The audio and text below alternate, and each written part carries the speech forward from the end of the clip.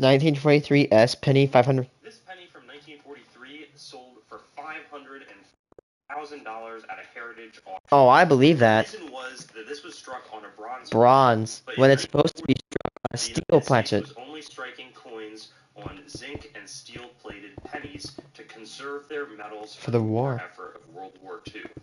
Instead, a few of the planchets that were likely used to strike coins in 1942 and then in 1944 ended up getting struck with the 1943 dies. There's not very many of them known, and when they surface, they're worth hundreds of thousands of dollars. It's unlikely that you'll have one. And you found an S-man too. To look closely at any 1943 coin you own. And if you do have one, a great way to test it is to put a magnet on it. If it is magnetic, it's not going to be the bronze planchet version, and you also want to look out for altered last digits, where somebody turned something else into a 1943. Yeah, I believe that, because 1943 pennies were specifically struck to be steel pennies. However, that is true, there is a very rare amount of steel, or 43 pennies, that were struck on bronze planchets that look like a normal penny. But these pennies are notoriously rare. I mean, you cannot find these things, making them extremely valuable in any grade. And more valuable than that are steel 1944 pennies. 1944 was the most common year of penny striking in the United States for the wheat penny series. It's not the most common year because, we strike 6 billion pennies per year. They struck 1 billion pennies back then, which made up over 4% of every single wheat penny. However, some of them were steel.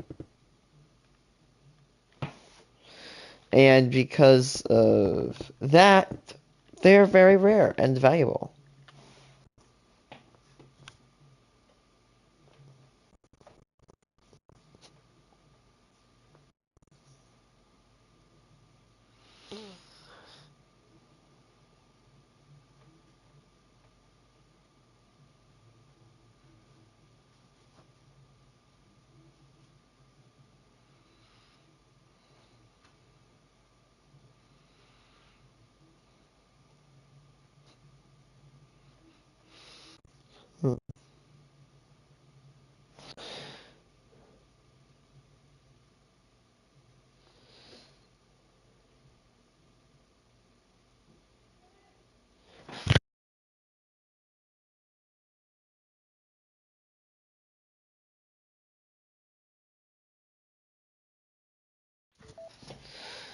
Monsieur.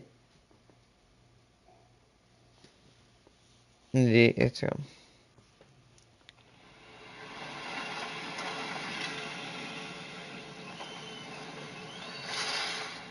Sorry, I'm trying to find something to watch.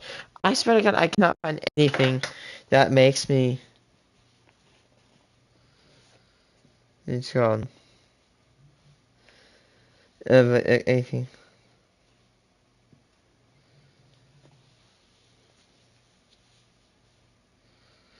I'm trying to find something that I actually like, but I can't.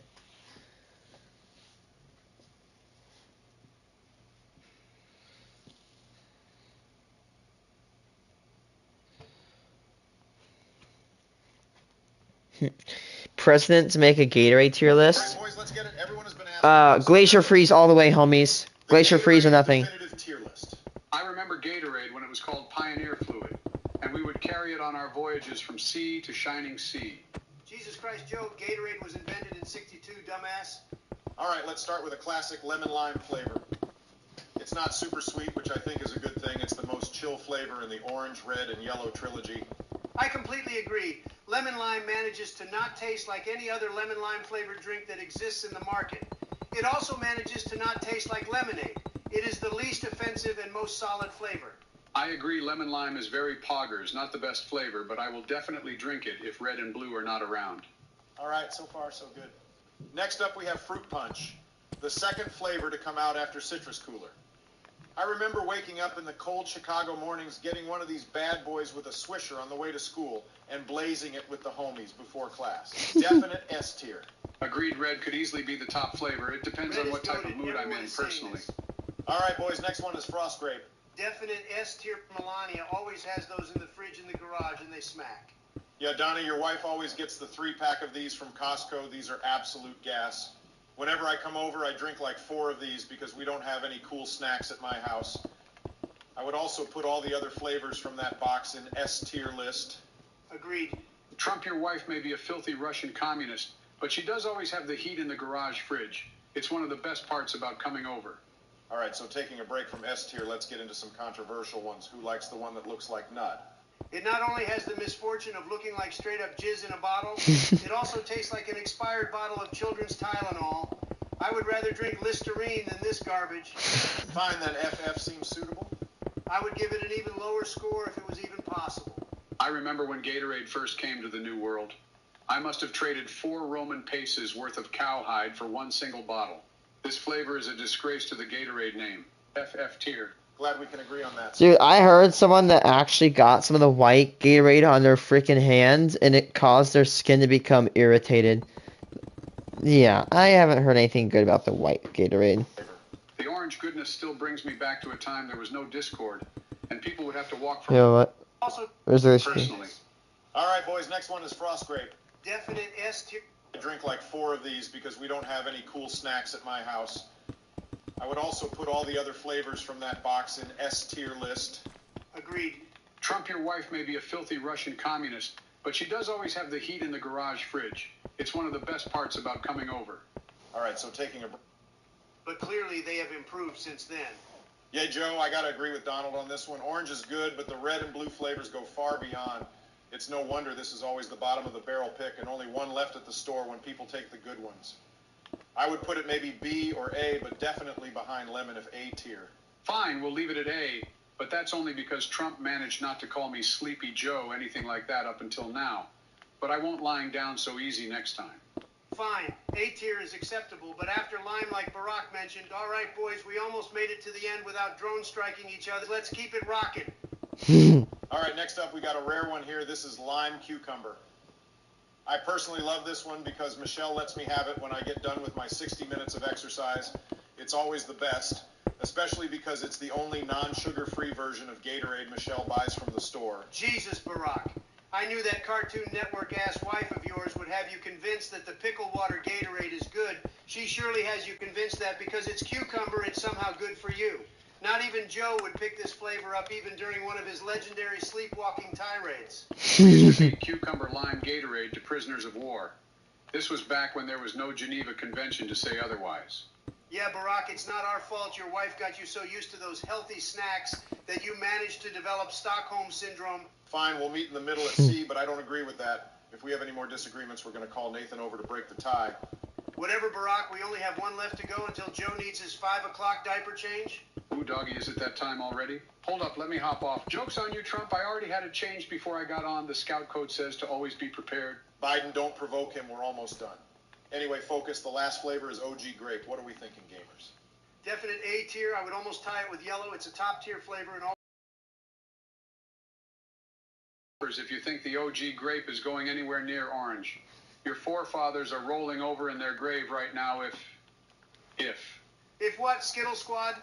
Wow, it looks like he fell asleep all right. So, Trump, I have to level with you here. Grape is a good flavor, but nowhere near its purple Midnight Rush counterpart. I also am not in the mood for it every single time like I am with lemon lime. So I would place it as a B tier. Let's add Nathan and see what he thinks. Yeah, what's up, guys? Is Joe asleep again?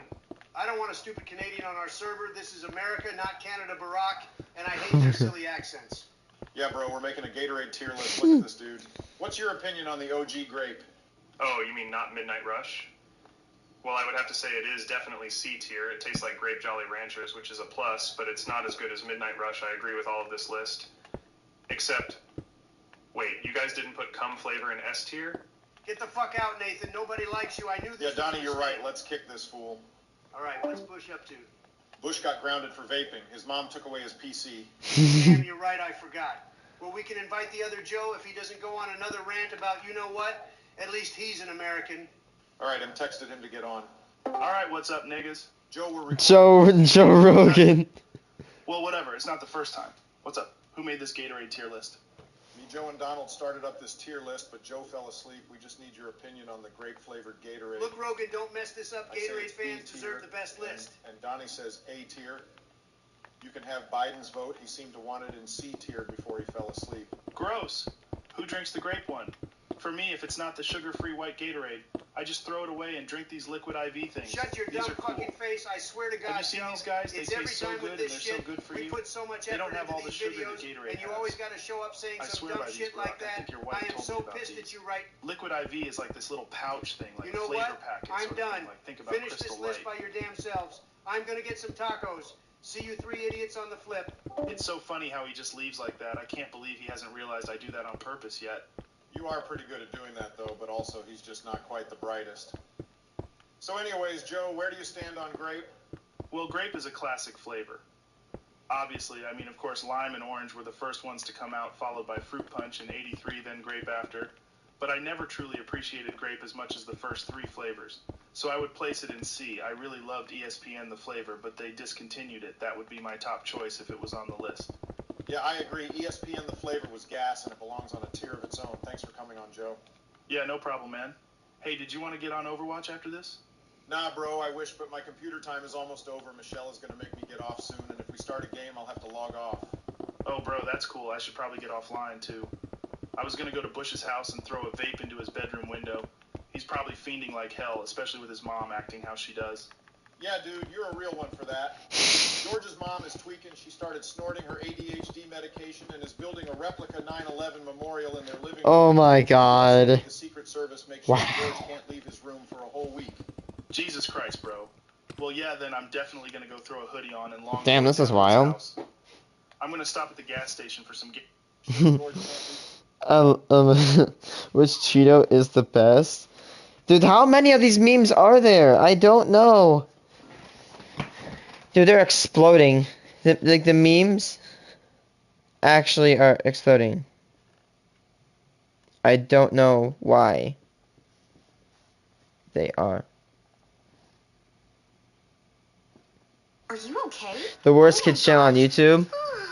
Yes. Banana from 2015? That looks like a That's his fruit nickname. town. YouTube Kids channels, the crutch of modern Yes. parenting. If your baby starts to cry, if you want to go out on the town for a night and you don't have a babysitter, if they did a poopy in their diaper and you don't want to clean it up, you just slap on Cocomelon. No reason to actually solve your parenting problems anymore. Ryan's World will do that for you. Now, all of these channels are notorious for being kind of weird, but as with everything, some of them are worse than others. Sure, Cocomelon and Ryan's World are obnoxious, and they probably should be against YouTube's terms of service.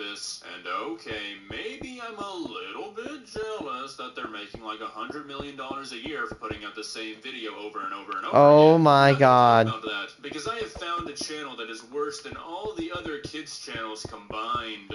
1, 2, 3, Go. Oh, The creator of the no. child Mm-mm. prank videos. If you've ever Cancer. seen a video that looks like this, you can blame 1, 2, 3, Go. And the video we're going to be watching today might just be the worst one of them all. 7 funny DIY school pranks. Now, while that might sound kind of harmless at first, half of these so-called pranks are acts of terrorism. Now, I know, you think I'm joking, but give me 5 minutes, and you'll be writing your local congressman trying to get this channel taken down. Let's begin. Please subscribe. Stuck sitting through another boring lecture? Okay, Amy, go ahead and open your notebook to page... Now that's a math equation we can all get on board with. I can't get on board with that. You can't just go around making loud popping noises in a school. That's Yeah, like yeah, do that nowadays. The nearest window. And when I break my femur in 3 ribs because you wanted to pop some confetti in the classroom, we're gonna have an issue. If you're looking for some fun pranks to spice things up in the classroom, My prank this year, I'm going to pull a prank on my work, and it's actually a fun prank. It's actually something everybody benefits from. My school, for my work, I'm going to dump as many pennies into their tips jar and let them keep it. So that way, when they get in the next day, they're gonna be wondering why the hell there are so many pennies in their jar. I'm gonna say, well, I did April Fools, and then they can keep the pennies, because at least they actually get something good from it, which is money. And plus, it's funny, because like you don't expect your tips jar to be brimming with pennies. because pennies are just like almost Got you memeable. covered. This video actually makes me feel bad for teachers, because 80 million people saw this. You gotta think at least like a strong 5% actually did these. Remember these from back in grade school? Here's how you can still have some fun with them today. Take a small wad of Play-Doh and cut it into a square with an X-Acto knife. Oh, Yeah, using a knife. Dandy razor blade while you're sitting in. Even me, I'm 17. I've been cut with a razor knife. I almost sliced my really deep in my finger once, and luckily I got off a hit. But I got off the hook really easily. However, other kids like that may not do this. If I were you, would be using a razor knife until you're like age 15 or above, or if parental supervision. That's all. Razor blades, they're not like scissors where they kind of cut. Like razor blades are paper, like almost paper thin, and they're very easy. Or box cutter knives, razor blades, they're made to cut and penetrate in the, objects like cardboard, and they can do the same with your skin. So this is a fair warning. Be careful with damn box knives. They are hella hurtful if you don't know how to handle them. Period. I mean, there's no way parents actually watch these, right? They just expect them to be kid-friendly, and they're not. But YouTube does nothing about it. I mean, really? You're telling me that a prank video aimed at children, with one of the first steps of a prank being to go grab one of the sharpest objects in your house, is child-friendly?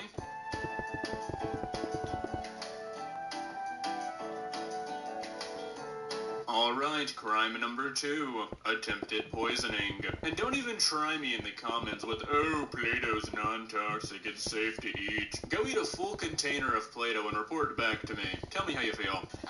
Leah, didn't anyone tell you you're not supposed to text in class? Or, more importantly, don't ever leave a yummy snack unattended with Amy in the nearby vicinity. Yep, she's eating all the cookies. Every last one. What an unhinged universe. Right. Razor blades at school, nobody has manners and just asks for an Oreo? What a nightmare. Hey, Amy, what you chewing on there? Those better not be my cookies. Oh, no! Time to brush the old chompers. Oh, Girl, no, last no, night, so no. this minty goodness is necessary this morning. Wait a minute. That reminds me. I never had a chance. I know someone actually did this. If you don't know, I do not know when I reviewed this, okay? But sometime, this one person went up to a homeless guy, fed him an Oreo that had toothpaste in it, and that was a massive controversy back in the day. The guy got banned, if I'm not wrong, like terminated from YouTube. Don't do this. You should not be swallowing. What's the harmful effect? Why don't you swallow toothpaste? Let's see. Swallow toothpaste. May cause stomach pain and possible intestinal blockage. These additional symptoms may occur when swallowing a large amount of toothpaste containing fluoride.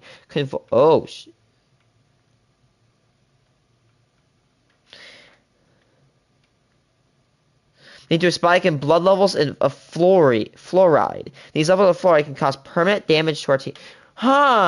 Don't swallow that shit. There's a high chance that they're going to regurgitate it and not swallow that. But who cares? It's toxic. Not really toxic. I shouldn't have said that. I'm wrong. Please ignore that. But I don't think it takes a genius to say that you should not be swallowing toothpaste.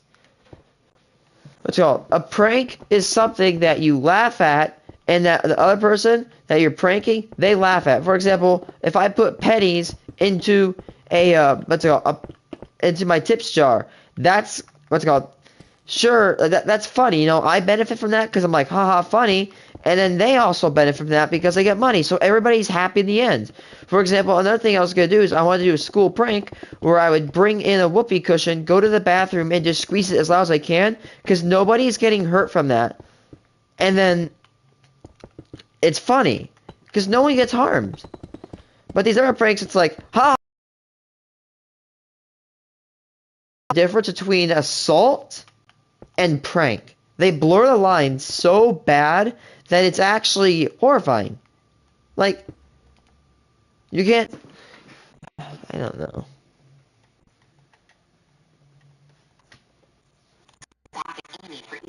precious Oreos the other day, and I Not a good idea. Do not do this.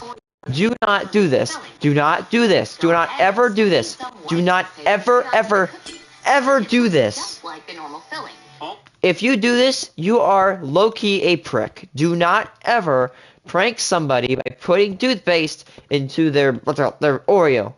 If somebody did this to me, I would take my knife and run it down the edge of their car. I would be absolutely fuming. Like, this isn't funny. What's it called? Like, do this to me, and I'm gonna give your car a brand new scratch job.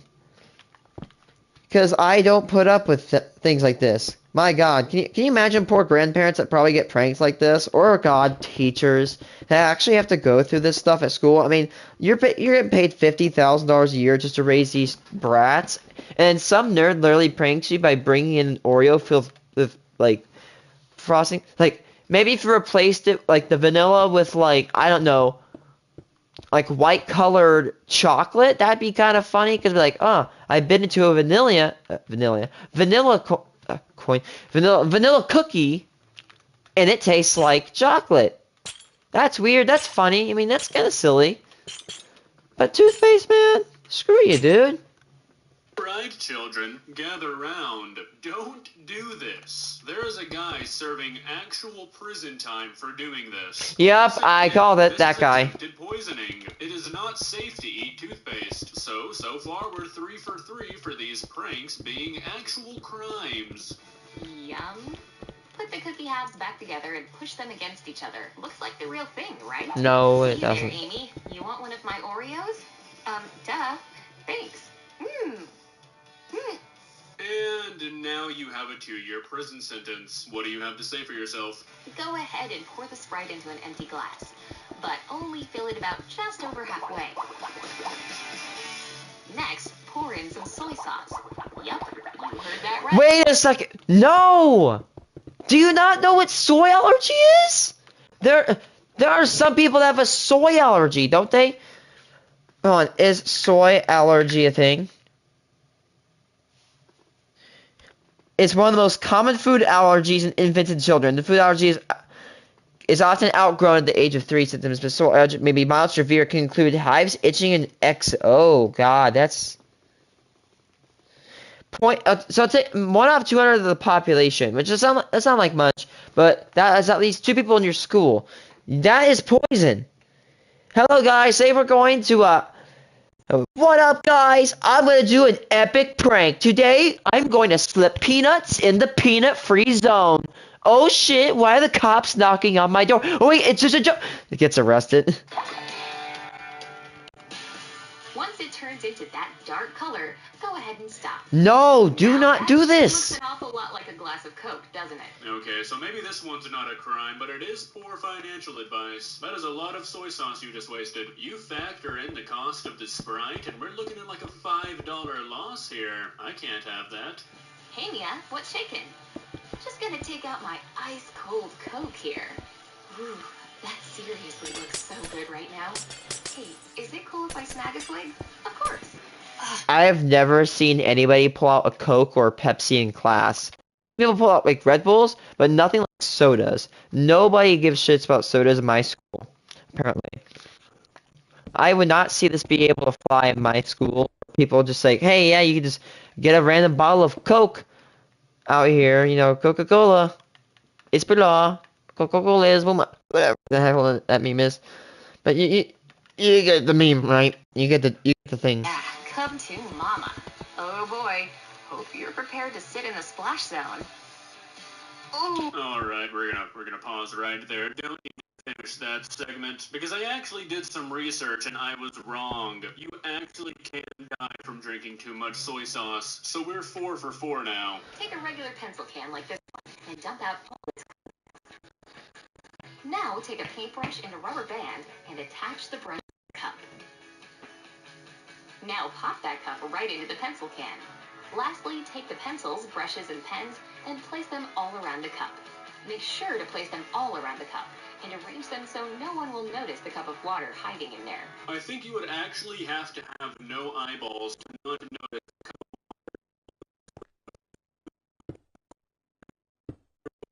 observation skills to somehow cup that is occupying 95% of this paintbrush holder. Yeah, because what's called? The cup would leave like a circle of pencils. Be like, huh, that's weird. Pencils don't do that. Now it's time to watch the trickery ensue. Oh my! My beautiful work is ruined! Oh well, all hope is not lost. Artists must go on.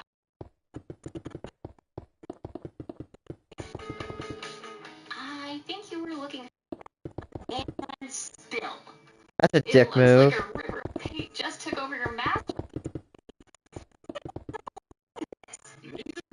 Amy. Let's go. Okay, that's a prank. I love it when people do that. Just walk up, check my freaking art project, and then go. Dude, what's called? That, I would feel so damn guilty if I did that, honestly. Like, I couldn't live with myself. Maybe not, that's too exaggerated. I'd feel, I write whoever I did that to an apology letter, because that's just awful, man. They spent so much time working on it just to ruin it. That's literally nothing different than looking at a kid and just ruining their project just because you're a blatant asshole. Psychopath is writing this show. Oh, you know a funny prank? Destroy somebody's hard work. I mean, seriously. Major bummer. Nothing like a bag of carrots to cheer a girl up. Jeez, is this the from 2015? How old is this thing?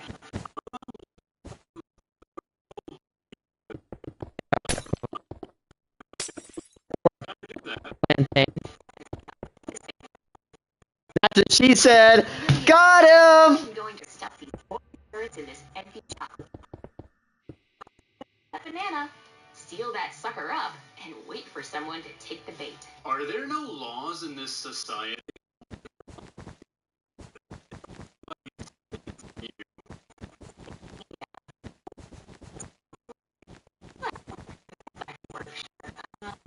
This old banana looks nothing like chocolate.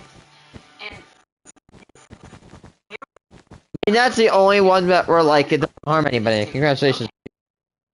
sandwich fat.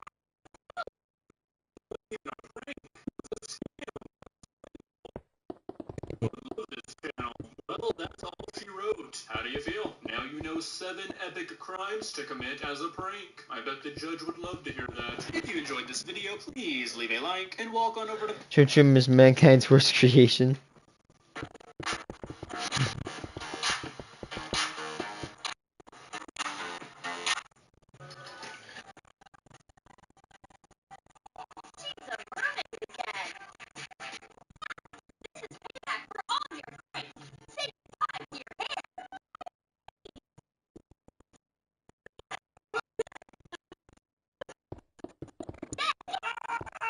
Hello, everyone.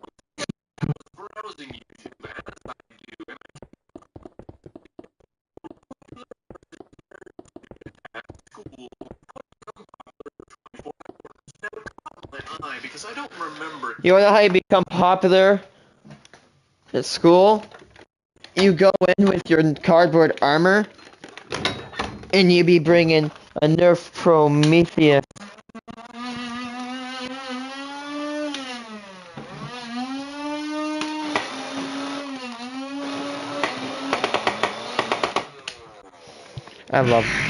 I hate this couch.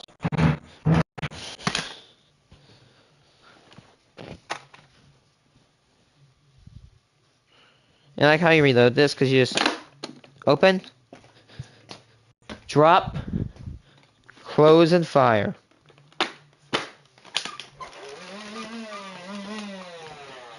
This gun, when it does have ammo, you just completely suppress competition in your field. Nobody fights back unless they're hiding.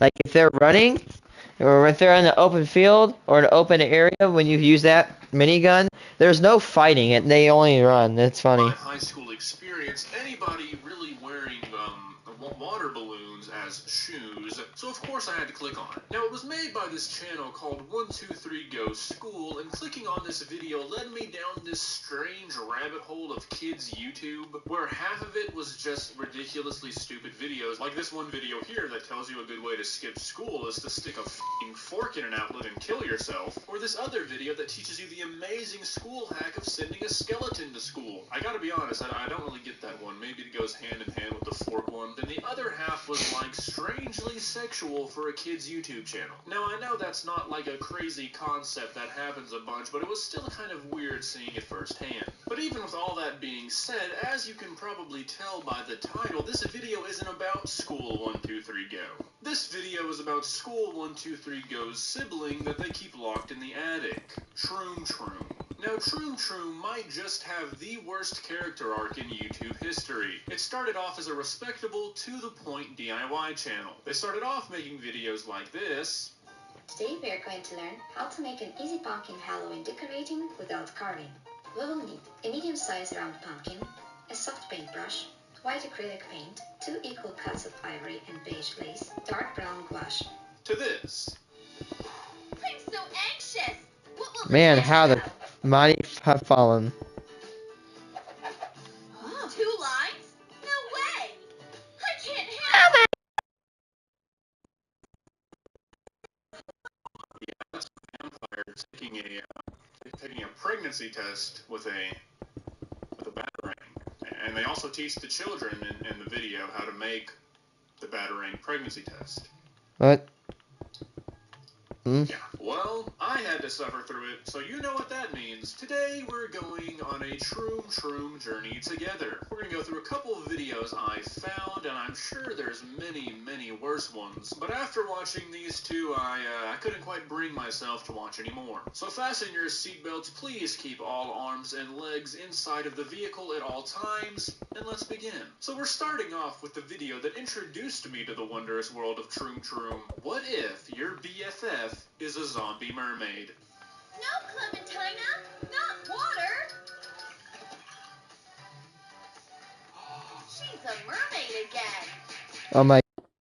All of That it hurts. It's what cringy. or just get thrown straight into the lion's den. The poor guy is not getting paid enough for that. This tale is making me crazy. I have to get This rid of video is making me crazy. I'm beginning to question if I should go down to St. Louis, go talk to my doctor, and see if I can up my medication, because this video is making me question my moral compass. I'm gonna pull it off. Sorry. It hurts. Propaganda channel, because I'm quite certain that this guy's socks say FAP is 666. What? Aw, nothing works. That's it. I'm taking the nuclear option. Hi-ya! Ouch! I missed. Poor Tid. Fine. Like we already knew that. I'll take the bracelet off. God help me. What? It was that easy? You know, I think I can quite comfortably say, all things considered, that face humor is the worst thing that has come out of the last decade. Don't panic. Class is finally over. It's raining. Yay! Oh no! Lemmy! Nah, just a sprinkler going off. You broke the bismuth compound in those sprinklers. Everyone will know I'm a mermaid. I have so many questions, you know, this is the problem with cold opens in cinema. Does the bracelet turn her into a mermaid? Does water? How does she deactivate her mermaid status because she woke up as a mermaid? And why does she even have to hide being a mermaid? Because it seems that nobody gives a shit about her being a zombie, so this world seems pretty damn progressive. What's gonna happen? Will they put me in a can? No way! But a can is still a nice idea. Take a picture. Can. I'm just thinking about the that one scene from Cloud Chasing Balls. Can I count on your help? Acceptable in this society or not? Can. God, I love that movie. That movie is. Here's an open bag. It's like a sitting duck. Oh god, it actually does cringe. I feel bad for my audience. I feel bad for anybody that watches this video, this stream right here, because they have to suffer like I am suffering. Thanks a lot. Sound effect. What should I have? Oh my god. I thought that was a fish. Wait,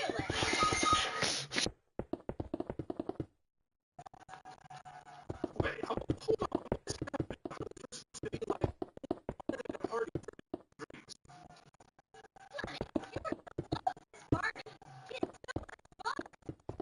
Jeans really suit you. Draw in on skinny jeans using fabric paint.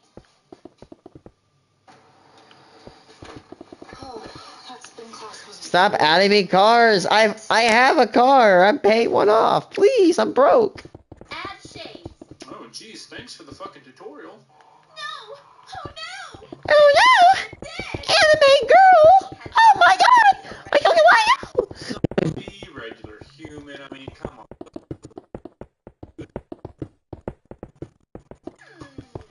Why is he always chewing on the pen? Is he hungry? No offense, maybe he has a mental disability, dumbass. But no! You can Bro's do probably that on the now. spectrum. Don't judge him, my guy. So, I know. Here's my skeleton pen. Whoa! Oh my god! Oh my god! Just like Mama made, you know, nothing cures hunger faster than a plastic fish skeleton. Wait, what was that? You said you wanted to watch funny sibling pranks, sister versus brother pranks? I've never been one to deny my audience. Rosie, you are so cute. Oh, thanks. I'll be right back. I'll fix my makeup and hair. Perfect. Hi, I have a deal for you. Let's prank Rosie. I'll pay you. Oh. How much money? Great message to send to children. Do what Bribery. Bribery. Straight up bribery. Wonder if any of the congressmen actually listen to this video. Maybe they've learned a little bit.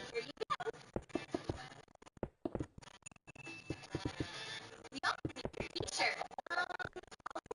Skeleton be looking like your YouTube channel in a few years. We need to instill in our children their clothes off for strangers only if money is involved. That's all I'll say is, Oh, was I really gone for that long?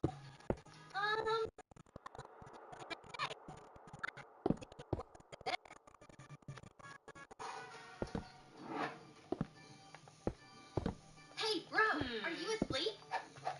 Great. You know, I've seen a couple of other videos.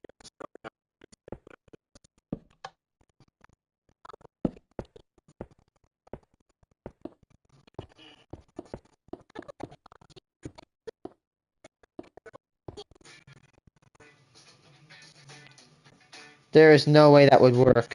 This isn't even a prank at this point, it's just defacement of property.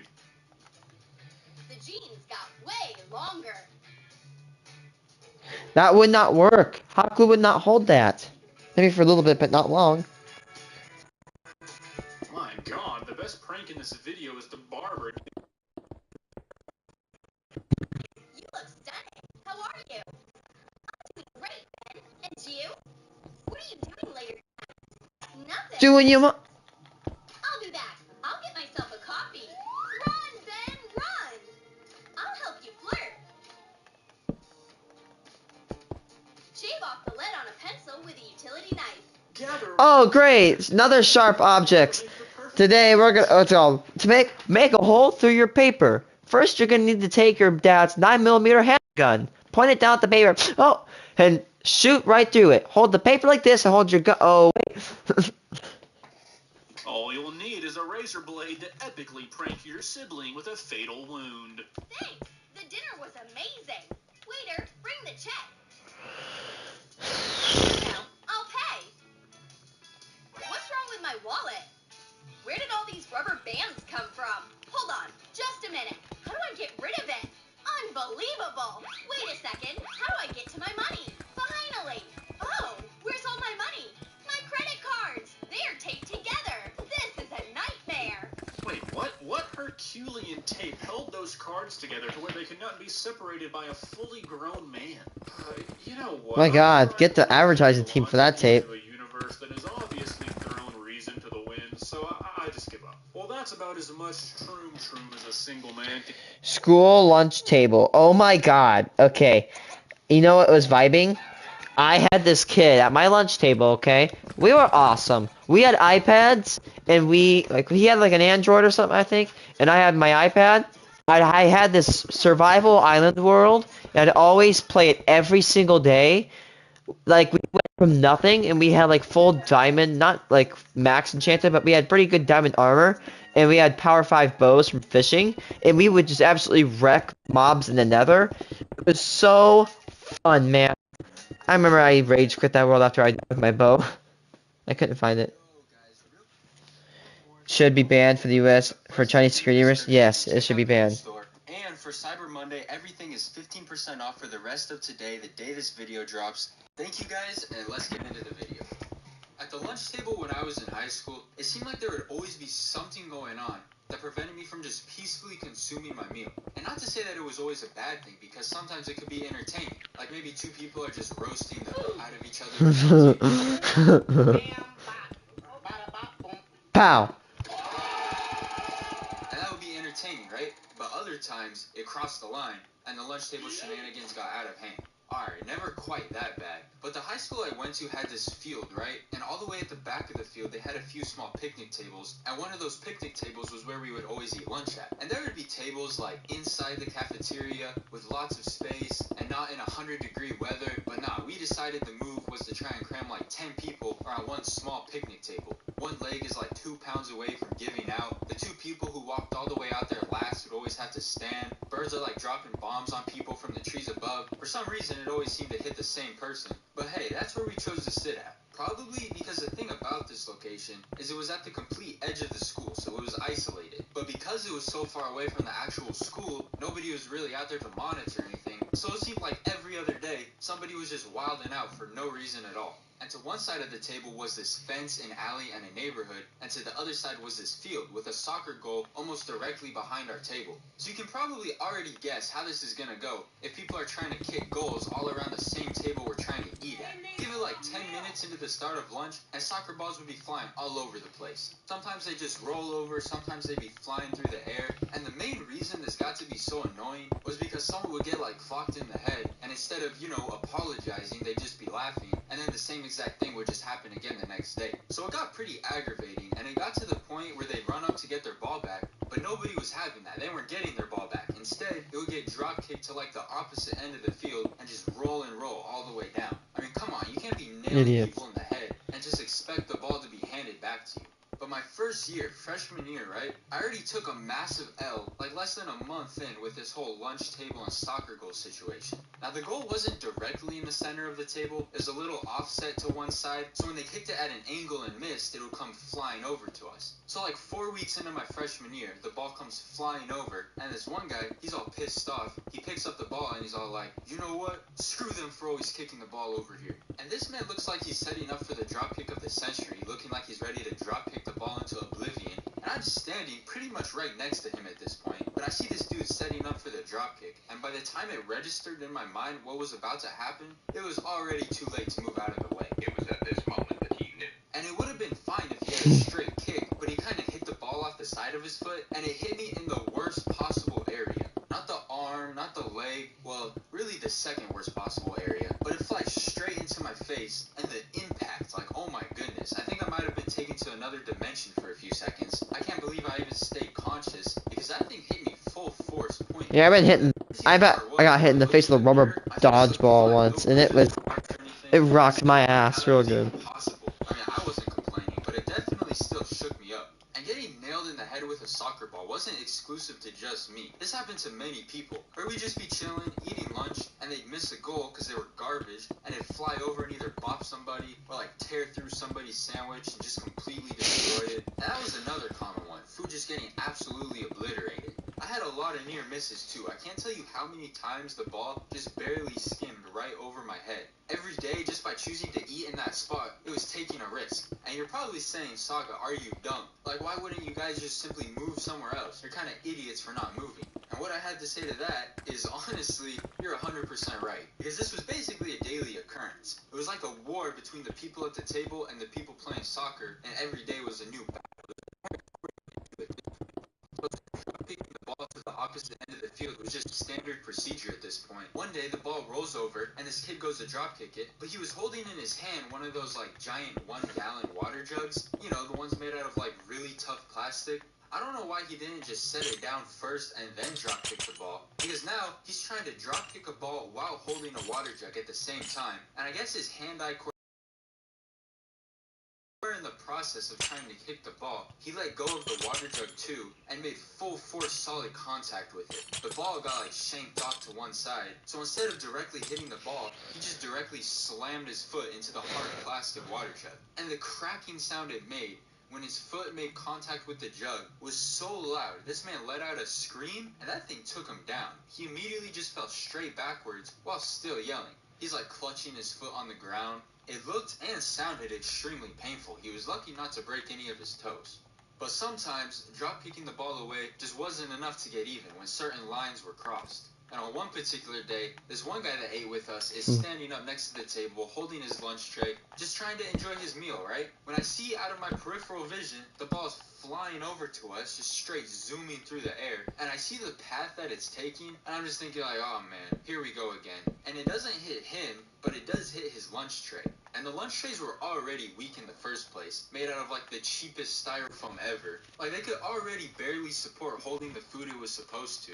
So when the soccer ball made contact, the whole thing just instantly crumbled, just gave up. Milk is flying everywhere, there's pizza on the ground, the chips are now just crumbs. Like this man's lunch was gone. And that was the tipping point for him. He walks over to the ball, and instead of just drop kicking it like usual, he points to the kid that came for the ball, and he's like, you know what? You lost your privileges. And he turns around, and you remember how I said there was a neighborhood on the other side of the fence? He launches the ball, not only over the first fence, but also clears the second wall, and sends it flying somewhere into the group of houses. I don't even know where it ended up. And they're all like, yo, why would you do this for a ball, man? And I'm thinking like, bro, you just destroyed man's lunch. Like, what did you expect to happen? I couldn't help from laughing when he told them that they lost their privileges, because he just kind of inserted himself into the position of authority that decides whether they're allowed to have a soccer ball or not. I don't think they ever even got their ball back. Somebody in one of those houses probably got a free soccer ball though. Good times eating that spot. Every time I sat down to eat. Thank you guys so much for watching the animation. I hope you guys enjoyed it. Remember to go cop yourself some merch. Helps to support the channel. I'll put the link in the description. It's going to be the first link, and I will see you guys in the next one. When the stakes are high at work, your tone matters. Public bathrooms.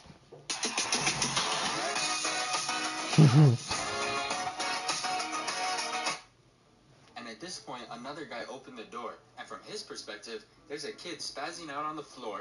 It sounds like a jet plane is taking off. The walls are like vibrating, so I don't know what was going through his mind. But I dipped out of there and never came back. I always hear everyone talking down on public bathrooms, but if you think about it, they're really not that bad. Said no one ever. I swear, some of these bathrooms I'll be seeing in public really makes you question what motivated someone to do this. They're in places that makes you wonder how it even got there in the first place. The toilets are looking like they haven't been flushed all day.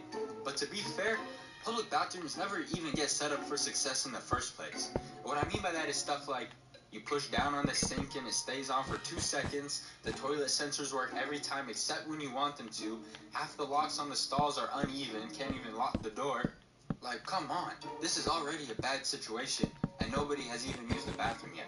It's no wonder people have no motivation to keep anything clean. In the bathroom at my work, the lock on the stall was broken for a while, and one day I saw some guy using up like half a roll of toilet paper to hold the door shut. They were wrapping it down the entire door, across it, attaching it to the opposite wall. Like, our guy was determined. I don't even know how he ended up flushing all that down the toilet. One thing I never understood is if I'm in a stall and you can see that the door is closed, why do people still come up and try to open the door? This one time I was in a Walmart bathroom, which was honestly probably the first mistake, and someone came to test the door. And it wasn't a soft jiggle. It was a full-on aggressive, like open up your outside, let me in type of shake. And all of that wasn't enough to confirm to him that someone was in there. So then he peeked through the crack. Like there are 4 more open stalls right next to you. My least favorite part about public restrooms are the ones with blow dryers. Nobody prefers a blow dryer to paper towels, and if you do, you're a weirdo. I remember one day I stopped off at a Burger King for a bathroom break, which again was probably the first mistake, and this bathroom only had a blow dryer, no paper towels. And there's blow dryers that do their job and blow air, and then there's blow dryers that really blow air. Probably say something like turbo dry on them. If I can see my skin rippling across my hands, nah, that's where it's too much. Are you trying to dry my hands or take them off? And those things are always so loud, combined with the fact No that kidding. bathrooms Me being a have sensory person, I hate that. So I guess Turbo Dry is planning on taking out our hearing too. But there's this kid in the Burger King bathroom, right? And I'll give him some credit. The dryer in there was nose dryers. I go to push the button, and that thing was so loud, this look of straight terror comes over his face. He covered his ears, laid down on the ground, and just started yelling, going crazy, around in circles on the ground. Little man probably gonna have trauma for the rest of his life from this experience. This is what he had to do to cope with all the noise. And at this point, another guy opened the door, and from his perspective, there's a kid spazzing out on the floor. It sounds like a jet plane is taking off. The walls are like vibrating, so I don't know what was going through his mind. Then I dipped out of there and never came back for the sake of my ears, man.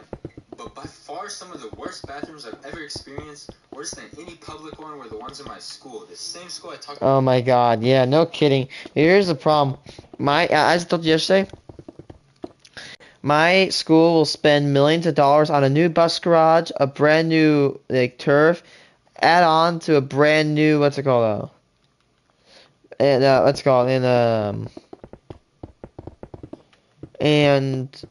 new turf, brand new bus garage, and to add on that, there's one thing that they spent, but I don't forget. Oh, and a brand new addition to his building, like a big building, but they can't pay to fix our damn bathrooms, dude. Like, bruh, they literally, let's go. You wanna know why I don't purchase horror games? Because when I go into a bathroom that's at school, it is a horror game. Because you never know if you're gonna have diarrhea or not, and if that's not the case, you don't know if you're gonna have any like bad times. In this video, when I say people violated those bathrooms on a daily basis, that's an understatement. People were putting ketchup packets under the toilet seats, purposely overflowing the urinals, purposely missing the toilet, and this and that. It was just nasty, bro. It was just a mess. This following story is one of the many escapades involving the bathroom at that school, right? So the school thought they were being smart by not having paper towels in there, so we wouldn't be able to throw paper towels on the ground and miss shots in the trash can. Well, you can't take away toilet paper, even though you might think they were trying to with the number of times it wasn't stocked. But one day, people found out if you balled up some toilet paper and got it wet, it would stick against stuff. People were throwing it against the walls, on the ceilings. All of a sudden, boom, bathroom sign-out sheet starts getting long as hell, with everybody trying to stick wet toilet paper wads on the ceiling. See, the problem was, once they got stuck up there, they would dry, and they would not fall down. They would stay up there. After a few days, I guess one of the custodians must have realized that there's toilet paper going from the walls and alerted the principal, because one day, the whole operation came to an end. The principal flies in the classroom. I remember her exact words. She said, "If you're a boy, come with me." She marches us to the bathroom. Some kid was already in the stall. She's like, "Nah, you get out here too." She goes, "Somebody tell me what's wrong with this picture." Some kid tried to distract her. He's like, there's urine on the floor. She goes, "No, that's always there." And she took every class into the bathroom. Mine was just the lucky one that had to clean everything up. She has the custodian bring in a ladder. Says we're not leaving till the bathroom looks like it's brand new, which was a bit of a stretch because the door's like hanging off the stall. Half the urinals aren't working. The sink is like overflowing. Like, there's only so much we can do. But she at least made sure we peeled off every single last piece of toilet paper while yelling at us the whole time. And that principal was just scary. Like, she had an intimidating aura that just surrounded her and made you feel frightened. So you would think everyone would just chill with the toilet paper throwing after that, but no. Soon enough, it started up again. And I'm going to finish the rest of this story in a part 2 video because I didn't want this one to be super long. Public bathrooms too. I should go for a run today, but it looks like it could rain. Save on epic rain jackets at Sierra. Thing is, I used to go running with my girlfriend, but she left me. So you would think everyone would just chill with the toilet paper after that. But no, it kept going on. I mean, at first everybody was trying to lay low, talking about, yo, I'm never doing anything in the bathroom ever again. Me neither, man. I'm making a blood pact right now. Yeah, man, never again. 2 days later, the same exact kids are throwing their lunches against the bathroom walls, trying to make it look like Cloudy with a Chance of Meatballs in there. And it wasn't long before the toilet paper started up again too. Yeah, the janitors had it easy for 2 days before the toilet paper came back, and then they snitched on us again. So this time, the faculty, they're talking, having full conventions, trying to pass laws on how they can end this, because this disrespecting of the bathrooms needs to stop now. So they decide, we're going to put a guard in between the lunch tables and the bathrooms, and only allow 2 people in the bathroom at a time. According to their plan, this was supposed to prevent shenanigans. So now word starts getting passed around school of this new rule, and They're nobody's gonna too get smart. proud of it. Hey, what's going on over there? Is that a guard I see? I think they're trying to patrol the bathrooms now. How are we all supposed to overflow the urinals? And you gotta understand, the teachers would not let anybody out of the restricted section we were supposed to eat our lunch at. And now they've got bathroom guards in addition to this? To us, we just see this as a challenge. The night before, one of my homies persuades me that we can't let them impose their will on us like that with this 2-person rule, and that 3 of us should try to sneak in. Really for no particular reason, now that I look back at it. So, the plan was, 2 of us would go the legal way and get signed in by the guard, and the other one would have to sneak all the way around through the back. We made our friend that came up with this genius plan be the one that had to sneak around. So us 2 get in the bathroom, and now it's just a waiting game. 5 minutes go by, and he's still not there. We start to get a little worried, but finally, boom, he busts through the door, we start celebrating, and I don't know what actually went down out there when he was making his way over, but he made it sound like I was running, I had to jump on the roof to evade a teacher, and then a guard animal you didn't know the school had chased me out of campus, and then the cops chased me through the neighborhood, but I outran them, and then slipped in here through the back. Boy, if you don't get... I'm looking at him like, come on now, you probably strolled over here with no problems at all. Okay, and so now we're all in there, and it's like, we never really thought about what the plan was after we got this far, and we realized there was really no point to this entire thing.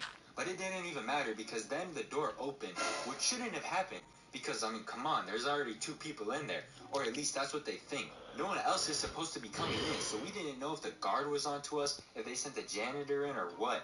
And then another kid walked in, followed by another one, and then an entire crowd. We were like, what's going on now?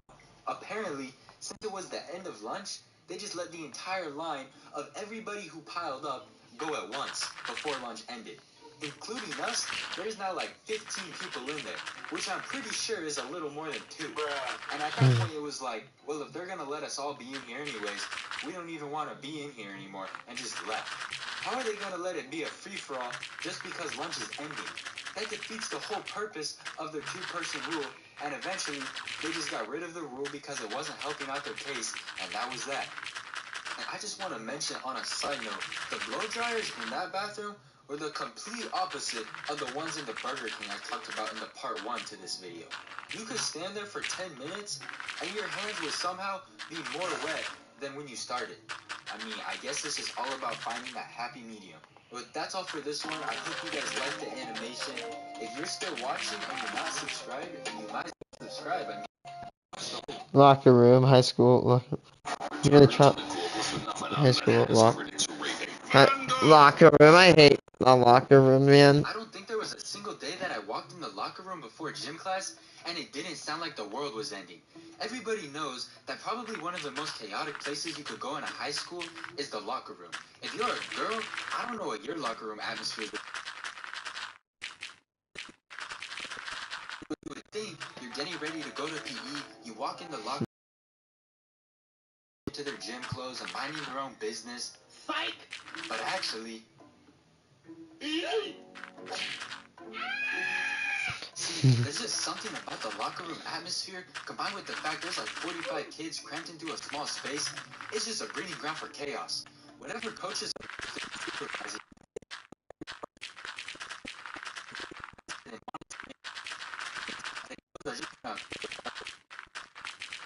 close to the locker room, you hurry up and get over there before the chaos started. You know, you walk in, you're the Yeah. first one in there. It doesn't even feel natural. But that doesn't last for too long because then the rest of the class gets in there. People are getting 5-starred, whipped with shirts. People are slamming their hands against the lockers, really for no other reason than it makes loud noises. But the one thing that was always going to be there, no matter how early you got there, was the Axe smell. You could be the first one there in the The morning. amount of body Show armor. the previous days, No, not none body, had of the gone amount away of overnight. I'm pretty smell. sure Axe smell was just like a permanent state the locker room was always in. Some days it would get pretty bad too. You could like walk in for 5 seconds, walk out, and you would still be smelling like Axe for the rest of the day. And it's not even that the majority of people used it. It's that the few people that did sprayed like half a can every time they used it, and they'd ruin it for the rest of the school. It didn't even matter what we did that day. We could play like basketball, but just the day they'd make you stand there and practice dribbling the entire time. And at the end, some Axe user would still be like, hold up, gotta stay smelling fresh. One time, I even saw some kid putting on Axe before class started. I'm like, wait, what you putting on Axe before we even start for? He goes, well, what happened was, it's been like 9 weeks since school started, and I keep forgetting to wash my clothes, so I just spray Axe on them now to cover.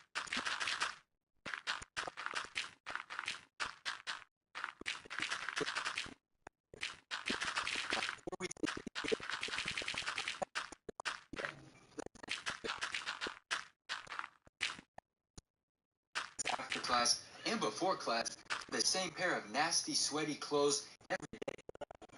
The way the locker room was set up, there was rows of lockers in between the two walls with a gap between the ceiling, which just meant it was a perfect situation for people to throw things through the gap in between rows. Whenever someone had something they didn't want, they would just kind of toss it over to another row and make it their problem.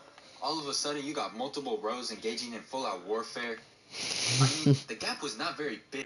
Stuff would usually end up hitting the ceiling before making it through and then ricochet in some random direction. This one kid, I don't know why, decided to launch a full basketball.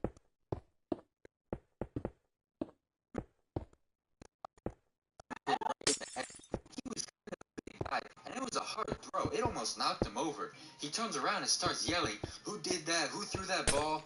Next, it was like a movie. Everyone separated themselves to the opposite side of the room, and I had never seen this man move so fast before. He like teleported over there. And at this point, I thought it's over. He's getting whooped. But then the bell rang, and I guess he decided that today's his lucky day, and he just let the whole thing go. This other time, some kid threw a half-open bag of Cheez-Its. That hit the ceiling, burst open on impact, and Cheez-Its just flew in every direction. It's basically raining Cheez-Its. Everybody was already running around anyways, so it was like 20 seconds before they were all crushed. There's like a layer of Cheez-It crumbs on the floor now. But I bet the next class that came in probably didn't even think twice about it when they saw it. Random stuff on the floor wasn't really an uncommon thing. For some reason, it was kind of normal for people to just start snacking in there, including me sometimes. At the time, we probably didn't realize that our food was being infused with Axe particles as we ate it. But when people were done with their food, instead of throwing it in a trash can, which for a while Throw it on the wasn't ground. even one in there, they just kind of leave it on the floor. You could always expect to find some type of empty chip bag or half-eaten granola bar just chilling on the ground. There was this one day, some kid took an Axe can and sprayed it into a cup, and they flung that across the room. I wasn't even really angry we were being showered in Axe. I was just worried that now other people were going to start getting ideas and Axe showers were going to become a frequent thing, but luckily it didn't. So there was this one kid in my class that sweat so much, I've never seen anyone sweat this much in my life ever. Every day at the end of class, his shirt would be soaked. And it didn't take long either. We would start class, do like 2 push-ups. I look away for 3 seconds, look back, his shirt is already half soaked. But I mean, come on, just use this guy's logic. Let it dry overnight and then spray it with Axe the next day before class, and you don't even need to wash it. Sometimes we would get back into the locker room and he would wring out his shirt like it was a full wash. Jesus, that's gross. You know, it was just part of the locker room experience that shirt whipping is gonna occur. And if you whip someone with your shirt, it's like an unspoken rule. You better expect to get whipped back. Trust me, nobody was even taking a chance with shirt whipping this guy. But I think the craziest thing that happened all of high school in the locker room, one day I was talking to someone and they were standing right next to an open stall door, and I was telling him about something that had happened in my previous class that day. And I don't think he was too interested in my story, because in the middle of it, he interrupts me and starts yelling. He goes, "This story is so boring." And for extra emphasis, he grabs the open door and slammed it shut. But when he slammed it shut so hard that it hit the frame, and he actually just took the entire door off the hinges. I don't really know how that even happened. The physics of that don't even add up. But it doesn't change the fact that there's a stall door just lying on the ground. And it made a pretty massive boom when he slammed it. So the coach that was supervising hears it, walks around the corner, and given the fact that someone just took off a stall door, he didn't even really seem that concerned. He's like, "What's going on over here?" I'm thinking like, how's he gonna get out of this? And then he tries to make up this story on the spot. Something along the lines of, "Well, what happened was I was trying to lock the door from the inside, but it wasn't locking, so I tried to lock the door extra hard, and the door just fell off." What? Okay, this was obviously the most made-up excuse ever, but the coach just kind of looked at him for a second, looked back at the broken door, then looked at me. I was like, okay, I walked away. I could not believe this guy just got himself out of that situation. They also had a lost and found in the locker room, which comprised mainly of huge amounts of sweaty and axe-ridden clothes that have all been piled up on each other for who knows how long, so they're all extra musty. One day I forgot my clothes to change into, and the teacher was saying I have to have gym clothes or she's marking me as 0% for that day. And she was telling me to go get some clothes from the lost and found and wear those. I was like, nah, mark me absent at that point. I'm not trying to have to take like 10 showers when I get home to get rid of that smell. Between sports and different gym classes I took, I was in the locker room. Yeah, I hate, one thing I hate about like gym classes, they literally gave you like 2 minutes to get yourself dressed, and I'm always a slowpoke, man. But looking back on it, it was all a fun experience, and really the only actually annoying part about it was these things, which sometimes it would seem. But other than those, it was all good fun. That's all for this animation. First off, I want to thank you guys so much for 1,000 subscribers. Thank you to every single one of you. I really mean it. And we're on road to 10K now. So if you made it this far into the video, make sure you hit like and subscribe. I'll see you guys in the next one. What field trips be like? For those experiencing substance use, addiction, and mental health challenges, getting access to treatment can sometimes be difficult. School field trips. Bro, everyone knows this, but school field trips are goated. Like, I know a lot of these schools would make us go on some lame field trips, like to the local park, the library, or even another school. But, like, you can't lie. Those lame field trips still hit. Anything was better than staying inside your classroom, and just the feeling of getting away from your class and walking, taking the public transport, or hopping onto the bus with your whole class just hit different thinking back on it. I miss it, man. So today we're going to be reminiscing on one of the best things that came from school and my personal experiences with them. So whenever our teacher would announce to the whole class that we'd be going on a field trip, the entire class would start getting hyped as if Super Hot Fire dropped some nasty bars. Boom, bam, bop, bada bop, boom, pow. Then the teacher would hand out the forms to all of us, and when I would get home, I would instantly give it to my mom for her to sign it and give me money to pay for the field trip. And I'm not gonna lie, these schools were taxing for these school trips. Like a youngin' like me back then could only afford 10-cent Pixie Sticks from the corner store. Why is the school taking so much money from me? I wasn't a young baller like that. But yeah, I would hand in that form and be eagerly awaiting the day of the field trip. And bro, when the field trip day came, I'd wake up like I was in some sort of Disney movie. The sun was shining, birds were chirping, I'd walk down. Like, cause yeah, you know it's gonna be a great day. And then I'd be happily off to school. But when I wake up nowadays, I just want to go straight back to sleep, man. Life was just hitting different on a field trip day. And when we arrived at school, we'd be chilling in the classroom waiting for the rest of the class to arrive. And when they did, we'd leave to head over to board the school bus in a single filed line. Bro, and sometimes on these field trips, we'd be accompanied by a few of our classmates' moms, and they'd either be super chill. One of my favorite field trips was the Lincoln Museum field trip, which actually, speaking of Lincoln, I think I'm actually planning on going back in a few weeks to the Lincoln Museum, so I can't wait to go back with my parents. Because I want to see the penny memorabilia, I want to really live that field trip. Bit of feds, bro. Like, they'd be on your ass at all times. Hey, get off that rock. Hey, don't wander off. Stay with the group.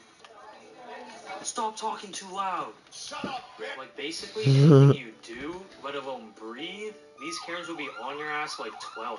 Like, goddamn, I didn't know I was playing GTA 5 with 5 stars on me at all times. I gotta go call Lester. Like, just let me explore, man. I'm a young kid, and we're like programmed to explore around and discover things. Stop being such a lame.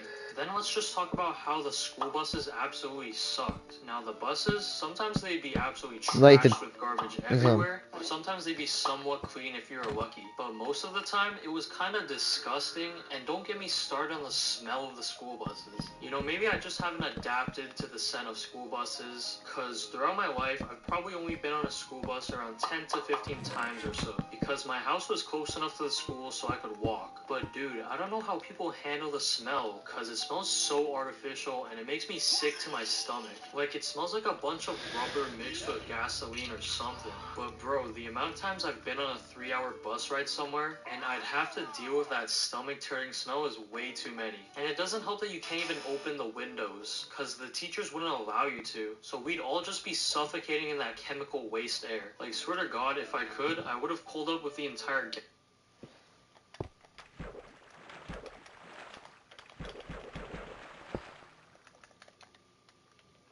Sorry. gas mask just to not smell any of that. You know, I feel bad for like the students who have like motion sickness, because like not only are they just nauseous throughout the whole bus ride, but they also have to smell that stank ass air. Like, someone needs to start bringing some Febreze to school so we can start spraying it all over the bus. And something else that always bothered me was the absence of seatbelts. Like, if regular cars and trucks have them, why don't school buses also have them for extra safety? Like, what if you get into a car crash and you won't have a seatbelt to prevent you from flying straight ahead? Like, that's just a one-way ticket to the graveyard. Alright, but enough about school buses. We all know they suck. Let's talk about some of the best field trips I've gone on, starting with a farm. Now, everyone has most likely had that field trip where you guys went to a farm to spend the entire day, and they were just always the best. I'm pretty sure I've gone to this farm like 4 times throughout the time I've been in school. It was just that goated. Now, there was a lot to do at the farm. We went picking strawberries and raspberries, and in the fall we picked gourds and pumpkins. Our whole class went on a ride on a tractor. We explored the cornfield maze they had. We fed some farm animals, and I remember I tried to feed some chickens in a pen through the fence, and one of them bit my finger. Ah, what the fuck? This is AG1. This is daily nutrients plus gut health. Bruh, the audio sounds like ass. Farm animals, and I remember I tried to feed some chickens in a pen through the fence, and one of them bit my finger. Ah, what the fuck? Bro, that chicken wanted the smoke from these 7-year-old hands back in the day, man. And the best thing they had to be the haystacks. So they had this designated area where a bunch of haystacks were placed around, and the entirety of my class would start playing tag on the haystacks, which is probably up there in the top 10 most fun childhood experiences. Bro, thinking back now, I remember those. Those are fun. haystacks in the nice summer weather was just enough for my 7-year-old self, man. Oh, how the times have changed now. The next field trip we'll talk about is an 1800s village. Now, this village I remember I meant to like. of what villages looked like back in the day. And I meant to something like this. Pioneers in class, so that's why we went on this field trip. And as a kid, it was really fun exploring the entire village and looking at the difference in architecture of the buildings, especially with my classmates. And they also had all the staff in the village dressed in the 1800s drip to help further immerse us in the realm of the 1800s. And man, people in the 1800s had no drip back in the day. Let's keep it real. As like an elementary schooler, I had more drip. The village also had a little zoo where we'd watch some goats, cows, and chickens just chill. Oh yeah, and the lunches we'd have on these field trips were basic as hell, like a sandwich with a juice box and an apple. But hey, they still hit, man. Overall, a pretty good field trip. Now let's talk about one of my top 3 favorite field trips that came from school. And it was a science center. It was basically just a big science museum. It had a lot of cool stuff and activities. I've been there like way too many One of my times. favorite is when we went to there's this college very close to where I live, and it's got this center. I actually ended up having my birthday party there, but it's a simulated space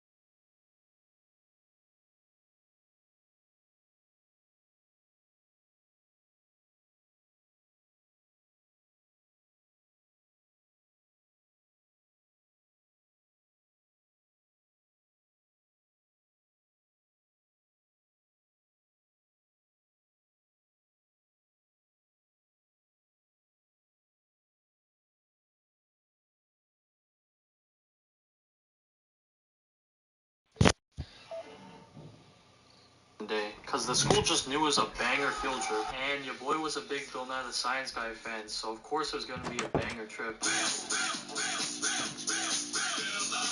I never grew up on this.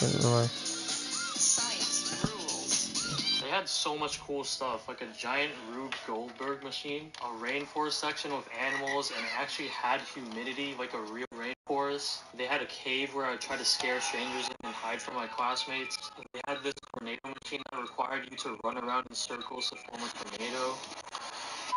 This electric ball thing that looks like a Fortnite Rift to go. And of course, like every museum, they had a gift shop. But I could never buy anything because a young lad had no money. So I would just look at all the merchandise they sold while crying on the inside. Bro, I could keep naming stuff, but we'd be here all day. Hands down, definitely a top 3 field trip that I've experienced in my elementary days. It was a haven for all kids to explore, play, and learn about science, which was cool and fun. The next field trip I'll discuss is an overnight island school. Now, this one was goated. So basically, our whole class stayed overnight at a school on an island for the duration of 3 days. And we basically did fun educational activities each day we were on the island. We shared dorms with another school, and you already know what happens when you see another school on a field trip. Swear to God, it's on site.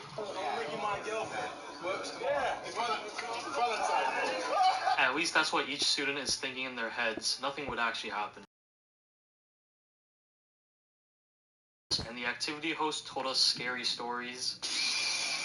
We played a game called Predator and Prey, which was basically Manhunt with a few extra steps. We biked around the island, we went hiking, they taught us some survival skills, we fed chickadees. We did like a photo scavenger hunt, which required us to use cameras that they gave us to take pictures of things. And we had a nice, relaxing night walk through the beach. Bro, they even fed us breakfast, lunch, and dinner. Like, let's go. Man, these were some good times. A funny thing that occurred on this field trip was when it was bedtime, we had to get back to our dorms and into bed. So I quickly went to brush my teeth and I headed back to my bed and up to the top bunk and I was ready to sleep. So I laid down and a few minutes later I hear one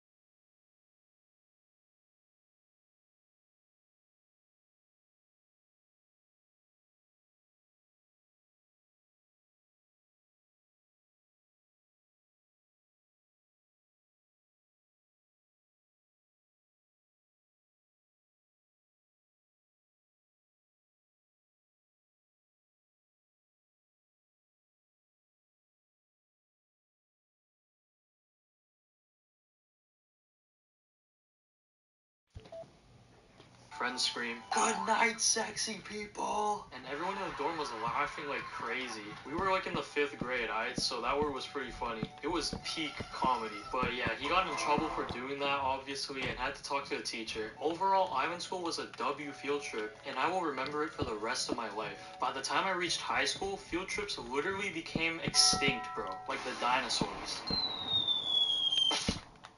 They just never appeared again, which sucks because it meant I was in the boring-ass classroom more often, and we couldn't experience any fun high school field trips and make more fun memories. But, you know, it is what it is at the end of the day. And the moral of this video is to cherish the memories you've made on your school field trips, because eventually they'll stop and you'll miss them. So cherish them while you can. Comment down your favorite and most memorable field trips you went on. I'm out. Man, Shed Aquarium, Lincoln Memorial Museum. Memorial. Oven helps you get it right. With taste control. And so we're about to go on my last field trip I'm gonna go on is gonna be to this probably.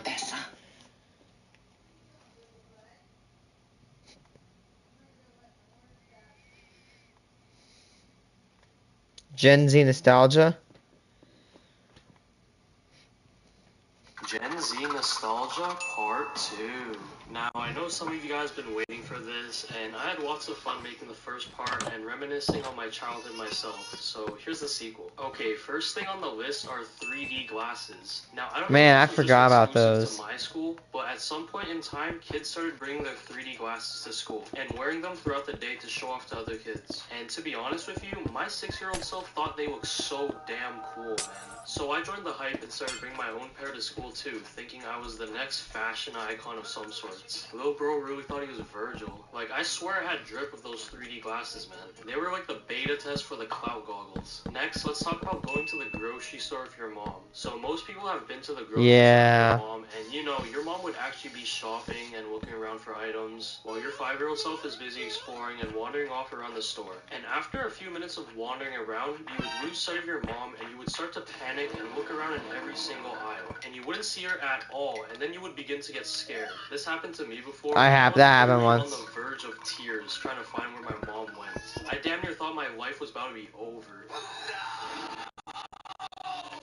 Eventually, after being traumatized for a good 5 minutes, you find her and you're relieved and happy nothing bad happened. Some of these parents would do this on purpose, and as someone who's personally went through this, it wasn't funny. Then you got the time where you'd be in the cashier line and your mom would want to get another item, so she would leave the line to go find it, and the cashier would scan all your items super fast and be like, okay, so how would you like to pay? No, I don't have any money. My mom will be back, I swear.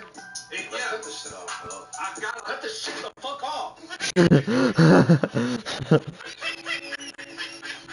Like, this had me stressing, man, because how was I gonna cough up all that money to pay for all that? But eventually she would come back, and it would be a huge relief. These adults just like messing around with kids. The next thing we'll talk about is music. Now, I can guarantee you that we all go back to listen to music that was popping back in like the 2000s or 2010s. And dude, they just had so many banger songs back in the day on the radio. Like, there are way too...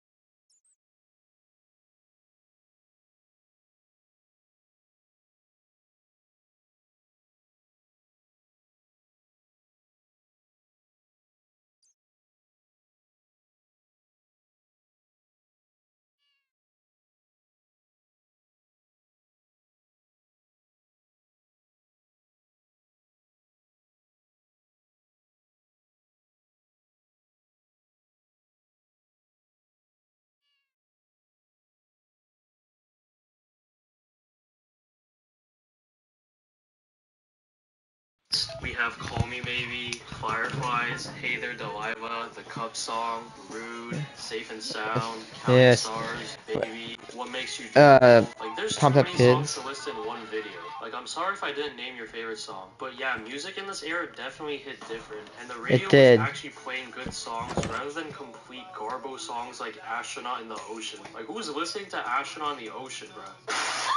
I also listened to some older music back in the day too, like songs from ABBA, The Beatles, Louis Armstrong, Whitney Houston, Bob Marley, and Bill Withers. And this was because my music class teacher, he would play these older songs on his piano, and as a class we'd sing those songs, and they were straight bangers too. Nowadays I find myself listening to these songs, and it just reminds me of the days in the past and brings a lot of good memories that I've experienced. The next thing we'll talk about is school shenanigans. Now at school, everyone used to grab a bunch of markers with their friends and see who could make the longest marker like Yes. and then you'd have battles with your friends with them.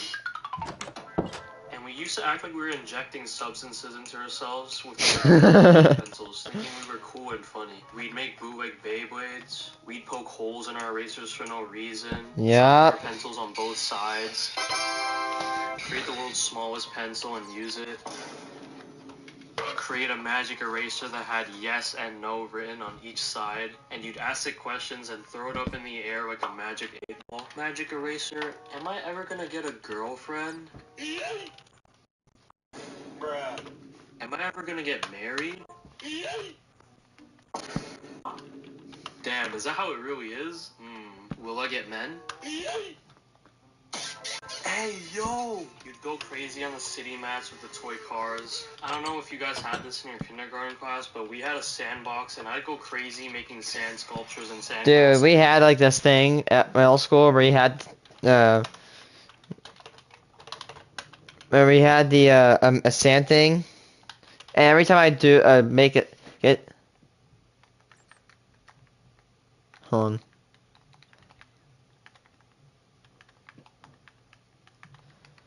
And every time I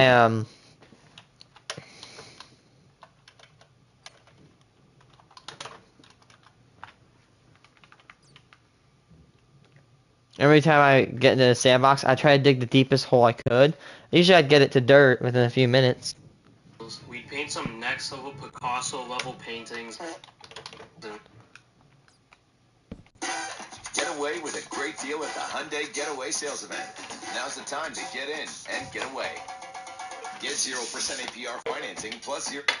Let them dry overnight on the art rack. Then you got the challenges. We did the Charlie challenge, which was basically you'd have a paper with yes or no written on it and 2 pencils, and you'd balance the pencils to try to talk to a ghost. And then you'd ask questions, and apparently the pencil would move by itself. You'd be like, Charlie, are you here? And the pencil would apparently move by itself. But we all knew that kid that would just blow on the pencil. Like, fakest challenge ever, man. Then you had the bottle flips. Like, every kid was doing this at some point. Then you have the Bloody Mary challenge. Now, this challenge was scary as hell. It was basically you'd go inside a bathroom and close the lights Let's say Bloody Mary 3 times. Bloody Mary, Bloody Mary, Bloody Mary. And apparently a ghost would come out of the mirror. And bro, I remember doing this with my friends a few times back in elementary, and we had an entire ritual planned. We'd close the lights, then flush every single toilet in the bathroom, and then we'd walk up to the mirror and start chanting, Bloody Mary, Bloody Mary, Bloody Mary. And bro, once we finished saying the chant, we'd instantly book it out the door and dip out of there, because it was too scary. One time we did this, and I walked my friend in the room, and he was screaming while I was laughing on the other side.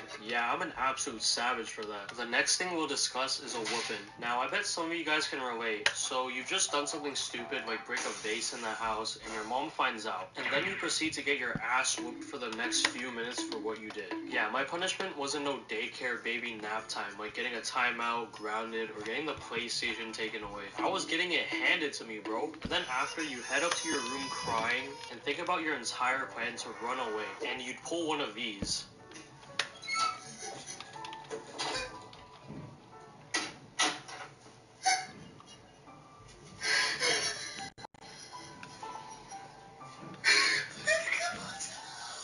But you wouldn't actually run away, and you just head to your bed while sobbing away, and your mom would come to your room 30 minutes later to say, dinner's ready, and your ass would be at dinner bawling your eyes out while trying to eat. By the way, I haven't experienced this. I'm just reciting what a friend told me.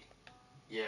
Anyways, not really something to be nostalgic about, but to me, it's funny thinking back on it. The next thing we'll talk about is scholastics and book fairs. Now, every time we got our scholastics from our teachers, I'd look through that thing in depth, and browsing through all the books was just really fun, but I never actually bought something from it. Then came the book fairs, man. Now, the book fairs were goated. Not for the books, well, except for these ones, but not even for the book itself, for the Lego minifigures. Oh my god, I have one of those minifigures. And gadgets, like these mini finger lights, the UV invisible ink pen, phone erasers, the giant erasers and pencils, the pen with every single color, and many more cool things. Now, my favorite things was definitely the UV pen and the phone erasers, because I would just start drawing all over my desk with stupid messages, and shine the light on it to read it. And for the phone erasers, I'd just pretend I had an actual phone, and my friends and I would pretend to call each other on the phones, and we play fake games on it. Every kid did that, right? right? The next thing we'll discuss is things we all just did for some reason. You made pillow forts. When you were in the car and it was raining, you Box just forts. sweet betting on which raindrop was gonna win the race. Come on, come on, come on. Yes, let's go. When you'd head downstairs to the basement to get something, and you'd be at the light like, okay, 3, 2, 1, and then book it upstairs on all fours before the ghosts and monsters got to Oh you. my god, I kind of did that. And it started buffering, and you acted like you didn't care for it to load faster. Oh, what the hell? Huh, I don't care, you can load whenever you want to. Oh, let's go? Bro, you played with bugs. When you were bored, you talked in front of the fan and started rapping a Travis Scott verse. You played with a door stopper. Yeah. You like you were a dinosaur. You avoided sidewalk cracks. You made up your own language with your friends. And when you were at the park and the ice cream truck pulled up and you went to get the SpongeBob popsicle and it looked like this. Bro, I want a refund. Next, let's talk about holidays. Now, the holidays just hit so different. The main ones I'm talking about being Halloween Christmas, and Christmas. Halloween, yeah, those two. Was the best. You'd show up to school and the entire classroom would be decorated in Halloween decorations, or during December, Christmas decorations, all in the holiday spirit. And I don't know, man, it just hit different. And on Halloween, everyone would show up in their costumes for the day. I had a Spider-Man costume. And the teachers would give us candy, and for Christmas, the teachers would make us hot chocolate, and we baked gingerbread men. And after that, we go and watch a Christmas movie. Nowadays, these holidays just don't hit nearly the same anymore, and it's just kind of sad. Now, the last thing we'll discuss is dangers or threats. Now, as a kid, I thought lava, quicksand, piranhas, asteroids, and being lit on fire would play a more significant role in my life. I don't know if I just played too many video games, or it was because of the way teachers taught us about these things, but I just thought these things would be like a common obstacle I would have to get throughout my life. Like, I would have to avoid lava, quicksand, and piranhas on my way to school, or I'd have to worry about asteroids hitting Earth, and I thought I would have to use the stop, drop, and roll method way more often. And to this day, I have used it a total of 0 times. Hopefully, I won't ever have to use it. Anyways, this is the end of part 2. Hopefully, I hope to unlock some more memories. Now, go find that perfect SpongeBob popsicle. Anyways, I'm out. Hey, if you're bored, go ahead and watch this video on screen. Anyways, I'm out. Hi, I'm Andy. I bought a Subaru WX 2020 from Carvana. Hi, my name. But there not be a Gen 4, damn it. Gen Z nostalgia be like. Gen Z nostalgia. Sheesh. Us Gen Z kids really be pushing adulthood soon. At least according to the government's definition of the legal age to be an adult. To be honest, I don't really feel like an adult. I don't know how to do taxes, pay bills, or even make sure I eat food sometimes. And the government just throws you into adulthood like, alright, you just graduated high school. Go find what you want to do for the remaining 60 years of your life and figure out that tax thing, because we're not going to help you. Like, what? I was just playing video games all day in the house a few years ago, and now I got to figure out what job I want to do for the remaining time I have on this earth? That's wild. I really do miss the old times when life was much simpler, and I didn't have to stress about college or getting a job. It was really the golden age. So let's take a little walk through memory lane for us Gen Z kids. Okay, let's start this off strong. Silly bands. I know you all remember these. These were so goated back in the day. People would be wearing them all the time on their wrist and be flexing them like they just walked out of Icebox all iced out. Kids at my school would always be trading them with each other too. Hey, I'll trade you my dolphin for your T-Rex. Psh, you guys have the lame silly bands. Check this one out. Whoa, yours glows in the dark? Bro, if you had that glow in the dark silly band, you were the coolest kid in 3rd grade. Everybody would want to trade you for it, but ain't no way I'm trading that away. It's too cool. Ain't gonna happen. Let's talk about toys now. Back in the day, your boy was playing with Legos, Transformers, Hot Wheels, Tech Decks, Bakugan, Beanie Boos, Pokemon cards, and Beyblades, bro. But my favorites were definitely the Pokemon cards, Beyblades, and Lego. My brother and I would buy Pokemon card packs and those tins, and we would have Pokemon card battles together and trade them with our friends. Of course, we didn't know how to play. Like, who actually used energy cards to play?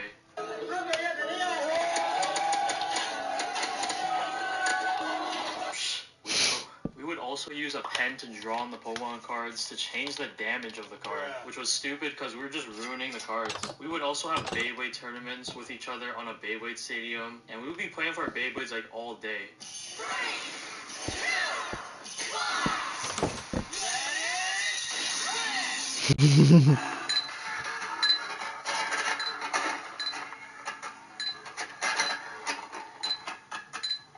And we'd be making our own custom Beyblades with that circular tool thing and add random parts from our other Beyblades to create the ultimate Beyblade. Our Beyblade obsession got so bad to the point where our vice principal banned them at our school because we were playing with them on the slide and blocking other kids from using the slides, which was really sad. Now with Legos, we weren't really balling, so I remember I stole a Lego fire hydrant from preschool when I was in preschool. Hopefully someone knows about these.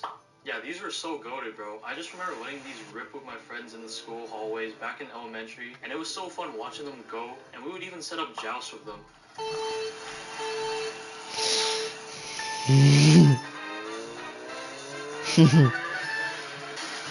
Now onto video games. Now growing up, we didn't really have internet at home, but we did have this old chunky computer, and I faintly remember... Okay. Oh my god. I have my thing plugged in, it's not working. My controller does not want to charge. Do not know why. Anyway. Try to think about it. I remember like one of my biggest nostalgia moments is that we had ass internet, okay? I could watch 5 minutes of YouTube every month. Like, I'm dead ass serious. We had the most dog ass water internet. I remember once I woke up early from before I went to school, I ate all the data up. I wake up, I'm going to eat my breakfast. Mom meets me right before I walk out. She's like, "Did you burn up all the data?" And I'm like, no, I didn't. I didn't burn up the data. And she's like, "Yes, I know you did that. You burnt up 85% of our data last night." I'm like, "It wasn't me. It really wasn't." She's like, "Now you're not gonna have the iPad for the rest of the day." I'm like, no. Like, dude, that moment, I actually incinerated our house's internet because it was that ass. But then I remember one day at the end of the month, like once per month, she brought home this hotspot. Okay, you could literally watch Matt's YouTube on it. You could do anything. Like, yeah, our internet was so bad, I had to ask my mom to watch YouTube videos. Now I literally can just eat that data up, just like college boys eat up pizza from a freaking Casey's restaurant. Like, oh my god, it's an actual joke now. Solitaire, Minesweeper, and 3D Pinball. Yeah, Solitaire. When my brother and I finally got our first laptop, which was a Windows Vista, it was awesome. We discovered Flash games, and we would spend a majority of our time playing them on Miniclip, Y8, cool math games. It was great. My personal favorites were Super Smash Flash, Super Mario 63, Learn to Fly, Boxhead, and Gravity Guy. Even at school, when I finished my homework early, my teacher would let me play on the computer, and I would hop on Kids Picks.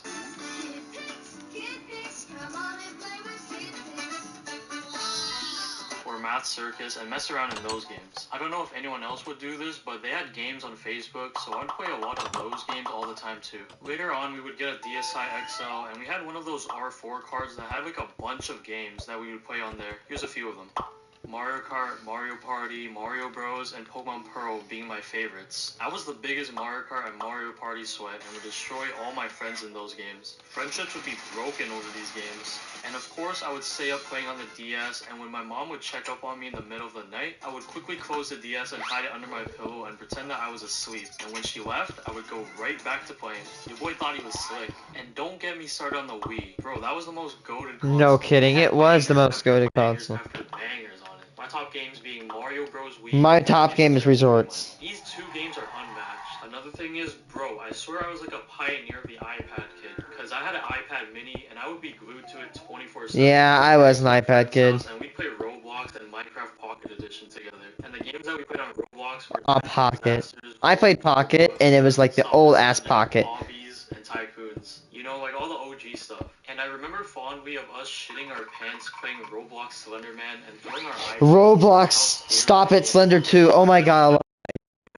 We would run up some Black Ops Zombies and multiplayer together. Bro, Black Ops Zombies was the scariest shit ever back in the day. We'd be shaking in our boots after the loading screen finished, and you'd hear that one sound.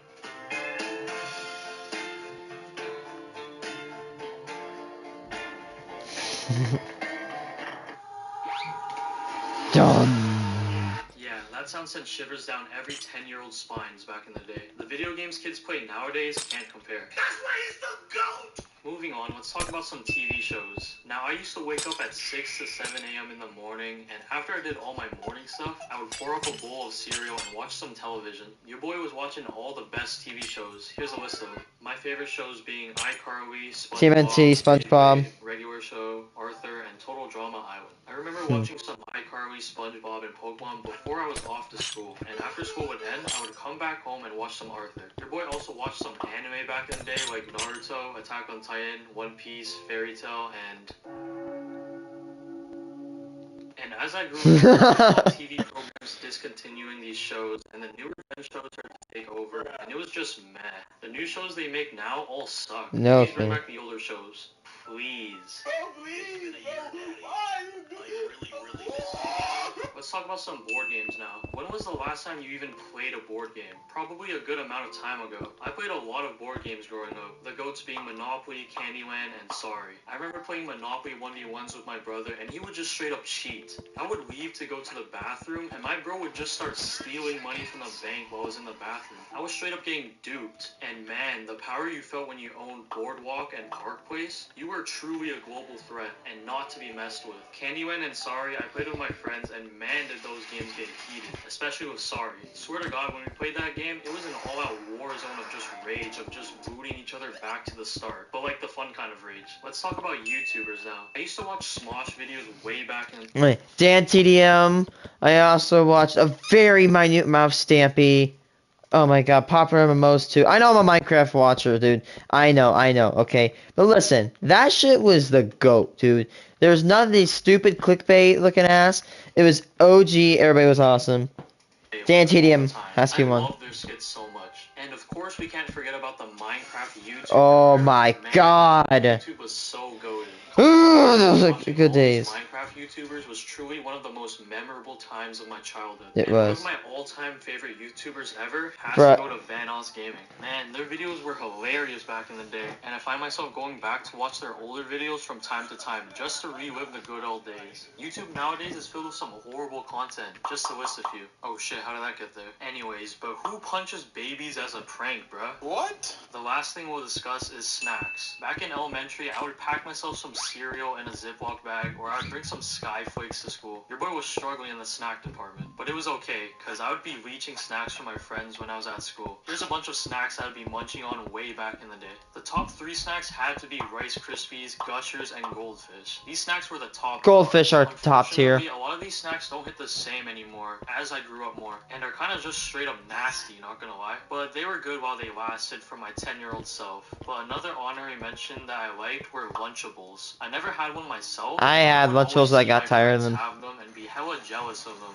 and asked if I could have some, and they were pretty busted from my memory. Anyways, growing up in the early 2000s was truly a magical time. I hope I helped unlock some memories that revolted in the deep depths of your brains. And if you guys want a part 2, please let me know, because there's still some more things I didn't include, or else we'd be here all day. But I hope you enjoyed, and go eat a Lunchable or something. Hey, if you're bored, go ahead and watch this video on screen. Anyways, I'm out. The best Gen Z nostalgia.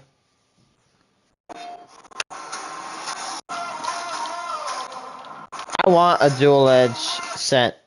A dual edge scent or edge. Dual shock edge.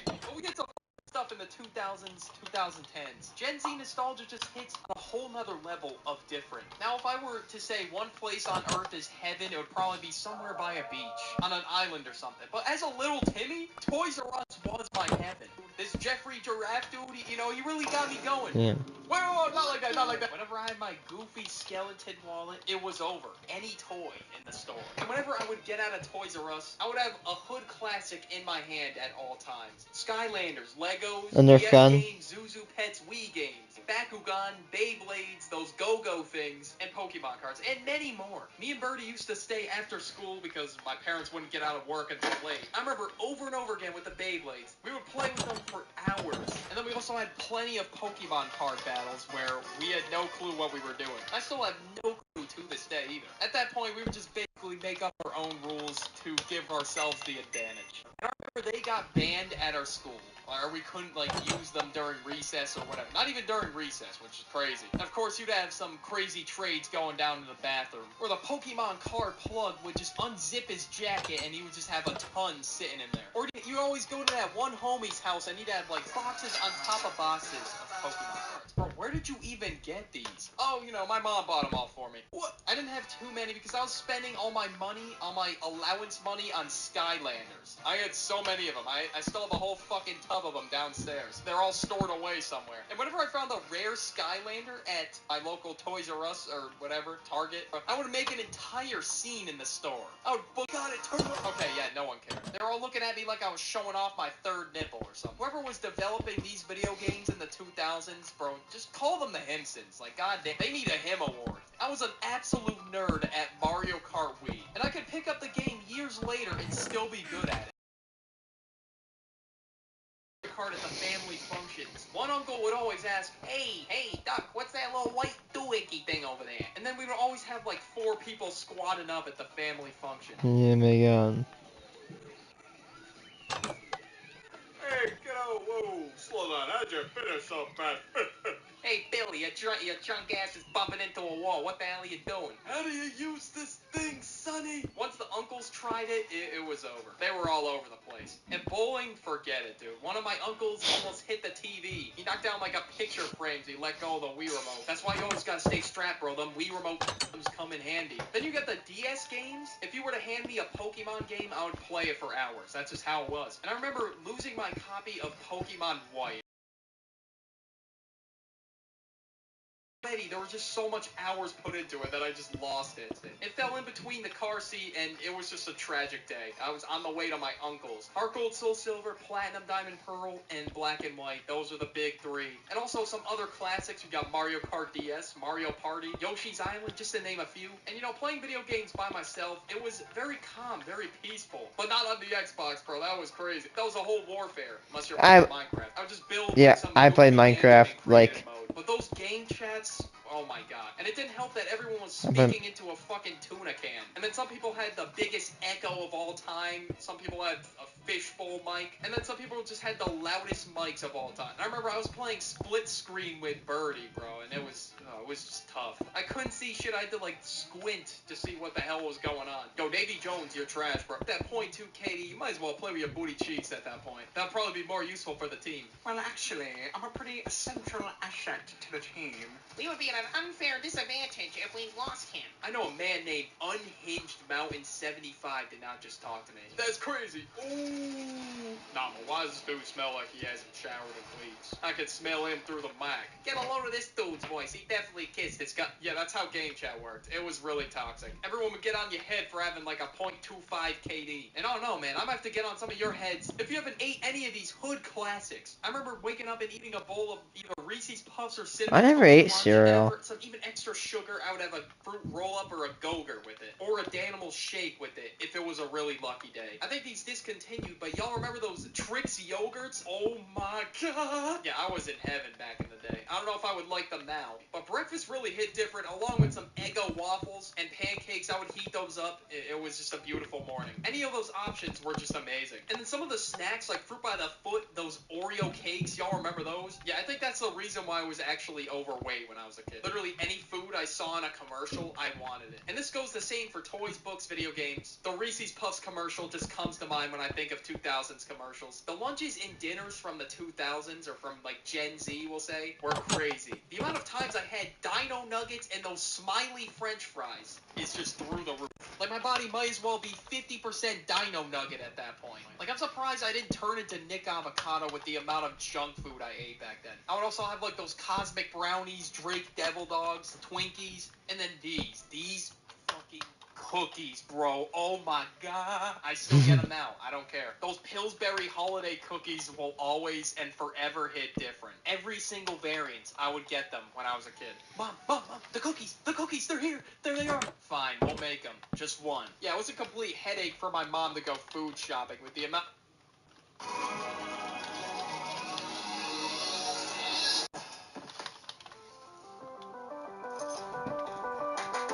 Enjoy it with the intuitive technology of a Lexus Hybrid. I already have a car. cheat code. Get crazy fast internet that's only gonna get faster. That's just called purchasing things, dumbass. Snacks in bright colors I saw on the shelves. Those cookies with the glass of Yoo-Hoo, it was just unbeatable. And some of the commercials I would see for like the food and, you know, products or whatever, they are just ingrained into my mind, just how many times I've seen them. That goofy Gerber-like commercial, I could probably recite it, the entire thing, word for word. Like, if someone were to just play it right now, I'd be able to recite it. Wow, I just did it, and there were some mess-ups, but I was an actual zombie.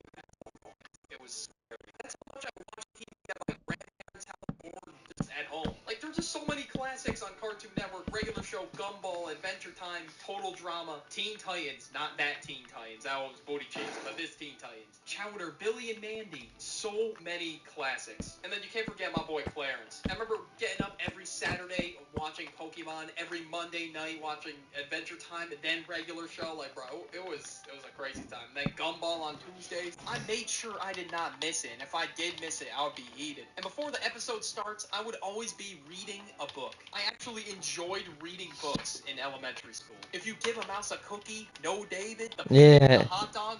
Hey, all those books I've already found at my library. Nice. By Willem? Yeah, Mo Willems. There we go. And what's it called? Berenstain Bears.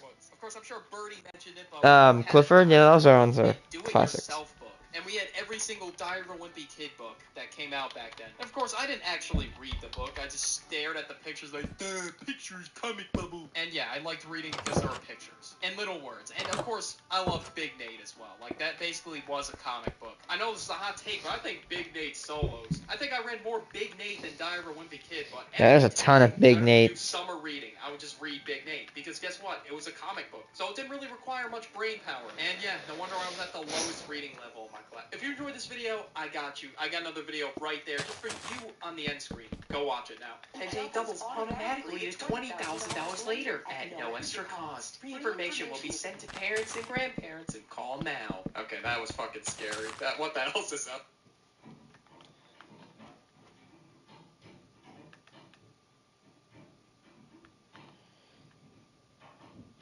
School bathrooms.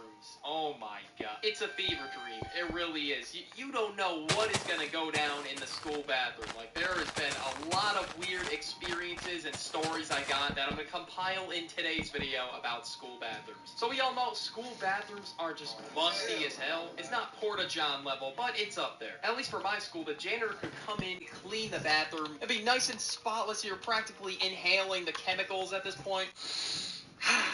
Fresh chemicals. So you either have option A or option B when you walk in, because there's no in between. It's either or bleach or Nick. Forgot about that one. Have y'all ever seen someone who films a TikTok in the bathroom before? I mean, that's probably pretty common, but it was around, you know, before the virus, we'll say, hit. I'm not even sure if TikTok dances are common in the school bathrooms now, but I saw some kid dancing to that one song. It was like Travis Scott and Young Thug Out West. Like, that was like a trend in early 2020. And this kid had a little TikTok account going, so of course, had to post midday. Had to get that midday video out there. I don't know, personally, that is not how I want to spend my bathroom break after leaving Mr. Jones' history class. I don't want to spend it doing a TikTok dance over and over again. This kid had to do like a retake 5 times. And I was just sitting there awkwardly in the stall on my phone as this kid just did like 5 retakes.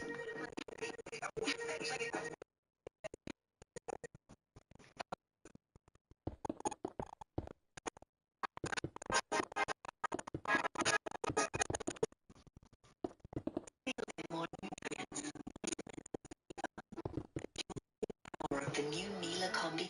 Okay.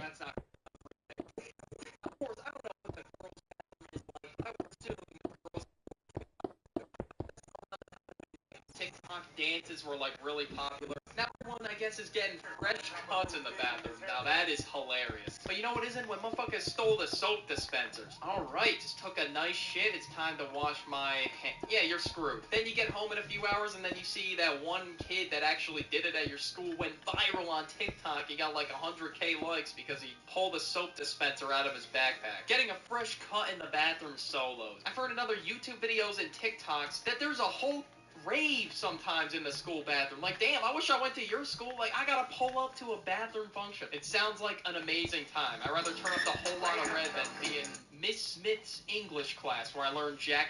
I mean, I didn't really learn much. I'd rather have been getting turned in a school bathrooms. Now, I usually don't go number 2 in the school bathroom that often, but when I do, I gotta go. It's like emergency level. It's like a No Spice King kidding. after video. Nothing at all.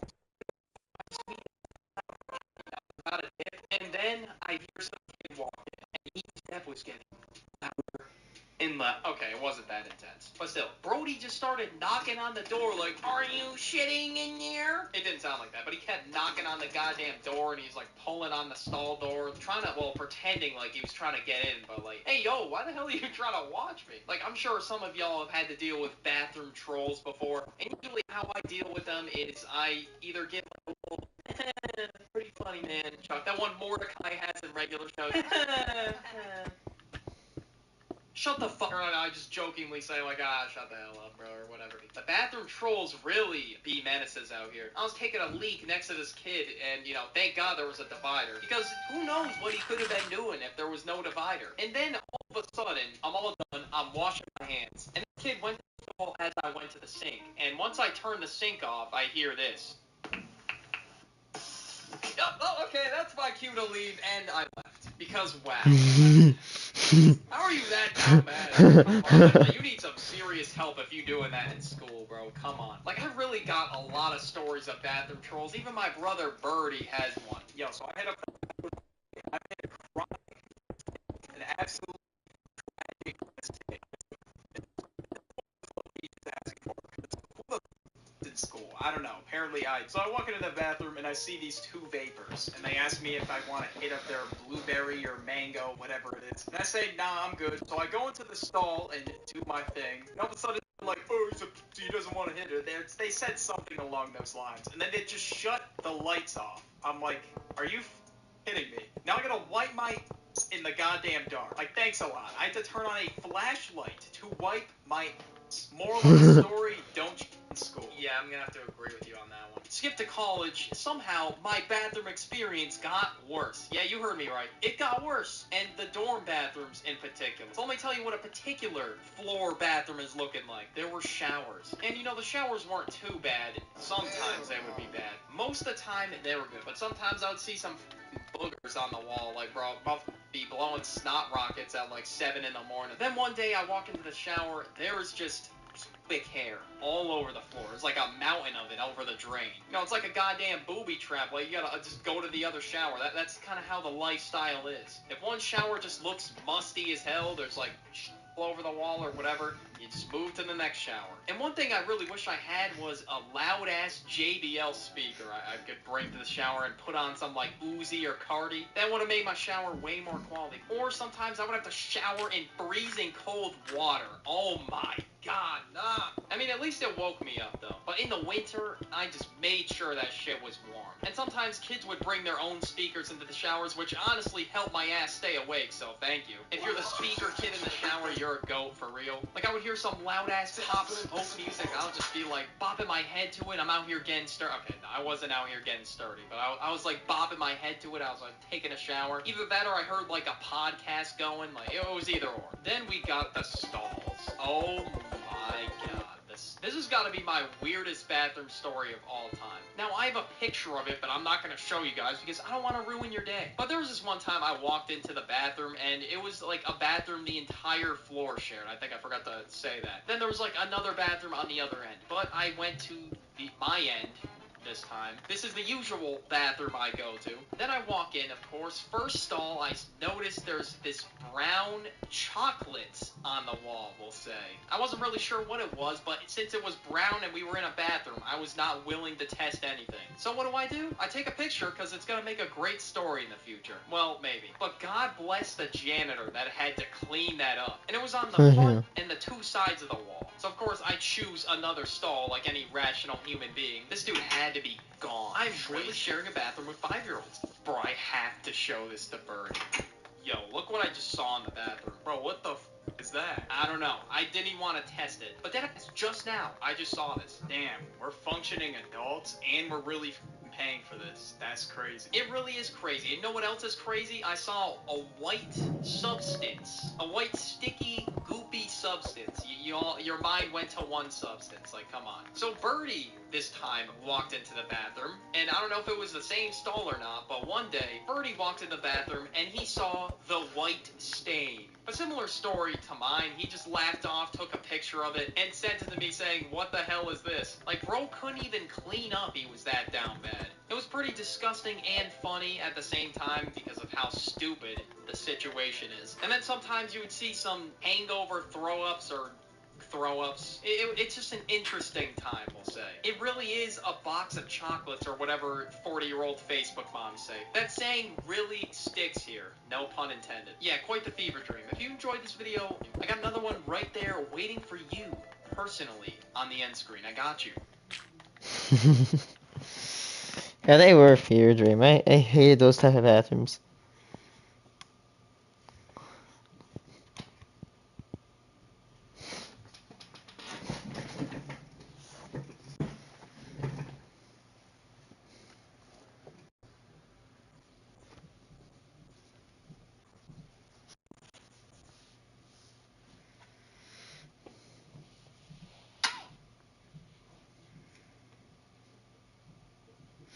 Gen Z slang ruined by TikTok.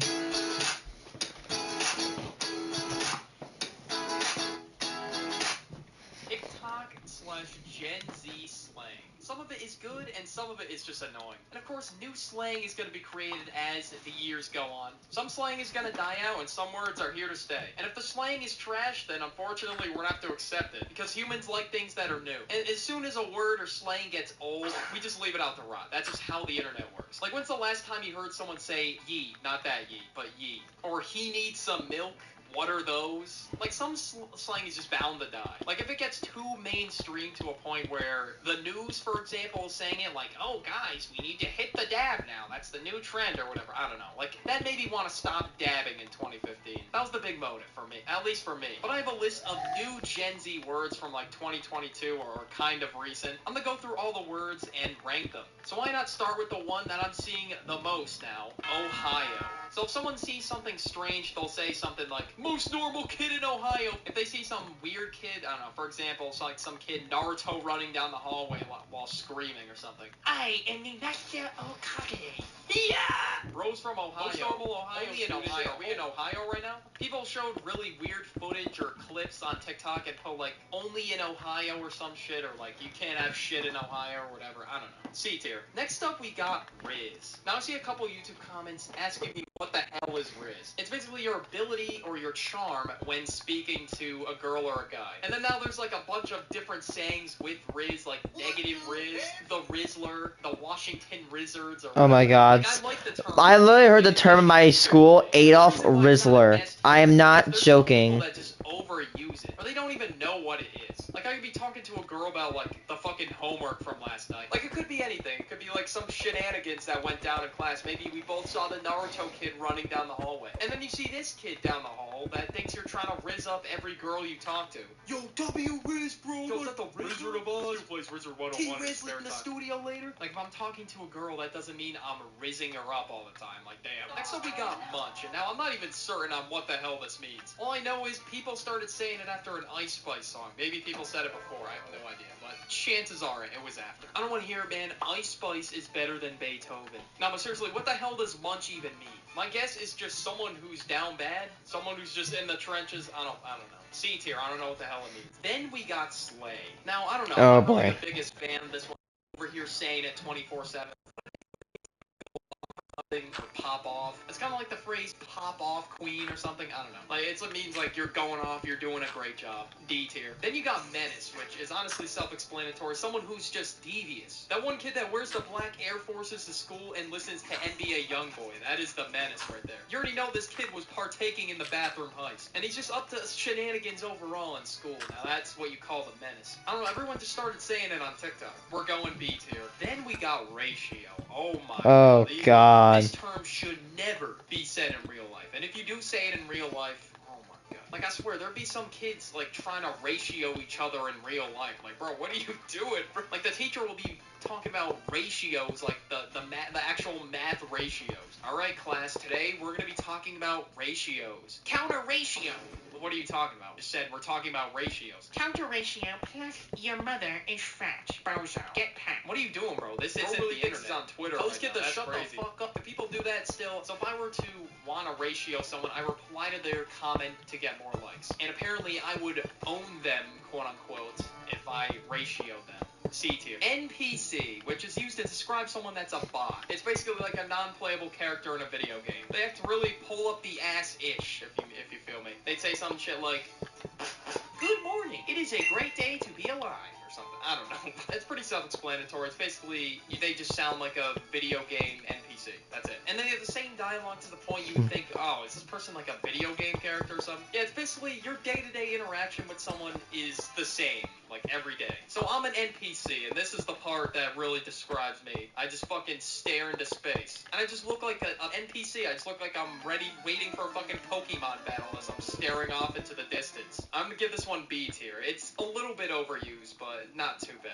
Then we got bro thinks he's blank, bro this, bro that. I don't know where the hell this phrase came from, but low-key, I'm fucking with it. I'm guilty of saying this one all the time. I don't know if this even counts, but fuck it, I see it all the time on TikTok. It's kind of like a replacement term for this dude. Like, if someone was acting like a vampire in class, some kid would probably say, bro thinks he's Cardi. A tier. Next up, we got smoking that blank pack. Smoking on that pack. Oh, and this basically means that you own them. When this cupcake eater got exposed, we were all smoking on that EDP pack. Like, the internet destroyed this dude's career as he waddled away back to his car. So let's say, I don't know, the Chargers choked last night, so Jaguars would be smoking on that Chargers pack. I don't know how the fuck that S tier. Next we got Rip Bozo. Now this term's booty cheeks, I don't like it. Some kid could say like his loved one passed away and some toxic kid on TikTok would be over there like, Rip Bozo. Like TikTok seriously ruined the term bozo. Like fuck out of here with your Rip Bozo. I bet some people don't even know what bozo means, they just say it because everyone else is saying it on TikTok. This one's said by like a bunch of edgelords on the internet, and that's like toxic as possible in the comment section. The saying blows ass, F tier, period. Another, yeah, the saying's definitely another F tier. I've never said this one in my life before. I really don't get the point to period. Because some kid could just say like, God damn, I just blew up that bathroom. Period. Like, what? I don't know. It's either emphasis or ending a discussion, I'm guessing. I don't know, I'm not really fucking with this one that much. To me, it just doesn't feel right. Like, I'm hungry. Period. Like, I don't know. I don't think this one will ever grow on me. So we're just gonna have to place that one in the F tier real quick. Then next we got goated. I fucking love this one. This is automatically an S tier. If you say something is goated, like, that's when you know. That's when you know something is good. Like, I could say, like, YouTube videos are goated. Or, like, if someone is good at a video game, someone would say, like, they're goated on the sticks or something. I don't know. Although Tom Brady's acting sus on the timeline, he's a goat or something. I don't know. This dude needs to be nerfed. Like, seriously. Like, someone's got to put a stop to this. W, L, and mid. I'm going to put them all in one category. W means good or winning. L means bad or losing. And then you can put, like, the W or the L in front of, like, someone's name or, like, an object. I feel like this one started because of Fortnite. And then, of course, you'd say W if you fuck with someone, and then you say L if you think the person's, like, garbage or whatever. That's basically how the terminology's used on the internet. And then mid is basically to describe food, music, movies, etc. Instead of saying, like, that was alright, you'd say, yeah, that shit was mid. Meaning, like, in the middle. Or it can mean, like, awful. Like, certified boy lover was mid. Or honestly, never mind was mid. Then you got trip. This term, it got ruined. So I was hanging out with the gang, and we saw this commercial come on for the game, and it said the drip is in the details, and we were like, what the hell? It seemed really out of place. It just felt really weird. I mean, in the next 10, 20 years, it's probably going to be a normal thing, but it's going to take a little bit of getting used to, we'll say. But overall, I love the term drip. A tier. Don't even get me started on this one. Sus. Now, this term used to be good until...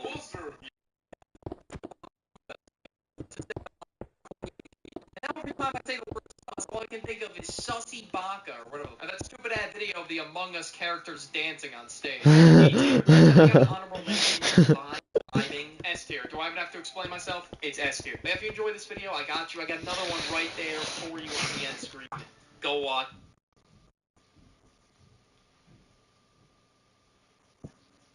Living with opioid addiction can be a struggle. Trapped in the cycle of opioid use, withdrawal.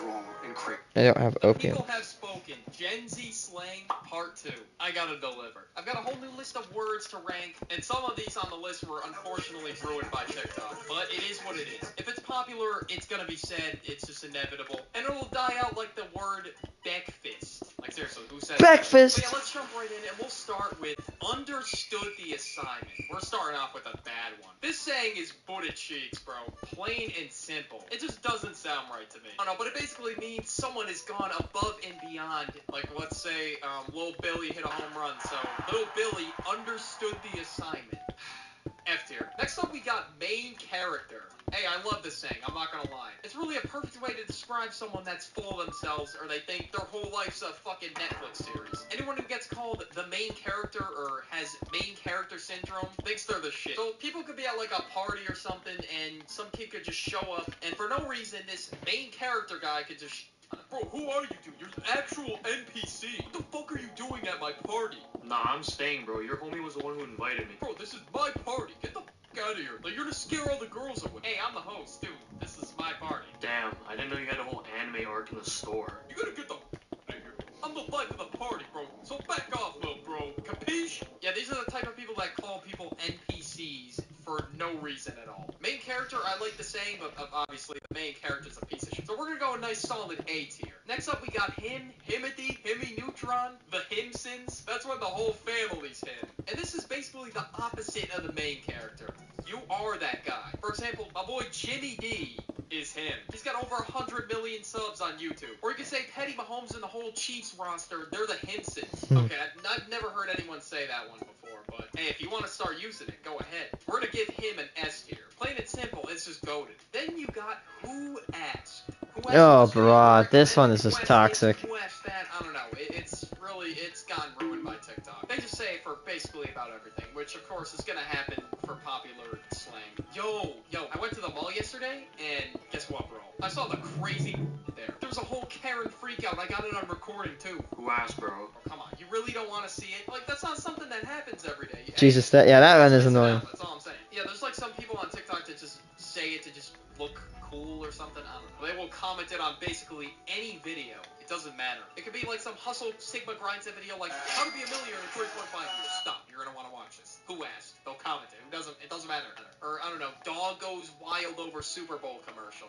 Who asked? That's it. Alright, they're just dry, boring, because they're not interested in other people's, what other people are saying, doing, or what's going on in their life. Detail. It was good until it was overused on TikTok. Next we got Goofy Ad. Goofy Ad. Goofy. I'm not really sure how this one started, but I did hear a lot of people saying it after that one Quandale Dingle thing last year. And basically, it's used to describe anyone who acts like a goddamn cartoon character. Do anything goofy. Like if someone's running like they're in a cartoon, like Drake, for example, Drake's got a goofy outrun or something. I don't know. You know what goofy means. I don't gotta sit here and describe what the hell it means. So let's say I throw a football and it's like the dumbest form imagined. Then I would have goofy F form. There you go. We'll go B tier for this one. Then you got it's giving. I don't know. It's more of like a shortened kind of phrase to it's giving this sort of vibe. I don't know. This is giving me main character vibes versus it's giving main character. Huh? I don't really get the point of this one.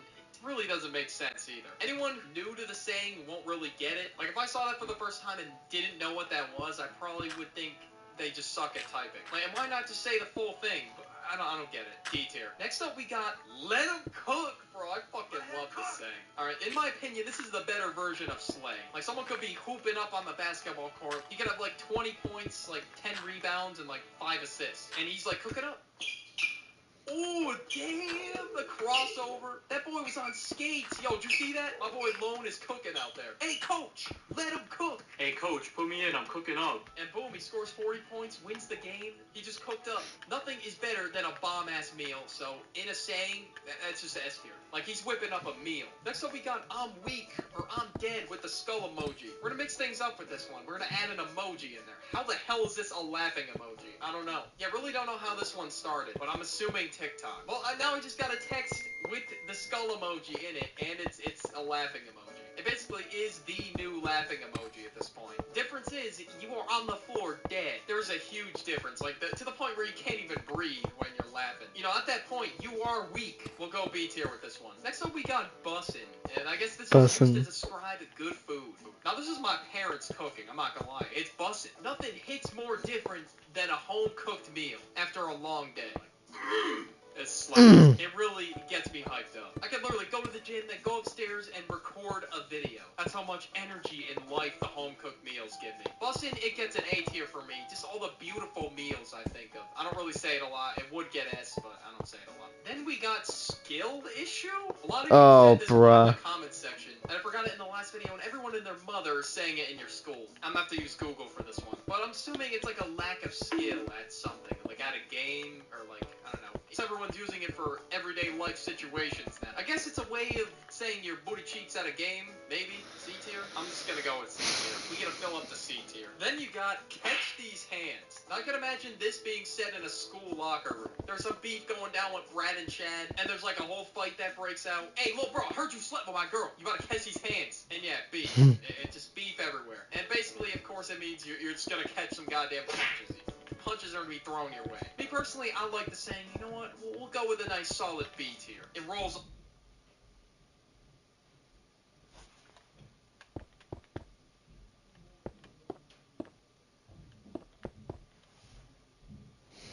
Then we got Stan. Now this one is like an overly obsessed fan of like a music artist, a content creator, or like a TV show, an actor. Mostly Stans that I see are music artists, actors, Dream. and Dream. So, for example, Playboy Cardi Stan. Like, I fuck with the Cardi music. And I like his music. But I'm not rocking, like, Rick Owens. I don't have Cardi posters all over my room. And they genuinely get mad if you don't the music. Yo, did you hear Cardi's new unreleased pack? I just ordered some Rick Owens to celebrate. Nah, I didn't hear it. And aren't those $1,000? Yes, but listen, just listen.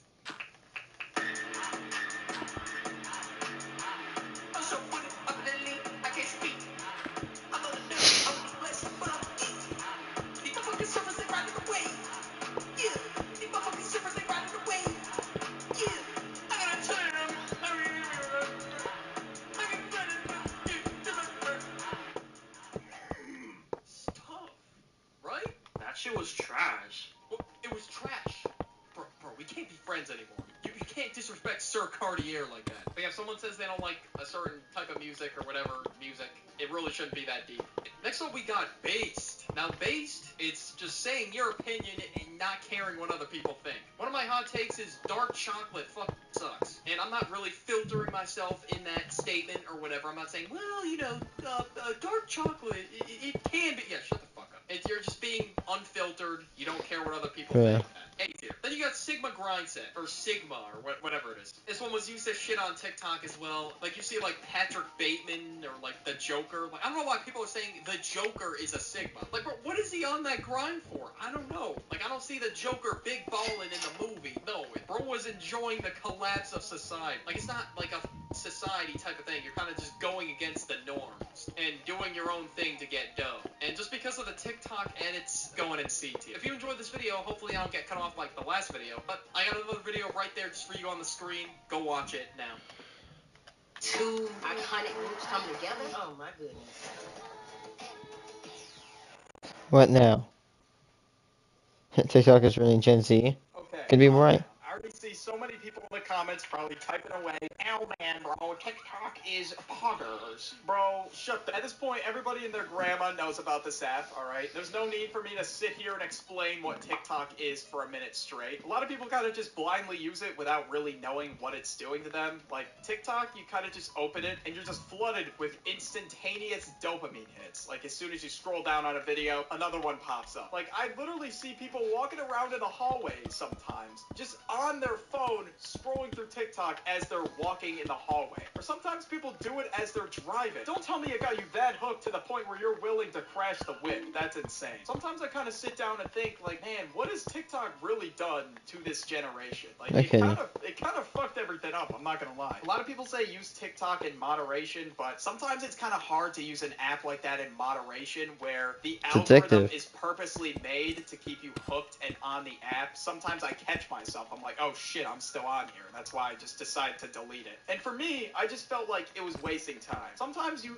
go on there for hours at a time and you don't even realize it. You open your phone and you created this habit for yourself where you just constantly end up in a loop where you just give yourself instant dopamine hits. And sometimes you go on there without even realizing it, since it's just a habit at this point. And going on TikTok really doesn't do anything for you. Most of the time, you're just gonna end up forgetting what you even saw on TikTok. Exactly. Like, honestly, I don't remember half the shit I've seen on TikTok. And every time I did get off there, I kind of just felt like I was in a worse mood than before, and I kind of just wasted hours of my time. And that thought just pops up in the back of my mind. Shit, what the hell am I doing with my life? And my attention span has just gotten so bad over the years. Like, I don't know what the hell it was. I don't know if it was just because of TikTok or just social media in general, but I literally can't even pay attention in class now. I can't even go a minute without spacing out. And I'm sure a lot of you can relate to that, because apparently the average human attention span is less than a goldfish. It's around 7 seconds, which is why I see YouTube shorts everywhere with Family Guy on the top, Subway Surfers in the bottom left, and then maybe a nice little satisfying video in the bottom right, and then pop-up text. It's hard to get people to pay attention. The average view duration on this video is probably not even going to be 50%. Like, let's be honest. In videos like that, it's just so easy to grab your attention because there's so much going on. Like, you got Peter and his ballsack chin in the top screen, and below that you got Subway Surfers and so on and so forth. People can kind of just pick and choose what they want to pay attention to, and they can switch it at any point. There's so many things to pay attention to, hence why these videos work. And if that's something that you pay attention to, oh, you bet your ass TikTok's gonna keep feeding them to you. They know more about you than you think, and it's really scary. There's so many conspiracies surrounding it that I really don't want to get into right now. I feel like that's something I should definitely leave for a more serious channel. Like, sometimes you just be sitting there and they're like, damn, how did they know? And that's exactly how they keep you addicted. And now, as for people who create content on the app, it's honestly way easier to get you hooked to the app. Kind of always waiting for that next like or that next notification that somebody followed you. It's like most social media apps, but on steroids, pretty much. Especially if your TikTok's getting a lot of engagement. Like, the amount of pop-ups on your screen are insane. Even when I was in school, man, I would see people making TikTok videos in class. Like, bro, can't you just wait till you get home? Like, people were that addicted to it to the point where they would be, like, making TikTok videos in the middle of class. Like, I was in school back when the Renegade was popular, and oh, you bet your ass, every girl and their mama was like, girls, come on, oh my God, Renegade, let's go. Wait, how does my hair look right now? Or I just walk into the school bathroom to see some motherfuckers dancing to Out West by Travis Scott. Bro, you don't know how much secondhand embarrassment I'm feeling in that moment when I catch a dude doing the Out West TikTok dance. Like, he's staring at me like I caught him doing coke or something. But a lot of people are kind of just driven by trends and internet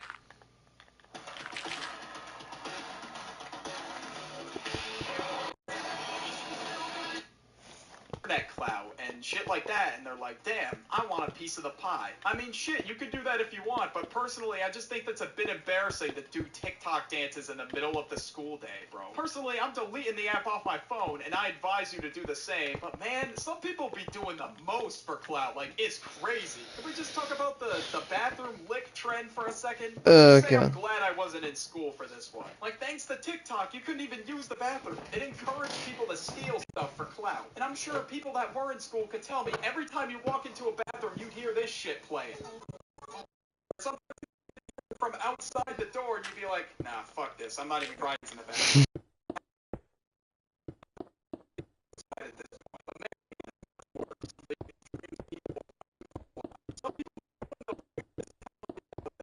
Sometimes even putting their own lives at risk. And it really is insane what some people will do. Like, some people even fake having disorders on TikTok. Oh my God. For attention that they don't clearly get at home. Like, bro, you're just being so disrespectful to people who actually have these disorders, and you're just going out of your way, basically mock them and make fun of them. What the fuck is wrong with you, bro? Sometimes the likes can kind of really get in people's heads and just drive them to do the worst. And the fact that these dumb things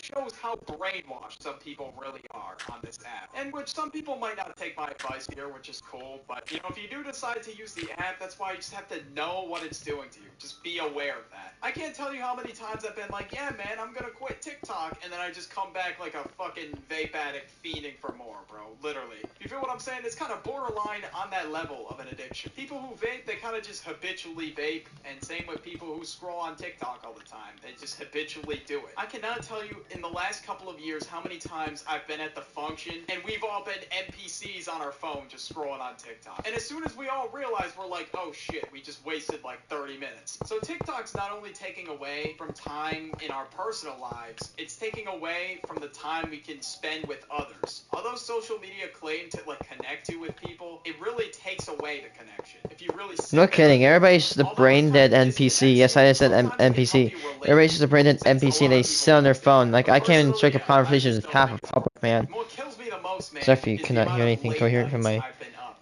own scrolling, ass. scrolling and scrolling, bro. Alright, man. One more video, and then I'm gonna go to bed.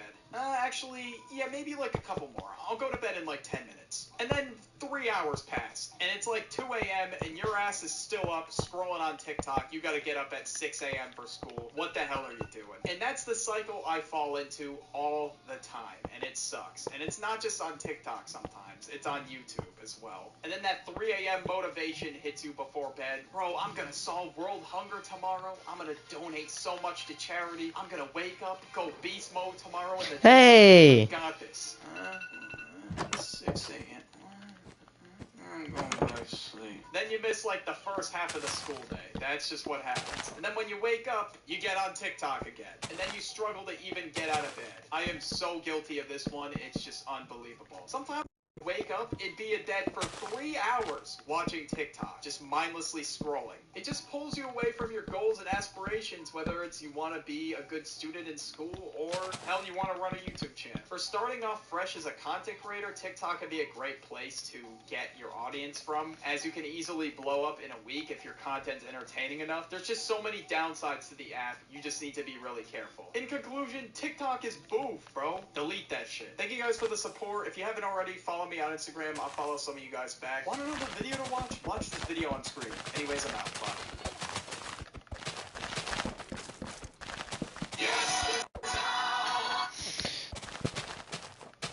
Let's see, let me get rid of all these sleeves.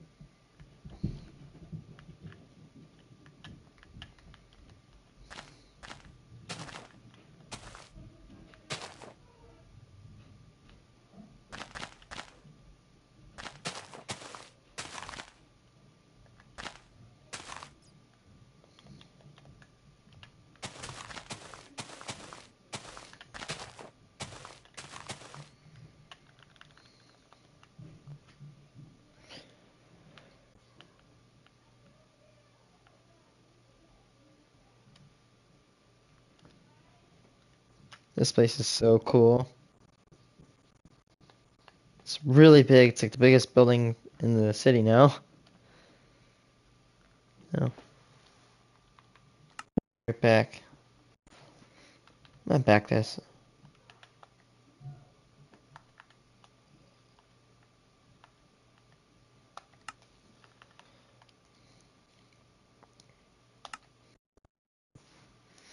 God, it is freaking cold down here. Oh, just my button. Mind my the names of my world. Nuke. Be right back. Oh, you couldn't. Be right back.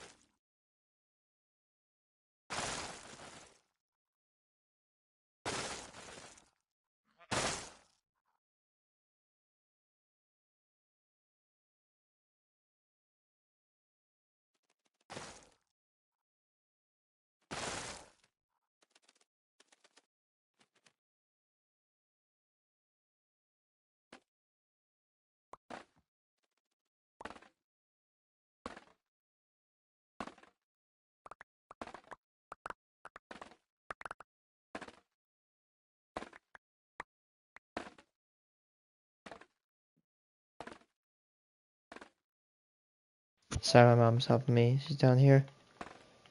So that's why my mic is muted. By the way, I did not say this, but I'm probably going to start focusing more on this area. I think I might carve, like flatten over to the left, all the way maybe to like right here. And then make this a bunch of suburbs. I also want to make a shelf like right up there. And up there might be like more of a school and stuff. Oh, yeah, you know what I mean? Like kind of like the least populated areas. So this area. Well, actually, I might store it here.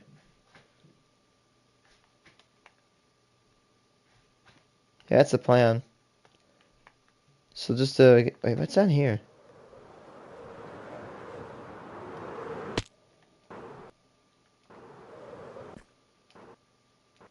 All the way, it goes all the way down to negative 48. That's actually insane.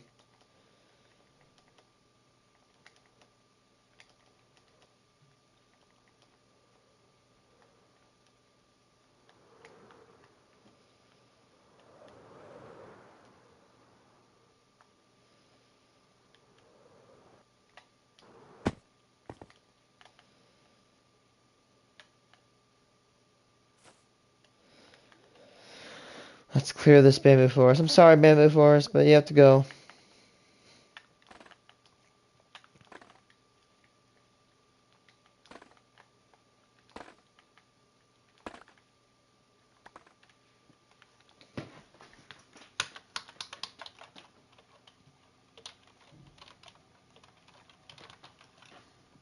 And lag free. There we go.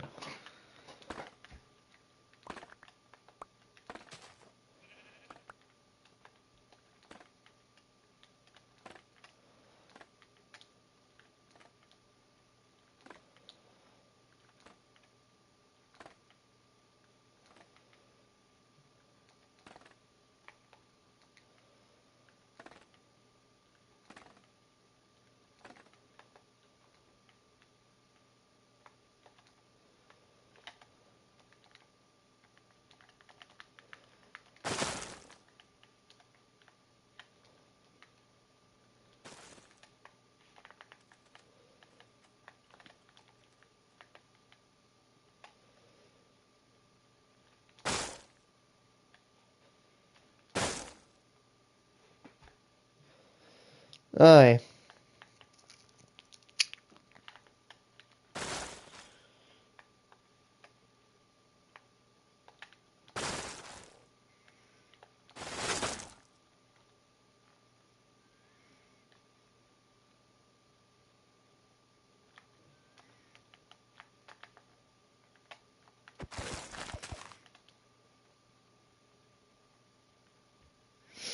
Bro, look how much cleaner it looks.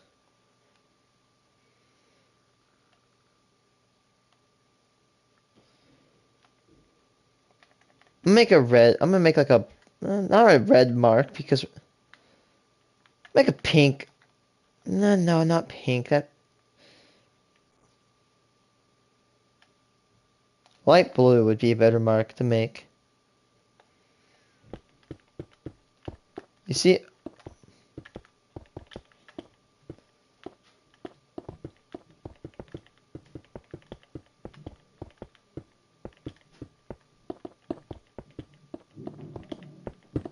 And this mark right here.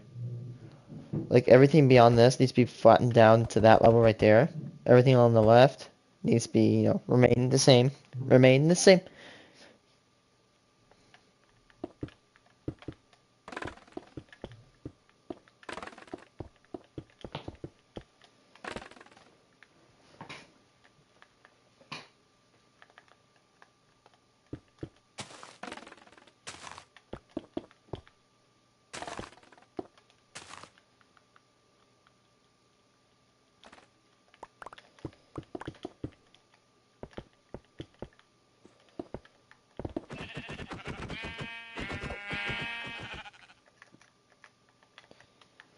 Homie.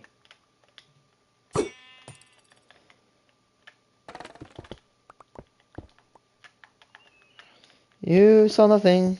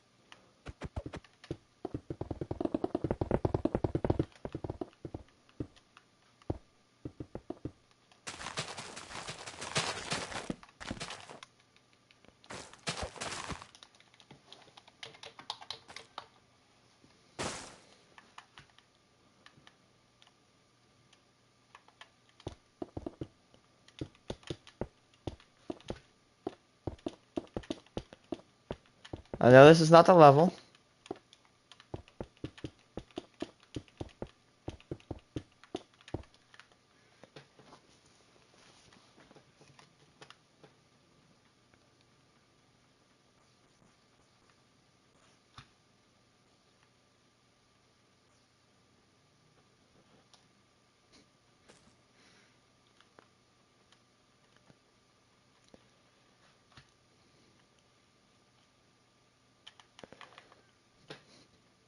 No, never mind.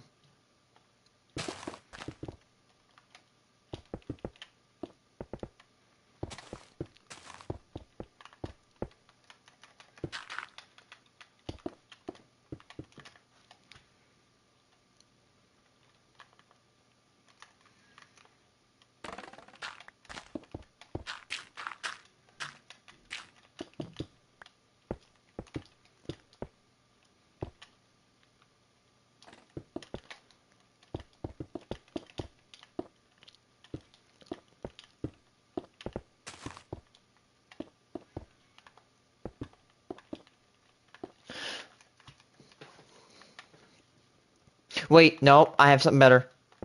Okay, okay, I just thought of something really good. Here's the thing. Instead of just being lazy, let me just get rid of all this blue right here. Instead of just tearing all that down, what if we put... There's a brown pin over there for a second, but... Well, we put blue right here, like what's called. We line this out, and this area kind of becomes housing, but then we make this like a shelf for a little bit more housing and some more commercial buildings. Okay, I'm on to something.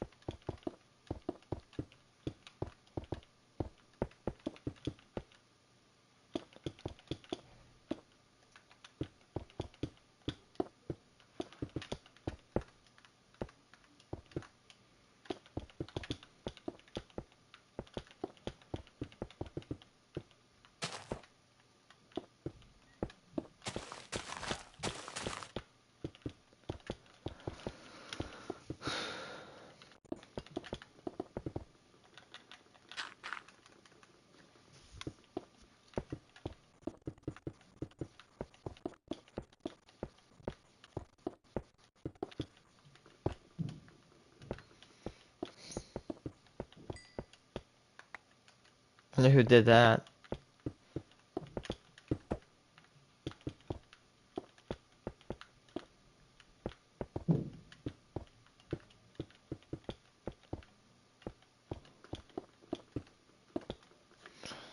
Yeah, instead of making it like an ugly drop, even if we like, so my plan is to like smooth this out, make a little bit of that down to that level instead of flattening all of this down to that level. Then it makes it kind of basic. Now there's more of a layer to it.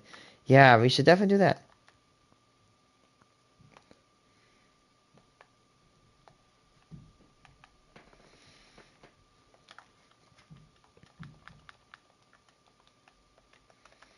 mm, mm, mm, mm, mm, mm, mm, mm.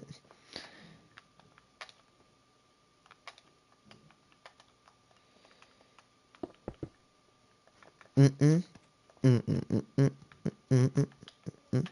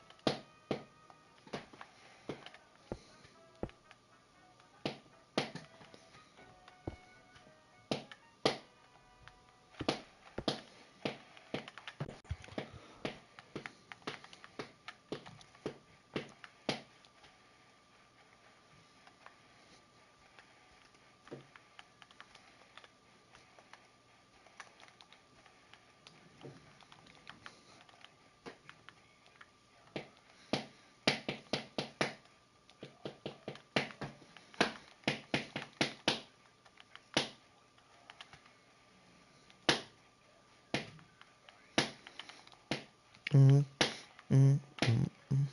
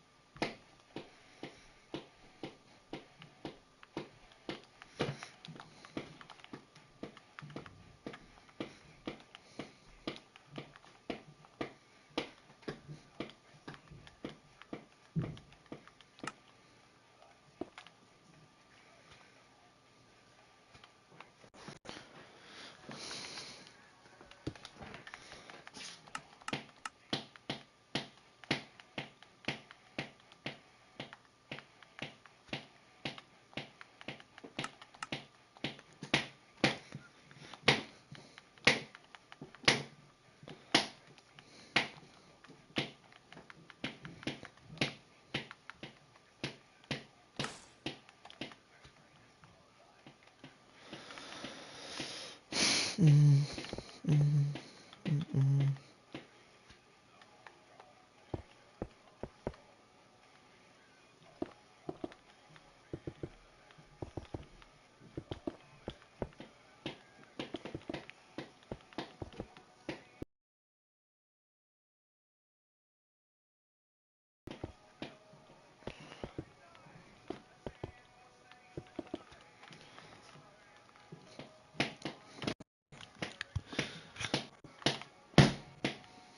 Mm, mm, mm, mm, mm, mm, mm, mm, mm, mm, mm, mm. Mm, mm, mm, mm. Mm, mm, mm, mm, mm, mm, mm, mm, mm, mm, mm, mm, mm, mm, mm.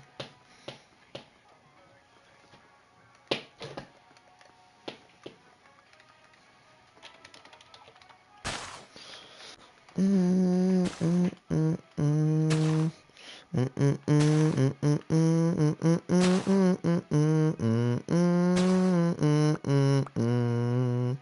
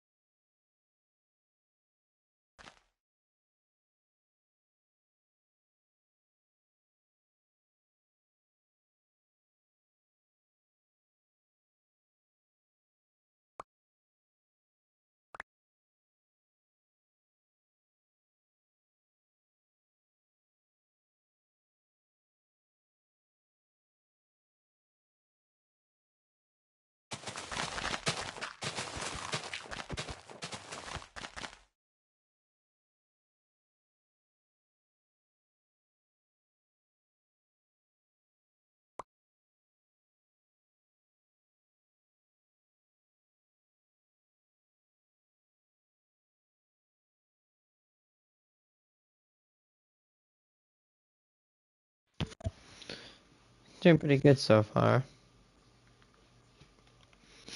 Almost there.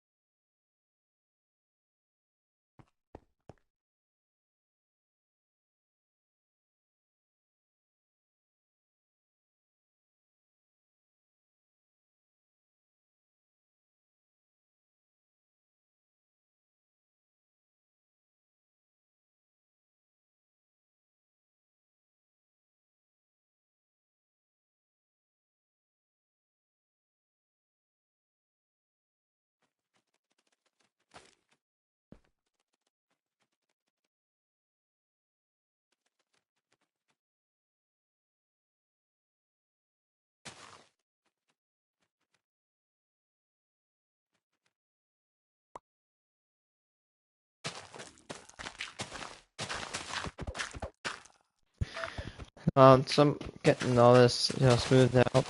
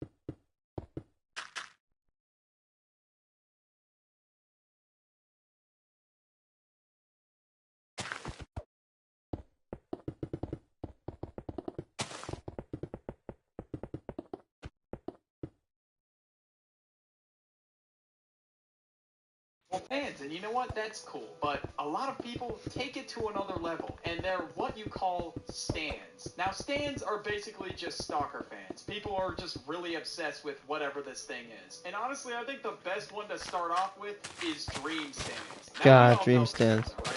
So recently, this dude dreamed that a face reveal, and he's been under some hot water. So basically, these people will worship him until the end of time. All they talk about in life is dream, dream, dream. Like, just shut the fuck up for 1 second, please. And all they do on Twitter is just worship him and bash people who hate Dream. Why? I don't know. They just think Dream is like some wholesome god that will never do anything wrong. And most of the time they spend throughout their day is not outside, not at school, not anywhere else. Twitter. That's literally where they spend most of their time. What do they do Twitter with their people, life? bruh. Shit, I really don't know. Maybe they just make stan edits of Dream all day. Next up we got, oh no, bro, this one's gonna piss people off. Andrew Tate stans. Now they're gonna be No, that doesn't piss anyone off.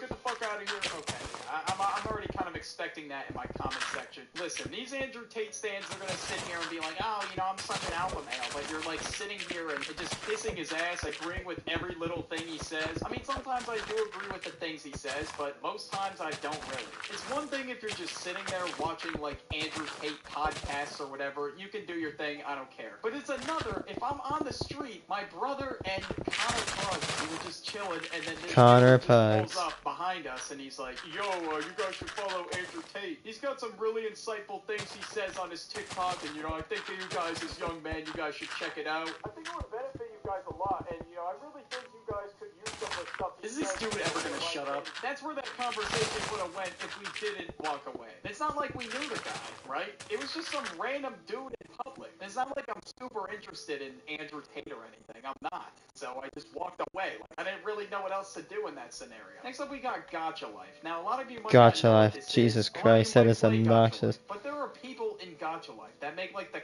craziest edits. They make non-family friendly content. Content that's just repulsive. Like, I don't know why the fuck you would even want to make that. It's just disgusting. Twitch e-girl fans. You guys know them. Like, they're the motherfuckers that be dropping like $2,000 donations in hopes of getting some play with the streamer. But bro, it's not happening, man. Like, I'm sorry to be the one to burst your bubble. Your queen is not going to be going on a date with you anytime soon. If anything, you're just buying her a new crib. One dude sent some girl called Amaranth $100,000, a bodyguard, and a new iPhone. Jesus fucking Christ, chill out, bro. This dude was definitely expecting some play in return. He was like, oh yeah, you can use the phone to call me, BBG. I already put my number in. Like, bro, stop. I'm ready to piss some people off with this next one. K-pop stands. Oh my god. Oh, boy. I don't know what it is with K-pop stands, but you literally see them everywhere on Twitter.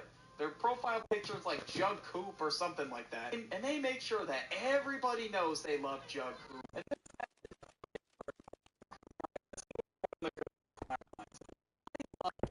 He's my absolute favorite. I hope he will love me one day. Jungkook, if you see this tweet, please love me. Oh my god, I'm in love with your music. I'm in love with you. You're so handsome. And bro, go outside. Holy shit. Touch some grass. I don't know. Do something besides write tweets about how you love Jungkook and trying to cancel other celebrities all day. Next up, we got My Hero Academia fans, or just any anime stands in general. Now, these are the people that walk around in school all day or something like that, and they genuinely think their life is an anime. They always make anime, like, references and shit. They have body pillows. They full-on dress and cosplay at school or something. It's just a complete stretch. And you all know that Naruto kid I was talking about in my high school video, right? He's probably molding right now. He is so pissed. He's probably typing in my comment section right now. Well, first of all, you messed up his name. It's Naruto Uzumaki. And second of all, it's very disrespectful to the community. Why would you even say something like that on your YouTube platform? He will write a paragraph in like my YouTube comment section or something like that. Or on Twitter to somebody who says, I don't like Naruto. And I feel like this is mostly frequent with MHA fans, or My Hero Academia. There are so many cringe compilations on YouTube. Cringy MHA stands. So My Hero Academia fans also like to ship characters. Like, character shipping. These two characters are gay even though they're not. Like, I mean, the person who made the show, they can do whatever the hell they want with the characters. And they're also just borderline obsessed with the character. Yeah, no kidding. Bro, why are you so obsessed? It's literally a fictional character. No kidding. I don't understand. And this also applies to people that are like stands of other anime, but I kind of see it most in My Hero Academia. Next up, we got Jeffrey Dahmer stands. Okay. I don't know what to call this one. I can't put. Let's go. Object.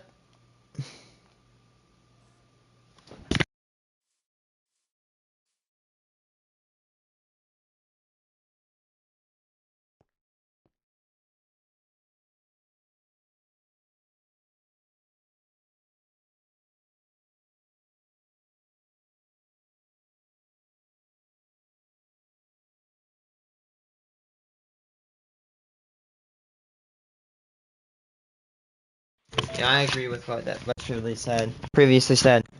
If you support Jeffrey Dahmer, you undeniably probably should not be allowed to go within about 500 miles of an elementary school. Just saying. If I even have to say this, why are people standing over a goddamn serial killer? It blows my mind. No kidding. I was scrolling on my For You page one day and I saw some shit like, I feel bad for Jeffrey Dahmer. I honestly think he deserved a second chance. Like, you know, this A second chance to be killed. Talking about, right? I guess this was a trend in light of the documentary that recently came out about him. And honestly, it's probably one of the worst trends I've ever seen. TikTok is like always the culprit of starting the worst trends, like this one. Next up, we got Kanye stands. And these people Kanye. ride his fucking meat Oh, until the God. end of time. It's crazy. They're the biggest meat riders on the planet. Meat Right? riders. I mean, it's different if you just like his music, right? But these people genuinely think Kanye is onto something when he actually says like all this crazy shit. Yeah. About Mustache Man. Yeah. Got It's it. just getting crazier as the days go on. I genuinely don't know what the hell is Mentally ill. I mean, don't get me wrong, I like this dude's music, but he says like the worst shit of all time. Next up, we got Bronies. Bro, what the fuck, dude? I don't understand. Bronies? What?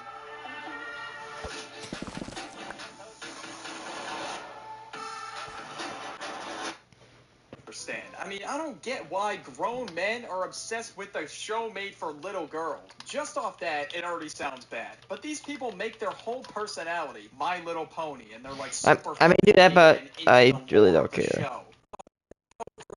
5-year-old girls. Like, wouldn't you feel embarrassed? I mean, personally, if that were me, I'd be embarrassed as fuck. And you can only imagine the horrid things that take place if there are young girls in this fandom and there's like 40-year-old dudes. Oh no! It's fucking disgusting. Like, I don't even want to get into it. Next up, we got furries. Now, whatever. I don't care. Just don't be annoying. People that are furries genuinely think they're an animal. Like, there's people that be walking around on all fours and shit. And there's people that are into some really weird shit that I really don't want to talk about. But all I'm gonna say is there's videos accessible to kids that are not family friendly of characters in movies. It's actually disgusting. Next up, we got rappers. Nicki Minaj, X, just to name a few. A lot of these rappers have like insane stan bases. These people will like tell you to off yourself if you hate their music. Like, bro, it's just an opinion, chill out. And I personally like X's music. Nicki Minaj is a different story. I don't really like her music. I can already see the comments. The world's gonna crash and burn since I don't like her music. That's how a lot of these rapper stan bases are. God forbid one person doesn't like their music. The world is ending. It's over. Next one we got is Roblox, like these e-dater people. Oh my god, I hate these people. Making these weird ass TikTok videos. Jesus, I hate these people.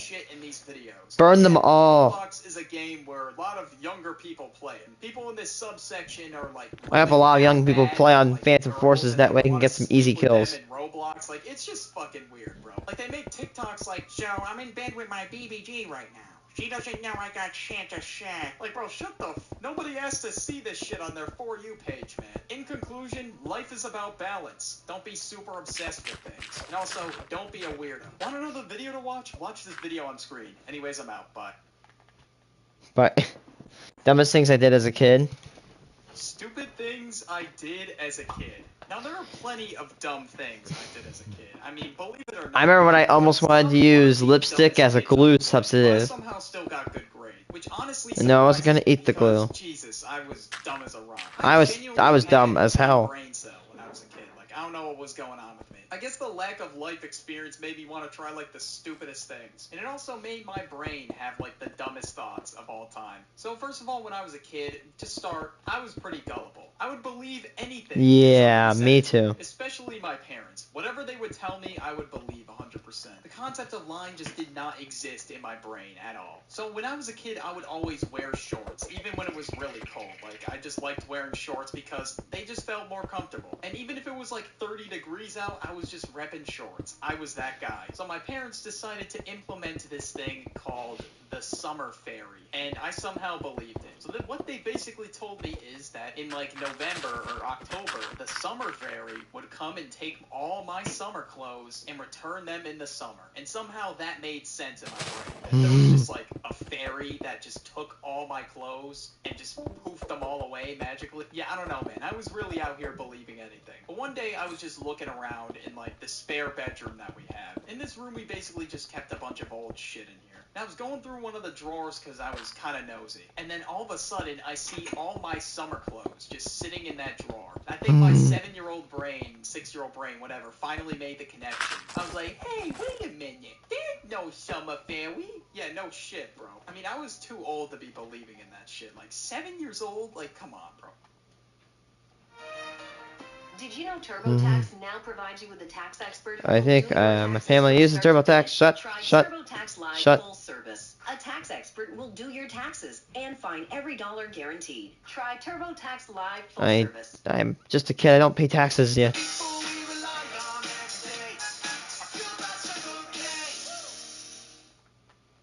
But oh my god, when I found out, I was so mad. My eyebrows were shriveling up. I was crying. Okay, it wasn't that serious. You get the idea. I was stamping my feet down the stairs, and I was like, Mom, you lied? Yeah, I lied. What are you gonna do about it? And I made that noise that, like, all little kids make when they get mad. I was like, you know what I'm saying? So I just ran back upstairs and just ransacked my room for all my summer clothes. And I was over here like, that'll show her, and she just didn't care. So like I said, I was extremely gullible. So another thing I would do is, like, sometimes I would just make a mad face. And my parents would always tell me, don't do that, your face is gonna get stuck like that. Oh my god, face freeze. How the fuck does your face just get stuck like that? that. So every time I would kind of just like rest my eyebrows, right, and they would kind of like move down slightly, I would like push them up. I'm like, oh no, I don't want my face to get stuck like that. It's literally But when you sleep, bruh, instilled into me to this day. The next thing took place at my grandmother's house, alright? So I was chilling and I was eating like a box of Cheez-Its or something like that. And you know that classic saying that parents would use, like, oh, if you eat too much of something, you're gonna turn into it. Well, I was eating Cheez-Its and I almost ate like the entire box. Like I was really feeding on the Cheez-Its. Now my grandfather is a man of many sayings, okay? So he walked up to me and of course he used this saying,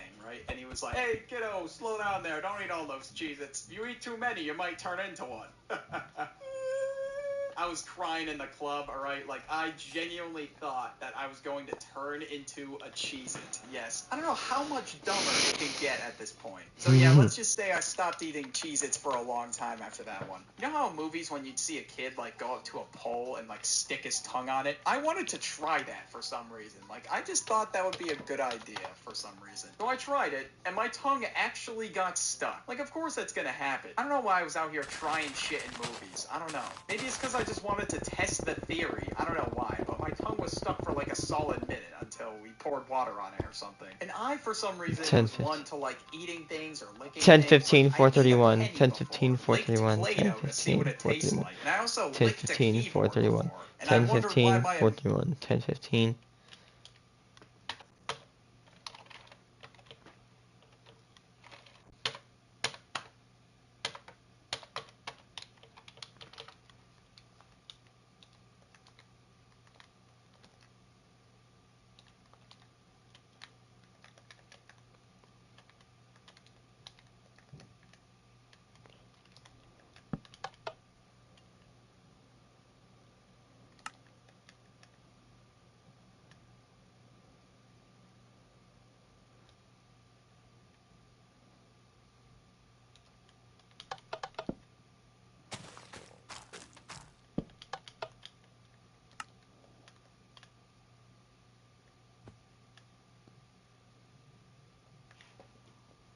system was so weak. Wow. I really wonder. I ended up skipping half my kindergarten year because I was always sick. I was sticking a bunch of shit in my mouth.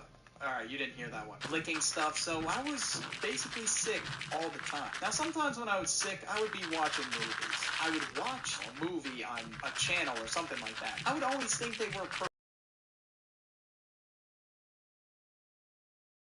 or something. Like, there's no way the movie could be, like, pre-made. No, that's just not possible. These movie actors, man, they're always busy. You know what I'm saying? They're just gonna replay it over and over again. So, when I actually did go to school, right, I was not the most intelligent, but my grades were good because, well, it was kindergarten or first grade at the time. Now, I don't know if this one was just me, but probably not, or maybe. I genuinely believed that teachers lived at the school. So one day I asked my teacher, I don't know, we'll call her Mrs. Jones. So I went up to her, hey, Mrs. Jones, how do you sleep? Like, there's no bed in here. And she's like, oh, silly, I don't live at the school.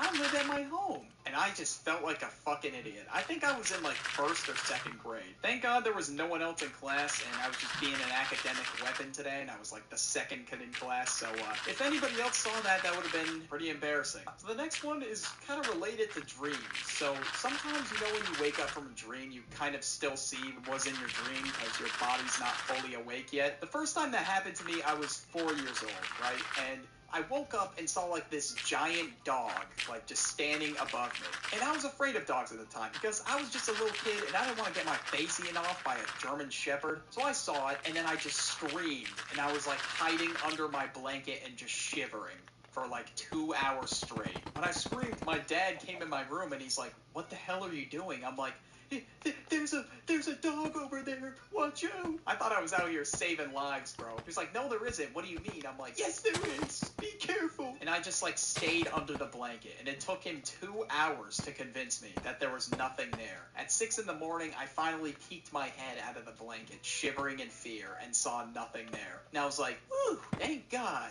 He's gone. He's not gone, you fucking idiot. He was never there in the first place. Like, it actually hurts my brain how stupid I was, bro. Remember the gotcha nose thing? So, my cousin, he was way older than me. Now, something that people would do with kids at the time was the whole gotcha nose thing. And I was at my grandma's house, and he was there at the time. He walked upstairs, and he said hi to me, and he was just goofing around with me. I don't know. I was doing some stupid shit, running around in circles, and all of a sudden he was like, "Gotcha nose." And I was like,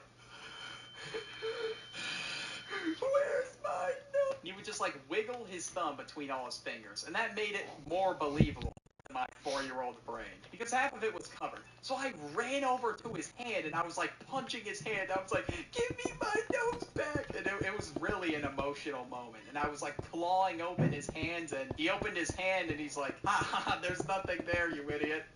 And I was like, "You tricked me." Yeah, no shit, you're gonna get tricked as a stupid 4-year-old. Like, I mean, shit happens. And after that, I literally thought he was like a magician or something. I don't know, because I thought he was like holding my nose, and then it just disappeared, or I don't know. There was a lot of things going on in my brain. It was really emotional. I thought I really lost my nose. So the last thing on the list, I don't know if it's a common family tradition for a lot of you, but our family would eat lentils on New Year's Day, and this kind of reminded me because I'm recording this on New Year's Day. Now, I guess people eat lentils on New Year's, I don't know, because it's like a good way to start off the new year because it's healthy or something like that. And my family was like trying to get me to eat them, right? So they were like, "Oh, you're going to get a lot of money this year if you eat lentils." And I was like, "Really? I'm going to get paid?" And they're like, yeah, you're going to get paid. So like as I was eating the lentils, somebody put like a $5 bill in my pocket, and I guess I just didn't notice. And then everybody was like, "Check your pocket," and I checked it, and there was a $5 bill. I was like,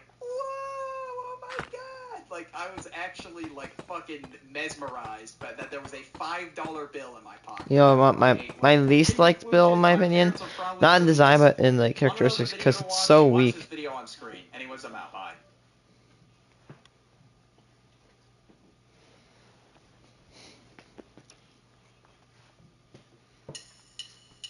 Whether you're taking the back roads or navigating busy city streets.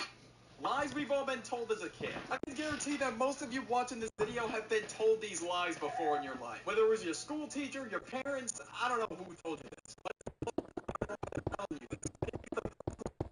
The list today is don't sit too close to the TV, you'll damage your eyes. Me. Really? Then it must be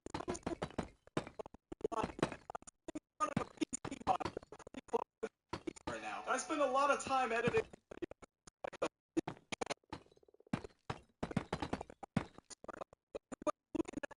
Every day. What do you mean? Sit to the TV screen. It's 24/7 at this point. Like, bro, what are you even talking about? I'm looking at the point.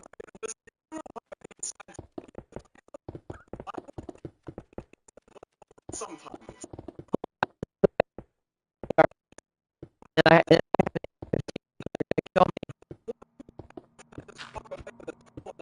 Like, I don't want to let that happen. Like, if I have a younger sibling or something that beat up, I'm gonna protect them. I'm gonna do the most to protect them.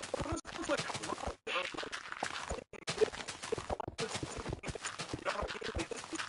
my teachers would tell me shit like that at school, but my dad told me never let anything slide. I was like, "Bet, you're right." And when a kid tried to mess with my friend one day, I beat his ass. That's exactly what I did. I mean, shit, I had to do it. 4th grade me really thought I was gonna be the next Muhammad Ali because I beat up some scrawny kid on the playground. Hey, I know that sounds terrible, but shit, I gotta teach him a lesson. You know what I'm saying? Next up, we got the family pet. Now, I don't know what your parents told you, but my parents told me something along the lines of this when my pet goldfish died. Birdie, I know, it's really sad. Let's be honest with ourselves, that did not help the situation at all. I was still distraught. I was in tears over my dead goldfish, man. It really was traumatic. Or sometimes parents will say to their kids that, like, their hamster Gilbert is out in the wild.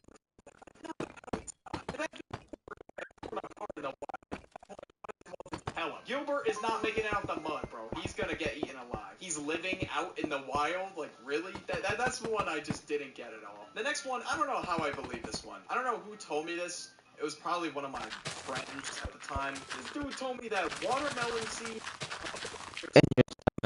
But even though there's high acid, your stomach has a pH of 2, making it very acidic. Every time I did eat a watermelon... Well, actually, it won't kill the seed, but it just won't let it grow inside.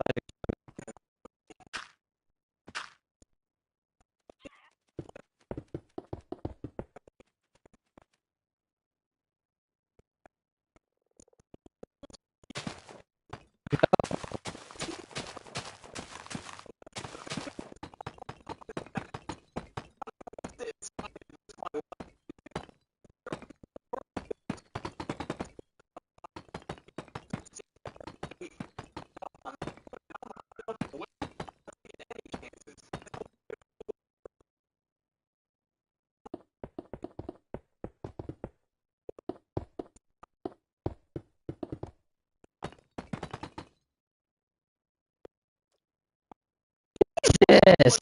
So it was a pretty serious drill. So I was like, shit.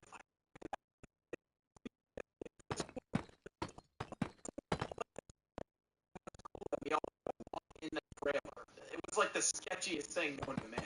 We walk in and there's smoke. It was like supposed to be emulating like if there was a fire. And they told us, stop.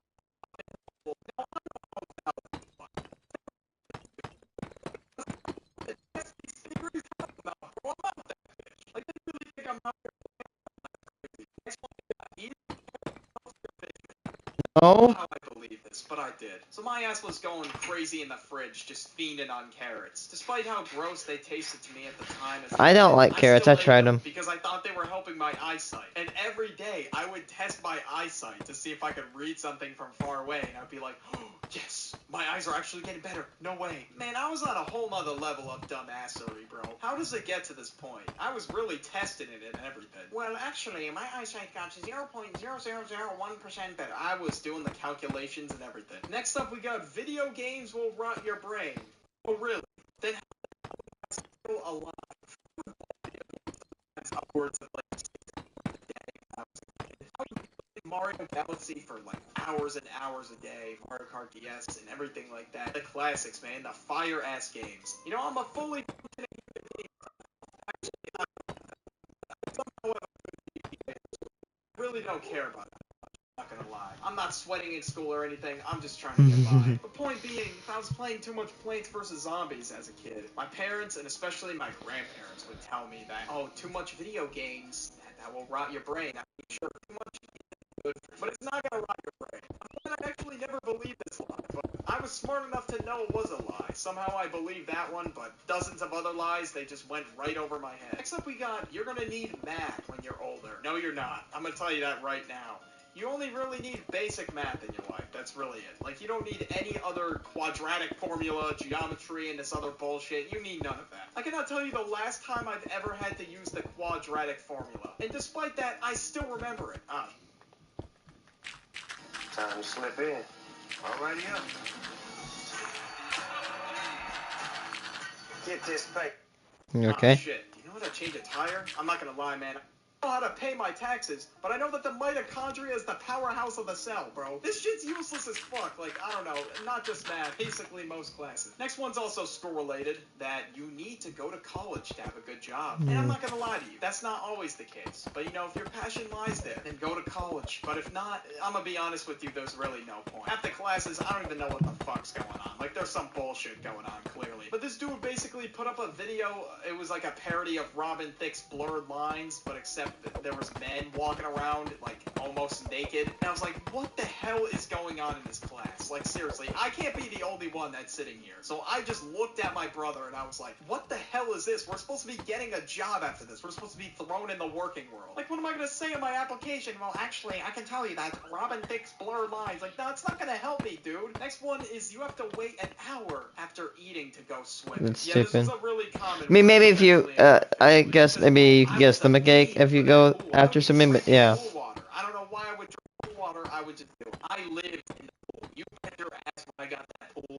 I was like staying in it like all day. And you know, if I could go in the pool year round, oh, I would. I would be going to the pool in the middle of a 30-degree winter day. Well, you bet your ass I am. I'm getting my bathing suit on right now. That's what I would have said. Even if the water was frozen solid, I would somehow find a way to swim in the water. They just said this to keep me out of the pool. I'd get it if it was like, I don't know, 5-10 minutes. Sure, that's fair.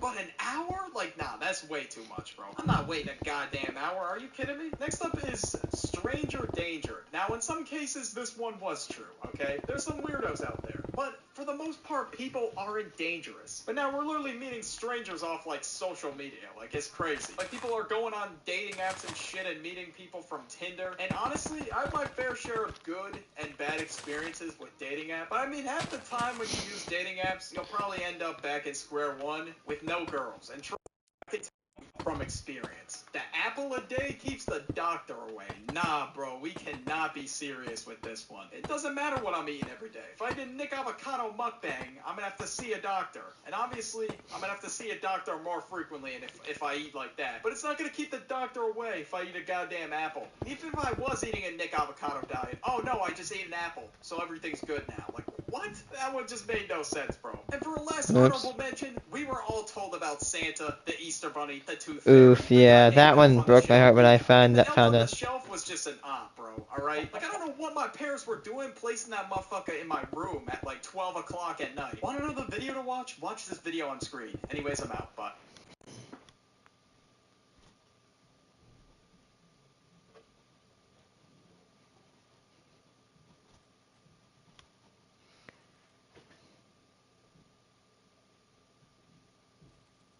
Growing up.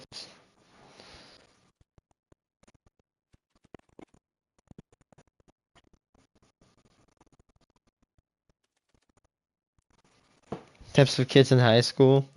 What the hell did you do to your hair? It's makeover day. I was the Types of kids in high school. With hundreds of kids having to see each other every day, it's no doubt that you'll start to take notice to what type of people these kids are. With me recently just finishing my time in high school, I thought it'd be fun to make a video on this, so I'm just gonna jump directly into it. Alright, first on the list, we're gonna be talking about the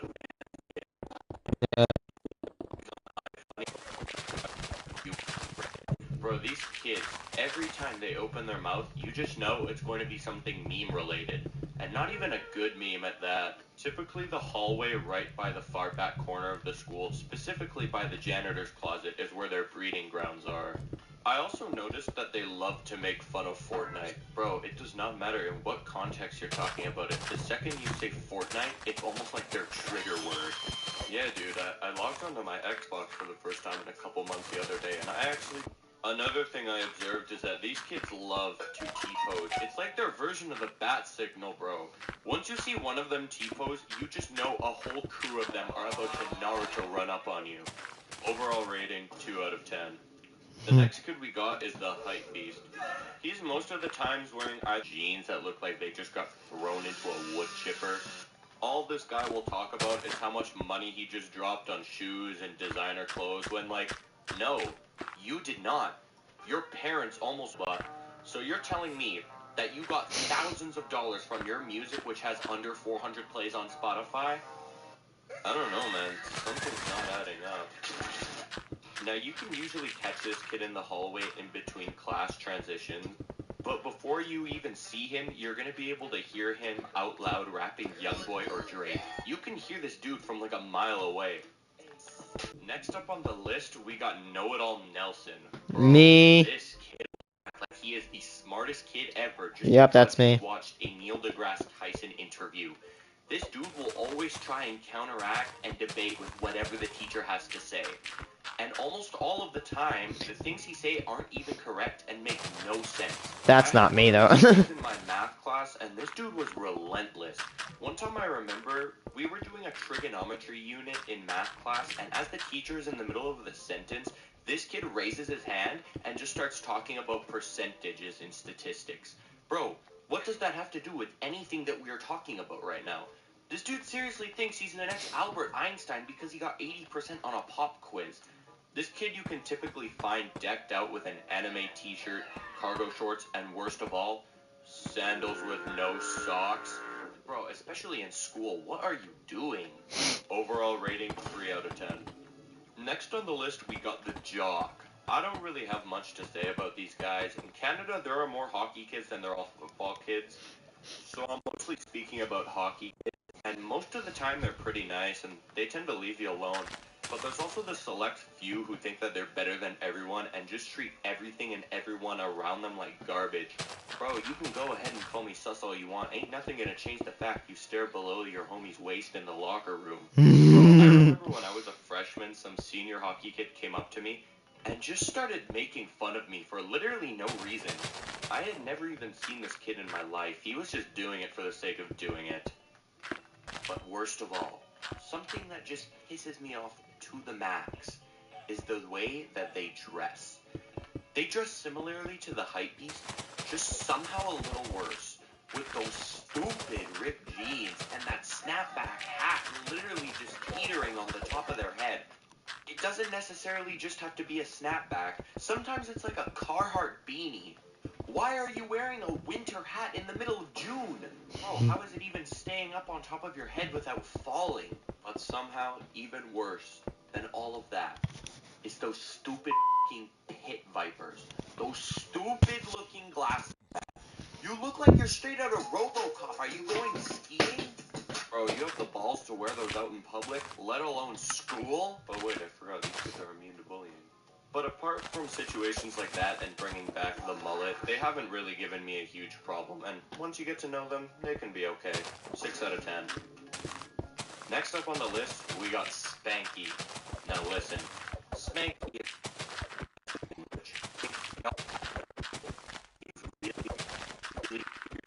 stinky, but most sus of all, he whacks his yak in the bathroom. Now, the reason we call him Spanky is because you could always hear the spanking sound coming from the stall. Like, oh, hell no. When I go to the bathroom to take a piss, that's all I'm trying to do. I'm just trying to do my thing and get out ASAP. Because for those of you who don't know, the boys' high school washroom is where some of the most wild shit goes down. Now, this one time I was walking to the cafeteria because I wanted to get a snack, you know, and I see 3 different variants of Spankies hunched up in the hallway. And as I pass them, I look, and within their tiny little Spanky cult meeting, one of them was holding a dead mouse. I wish I was Oh my God. but I am not. If there's one thing I want to say to any Spanky out there, I just want to let you know that there is a time and a place for your funny business, and high school is not one of them. It's usually pretty easy to spot a Spanky because they're usually wearing sweatpants and a raggedy old zip-up hoodie, but don't worry, your scent receptors will smell him before you can even see him. Absolute bottom of the list, 0 out of 10. Alright, last on the list, we have the smart kids. Listen, man, I never, and Smart I mean kids. never, had any beef or ill will towards these kids. In fact, I don't really think anyone ever did. If you were one of the people who decided to go up to them and just start shitting on them for no reason, I hate you and I would put you at the same tier as Spanky down there. Hello. They were always super kind, they were always willing to help you out with your assignments, and even on a good occasion give you answers. One thing I noticed is that if the teacher forgot to assign homework, this breed of smart kid isn't the type to raise their hand and say, teacher, there's actually homework. Nah, bro, they hate it just as much as you do. The only difference between me and them is that they would actually do it. Like, these guys are most certainly going to be successful instead of working at an insurance firm for the rest of their lives. To themselves, though, and I think that was actually for their own good. All in all, I think that the smart kids were the best in high school. Good personality, most helpful, and surprisingly pretty funny. 0 complaints, a 10 out of 10. Anyways, that's going to be the end of this video. If you guys want to see a part 2 or want to see a new video topic, feel free to let me know down in the comments below. You can also DM me on Instagram, or you can join the Discord server and leave it in the video ideas channel. Either way, whether I respond or not, I'm definitely going to see it. Anyways, thank you guys so much for watching. Thank you for the support. There's a kid in Tesco Park. What I like about Thorn is not only do they have the product, but across the board, Types of kids in high school. The sequel. High school is a part of life that I think everyone should experience. Not only is it necessary for your personal development, but I also think it plays a fundamental role in establishing the kinds of people you enjoy hanging around with. With that being said, there are definitely certain types of people that you tended to gravitate away from. So with how well the last video did, you guys left countless comments saying that I left a bunch of people out, so I thought a part 2 would only be fair. So I'm just going to be going straight into it. For my last semester of high school, I took theater not because I wanted to, but because I needed the credit in order to graduate. And let me tell you, some of these guys indeed are some peculiar beings. They can never seem to grasp the fact that you have different tastes than them, especially when it comes to not liking musicals. But hey, all hail Hamilton, am I right? Some of them also take it way too seriously, as if they think their everyday life is a play. Bro, you can't even have a normal conversation with them without them acting super dramatic or bursting out into a song. Yo, do you think you could pass me my backpack real quick? I am now going to make a harrowing journey to retrieve your satchel, good sir. Okay, cool, thanks, man. It seems that I just cannot find it. I'm just grabbing myself. It was simply not meant to be, I suppose. I'm going to walk away now. Most of them are pretty chill to hang out with, and I still keep in touch with a couple of them to this day. I will give credit where credit is due, though. They have a great sense of style. It's hard to even pinpoint what they specifically wear because it's usually something different every day. But what I can say is Doc Martens and Converse are usually their go-to shoes. That being said, there's also the other selection of theater kids who will still wear sandals with no socks, a My Hero Academia shirt, and old sweatpants with holes in them. Great sense of style, mostly. And despite the occasional annoying ones, they're pretty good people. Overall rating, 8 out of 10. Basic girl. This is definitely someone I think almost everyone has seen, whether you're just starting off high school or you've already finished it. You know exactly who I'm talking about. Most of the time they have blonde hair, they're wearing white Air Forces with either skinny jeans or black Lululemon tights with some sort of white cropped shirt. And don't forget the Starbucks water cup. On the popularity scale, these girls are usually at the top of the food chain, along with the jocks. And you know, they wouldn't be so bad if they weren't some of the rudest people to ever walk the face of the earth. And that's because their popularity status does nothing but fuel their ego. If you're friends with these girls and you think, she wouldn't talk bad about me, would she? Oh yes, she would. It doesn't matter who you are or how long you've known each other. They will always find something about you to nitpick, and that is going to become a gossiping topic. But that being said, you shouldn't let that bother you because they're also the same people that are going to peak when they're 17 and not be able to let go of their high school days, even when they're married with 3 kids.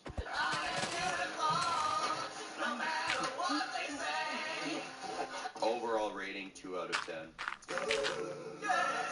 These guys are some of the calmest and most laid-back people ever. They never tend to have any problems with people in school because although their physical form may be in school, their spiritual form is in a whole other dimension. These dudes always show up to class like 15 minutes late with their eyes already half closed and just plop down in any available seat and tune out. I know this for a fact because I've done it before. You already know that spare was their favorite part of the day because the second that bell rings, they're running straight to the cafeteria and blowing like a good $26 on some curly fries and chocolate milk. These guys are also so generous. Like sometimes I'd see these kids in the backfield, they'd be passing around a Benjamin, and you could just be some random dude walking by and they'd offer you a hit. When it comes to fashion, they tend to keep it really simple with usually a hoodie, Vans, a beanie, and just any regular old pants. These kids were chill as hell. I'm still friends with a good amount of them. Overall rating, 11 out of 10. Alright, next up we got the NPC, bro. This kid really just tends to keep to himself and isn't a part of any big social groups. He's not outcasted, he's not bullied. He's just there doing his own Kind thing. of me. This isn't necessarily a bad thing. He always just seems to be in the back of the class. Sometimes I would pass this dude in the hallway and try and talk to him. Let me tell you, if there are robots living among us in society, it's definitely these guys. Hey, how's it going, man? Alright. Hey, do you know what our next test is? Good talk. Much like the stoner kids, no one really had a problem with these guys either. Mostly because there wasn't anything that you could not like. He's just following his programming. This dude never really interacted with anything other than his own coding. So I don't really even think I can give him a rating. So, this is his rating. There No was one knows how or why, but this dude seems to have Riz straight from the Dragon Scroll. He usually wears just a simple pair of jeans, a t-shirt with sneakers, and this dude will manage to pull no matter what. Hey babe, I was wondering. I'm free tonight at 8:30 if you want. When you go to ask this dude what his secret is, he usually just responds with some cheesy ass line like, what can I say, the ladies just dig me. And I hope you never go to a club with this dude, because he will be swarmed by an unfathomable amount of women. I don't have a problem with this dude, he's pretty chill, but the mystique that goes around his technique is indeed puzzling. Overall rating 7 out of 10.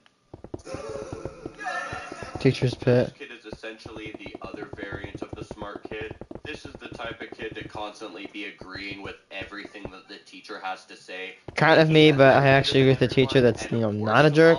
Reminding the teacher that we have homework. And that is why A squared plus I C squared don't remind equals teacher that we have homework. Well, have a good day, everyone. Pardon me, teacher. I'll have you know that I've been calculating every day for the past 3.5 months that at approximately 3:27 p.m. you assign homework. Bro, Yo, there's no way this shut really, up, bro, really, really? No, this dude literally has no redeeming qualities. -1 out of 10. The hard gym kid. Bro, this dude will give gym classes all no matter what. It doesn't matter what we're doing in gym class. Dodgeball? Cover your face. God, there's this one tall dude in my one play. He would snipe your ass across the entire gym with a dodgeball. He would like completely ass blast you to the next dimension over. If it's a substitute teacher and you're just chilling with your friends on the bleachers, this dude will tell on you for not being physical enough. Like, bro, come on, mind your own business. You know exactly who I'm talking about. You know, the kid who thinks his entire life is being broadcasted on SportsCenter. He's constantly running down the halls, and all you can hear is his shoes squeaking. He's jumping up and trying to hit the ceiling. Yeah, dude, this guy just sucks. He's a dick. Overall rating, 1 out of 10. Alright, that's pretty much going to be the end of this video. Thank you guys so much for the support on the first video on this topic with 150,000 views. If you have any video topics or ideas, please let me know down in the comments below or on Instagram or Discord. Thank you all so much. I love you all.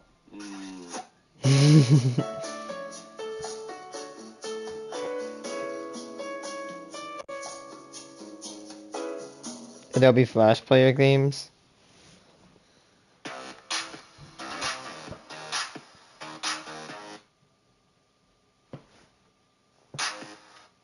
Adobe Flash Player.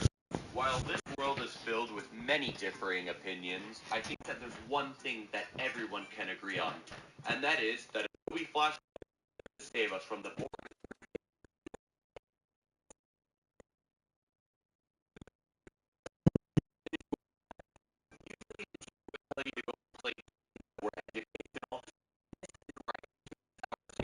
Cool math games. Now, cool math games and Adobe Flash Player go hand in hand when it comes to reigniting the spark in kids' lives, but unfortunately in December of 2020, Adobe Flash Player was permanently discontinued and removed from all previous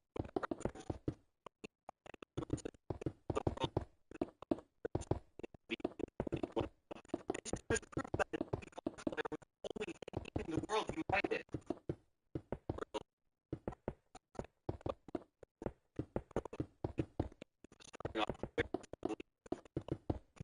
Yes. Has to be making so much money with all the businesses he has. Not only does he have a donuteria, but this man also has a sushi-ria. Filthy rich, and he's a culinary genius who puts Gordon Ramsay to shame. Now, one thing this game did was teach kids at a young age proper customer service, and to always do your best with the end product. In the end, eventually gave you a very nice tip. Zero.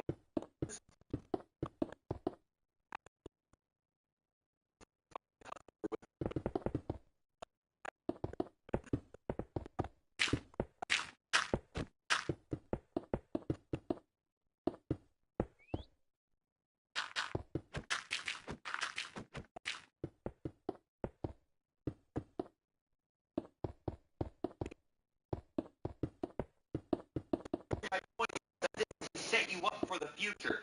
The entirety of the Papa Louie franchise has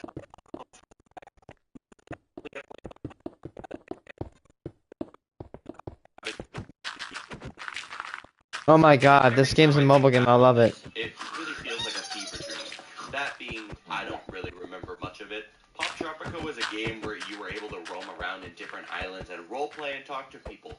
Some of these classics may include the Game Show Island, Sharktooth Island, Carrot. Spy Island. Throughout these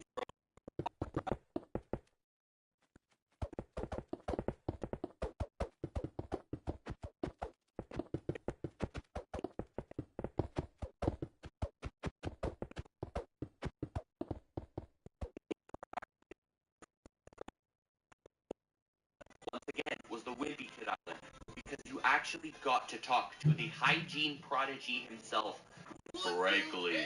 Nah, don't even ask me what was wrong with this dude. He was crazy. If I were to say, I just know I would get a rash about 4.5 hours later. Next, I'm going to talk about Henry Stickman. This game had you perform all types of crimes as this mischievous little scoundrel, such as escaping the prison, stealing the diamond, infiltrating the airship. Yo, what? This guy was unstoppable. If you this man.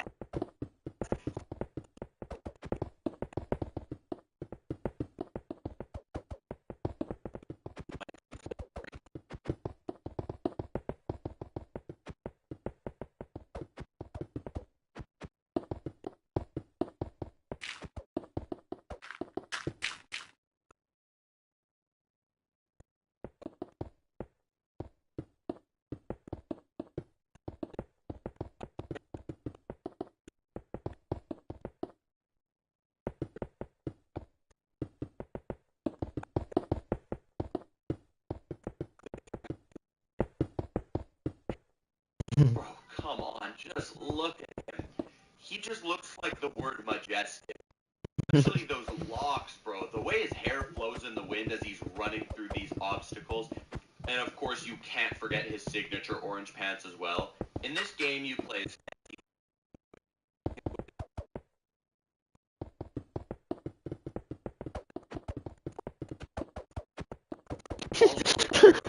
Fancy Pants is without a doubt one of the best to come out of my childhood.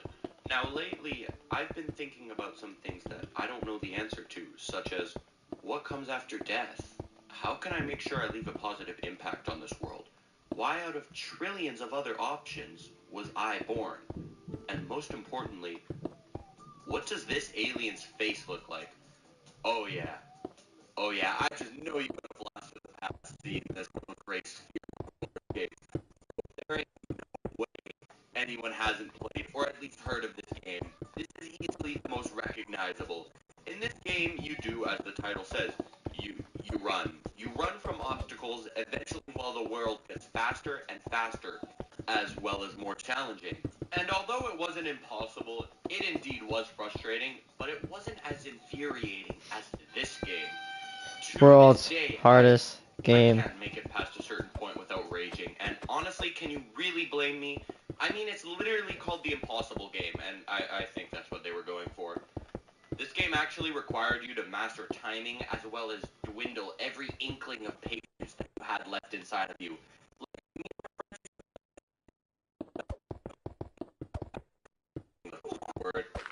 Another game similar to this was Block. Actually, it was like playing a game of chess. You have to calculate each and every move precisely, or your block will fall into the red pit to its demise. Now, although most of these games require a fraction of intellect, there is one game that was just fun for the sake of being fun, and that would be Club Penguin. Bro, don't even get me started. True, you can still get Club Penguin and it can be found on some sketchy website, but it's just not the same. I had more fun on Club Penguin as a kid than I did any other game at the time, like Roblox or Minecraft. I loved being able to talk to real people and do mini games together. I remember I would decorate my igloo and dress up my penguin. Bro, it was awesome! Especially when it was like Christmas or Halloween and the entire map would be decorated. The servers would have little events and sometimes even exclusive mini games. But the thing that beats all of that is the music. Bro, Club Penguin has some of the best jazz I have ever heard in my days. The music still slaps. I am 100% certain that the background music for this segment is the Pizza Parlor theme. But then it was shut down, and the official servers were just wiped. I originally didn't know why Club Penguin was shut down in the first place, and without getting into detail,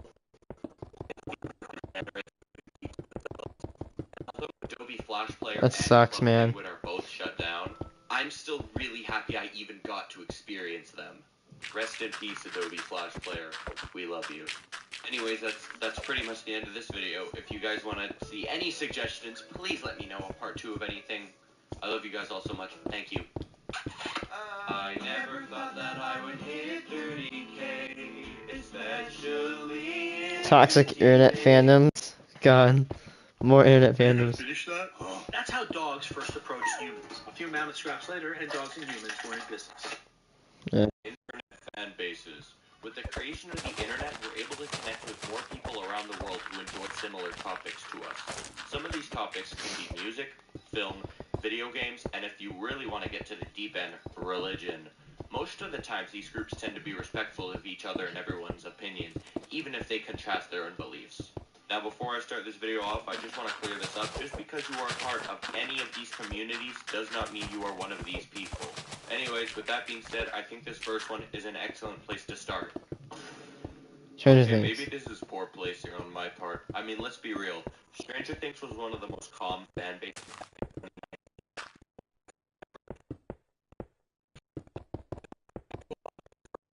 At the time, wasn't seen as weird.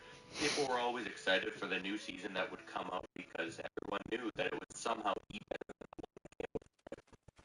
But then deep, deep down from the dark abyss came an app. I don't know if you've heard about it. I'm talking about TikTok. Once TikTok kids got their grimy little fingers on this beloved franchise, and I just knew it was done for. But nothing could have prepared me for the hell spawn in which was about to come.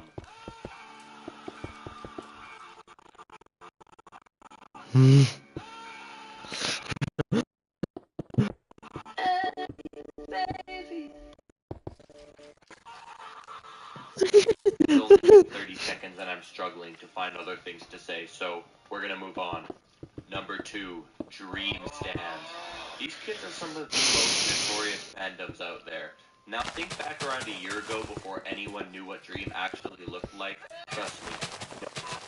At the time everyone was trying to Dream really was. Speedruns were popping up at this, but some of them really seemed lucky.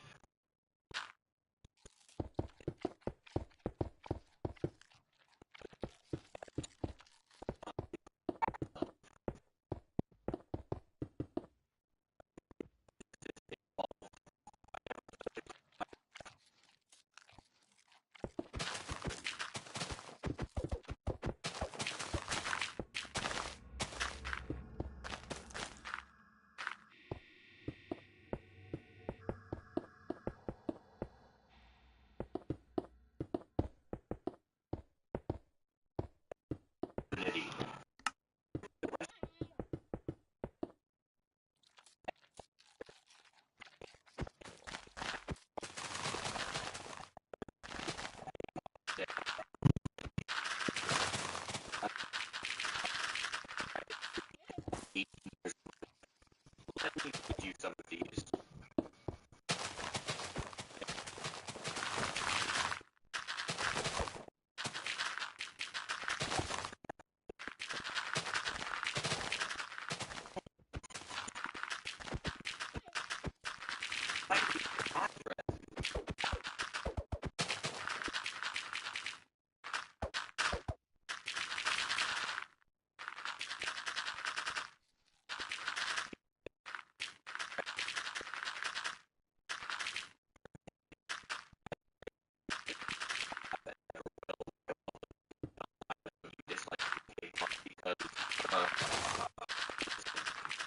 Very different things.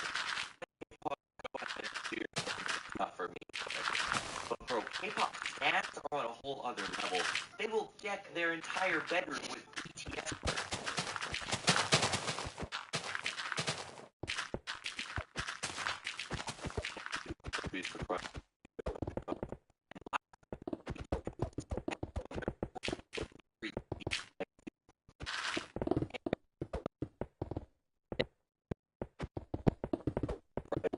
You know, like posting. Can't fart without it. No, you things that BTS, the Korean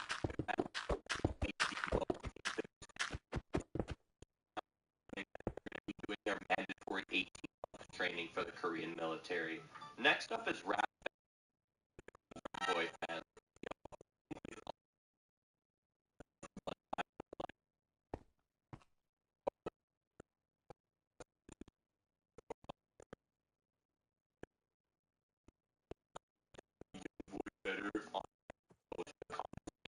Dude, I am not joking. If Queen died, I saw some of these kids commenting the same 3 stupid comments. Ratio. how will this affect LeBron's legacy? And the one that we still see to this day, Youngboy Better, it's not just Youngboy fans either. It can be any rapper, even Kanye. Bro, I just know the name Prod by Zach sends shivers down your spine. Next, we have anime fans. And like I've seen many other creators say, I'm going to be mainly sticking to My Hero Academia.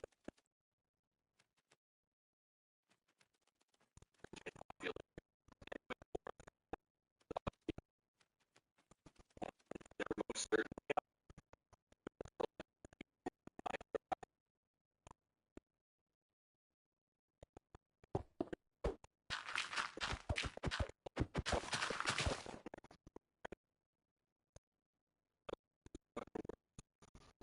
I just wish I could have spent more time with her. Well, the wife with the shop, I know Brown Panda. like that. What the fuck? That these kids are known for is drawing fan art of under Oh my god. Important. as eerie and overhaul, with one of them being like, I think in the show he's like 20. Actually, hold on.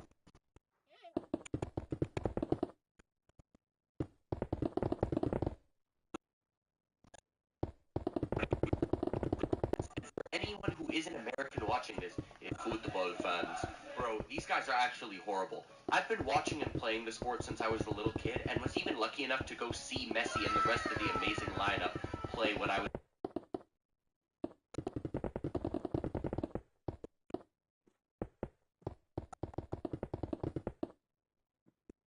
Messi in Spain in 2015. The more I found on social media, the more I noticed how toxic this fan base truly was. It's the constant bickering and arguing.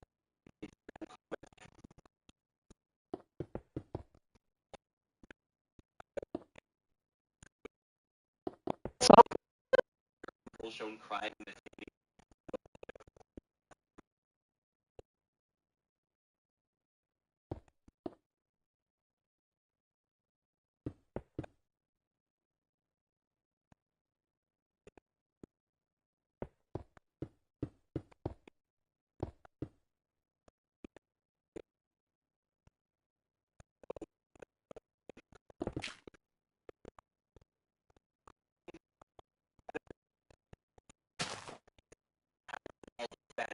As far as to get many threats.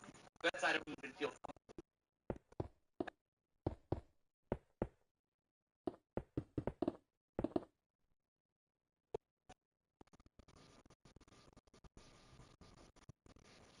Simpsons get on.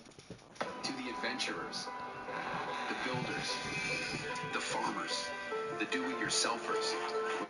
High school, either it was booty cheeks or you loved it, or you were just powering through just to get by. And whatever you thought about high school, we all ran into these types of kids.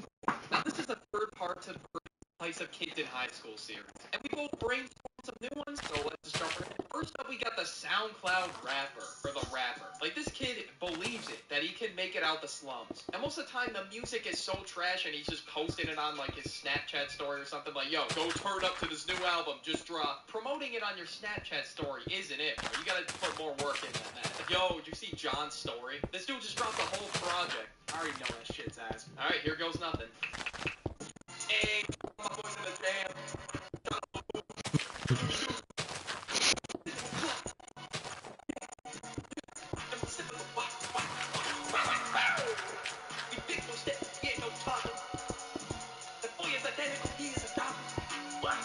Alright, we're turning this shit off. I mean, in all fairness, some SoundCloud rappers might be good at your school, but let's be real, most of the time they suck. And they make whatever that was. Next up, we got the hallway athlete. Now, this motherfucker thinks he's a all-pro prospect or something, because he's, like, jumping up, touching the ceiling, or, like, the door frame. He's juking kids in the hallway, and you bet your ass when he sees a basketball hoop, he is jumping up and touching it. We all gotta know the hallway athlete. It's just a staple throughout schools all across the world. Like, you look over at that kid for 1 second, he looks like he's walking, and then all of a sudden, you're a little bit too close to the hallway athlete, and the hallway's pretty crowded. So what does he do? He pretends pretends like he's hitting the hole like a running back, and he goes for the touchdown. But if you're like right in front of each other, he'll hit you with the shin. You're like, ooh. Then we got the sleeper. This one was me. Just something about getting up at 7 in the morning. I just had no energy, so of course I would sleep during class a lot, to the point where kids would probably know me as the sleeper. I don't know, just something about that 7 a.m. wake-up time just knocked me out at the end of the day. By the time like 7th period rolled around, I was just slumped. And of course, the sleeper is pretty chill. They really don't do anything, they just sleep. Next up, you got the clutch kid. This kid will come in clutch with any sort of schoolwork whatsoever. If you need help with the homework, he's got you. If you need answers, he's got you. The clutch kid is just a beast. Mr. Jones' homework was due the next day. You pull it to the class and shit, you forgot to do it. The clutch kid has got you. Bro is seriously a lifesaver. And you get those answers down in T-minus 5 minutes before Mr. Jones gets his slow ass there. And tests? I remember letting motherfuckers cheat off me. We would get like a whole operation set up where he would either drop his pencil, pick it up, and then slowly look at my paper for answers. Or I would he would nudge me, and I would give him a hand signal for the answer, like whatever letter it was for multiple choice. It was like a whole ass sting operation, because fuck school, am I right? That one motherfucker that says men or women ain't shit. Why is this even on? They got the biggest ego on the planet, and they think they are better off without a man. Basically throw up a middle finger to all men, like, oh yeah, men suck. Like, just because you listen to one Cardi song and you hate one guy in the school, that doesn't mean all men suck and you're better off without them. And that doesn't mean you're better than everyone either. They need a nice dose of reality. Then you got the musty kid. How do you smell this bad on a Tuesday morning? Like, seriously. Like, you could smell their body odor from like half a mile away. Like, it's crazy. The kids that smells like ass and I'm not gonna sit here sweat. and explain how to take a shower. But dude, the must is just gonna distract me. Mr. Smith's just gonna be blabbing on about the mitochondria, and my brain's just gonna be focused on the musty kid. Like, I see some people saying like, oh yeah, I haven't showered in weeks. Like, how the fuck? Next up, you got the absent kid. What does this dude do in his free time? Where does he go? It's a serious question. I don't know where he goes. This guy could be like absent for like a whole month and then just show up randomly. Like, it's different if you got something going on in your life. Like, okay, that's different. But like, if you're just not going to school, then you're the. I mean, I would love to be.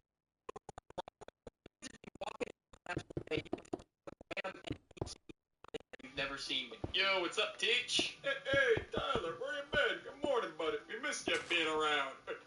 Wait a minute. Who is Tyler? Wait a minute. Oh, I remember from the beginning of the year. That's right. Then you see him for that one class, and he never comes back after that. And 1 month later, a few months later, he could just pop out again, like Polo G. Like, these kids' consistencies are like rappers dropping music. The speaker kid. We all know this kid. This kid will be blasting like NBA Young Oh my Boy God. in the hallways, like in between going to class. Like, he's just carrying around this big ass JBL speaker with him. Like, I'm not trying to listen to NBA Youngboy and Lil Uzi Vert at the same time. Like, damn. Like, they're both good, but I don't need to hear them at the same time. Or it could be the SoundCloud rapper promoting his music.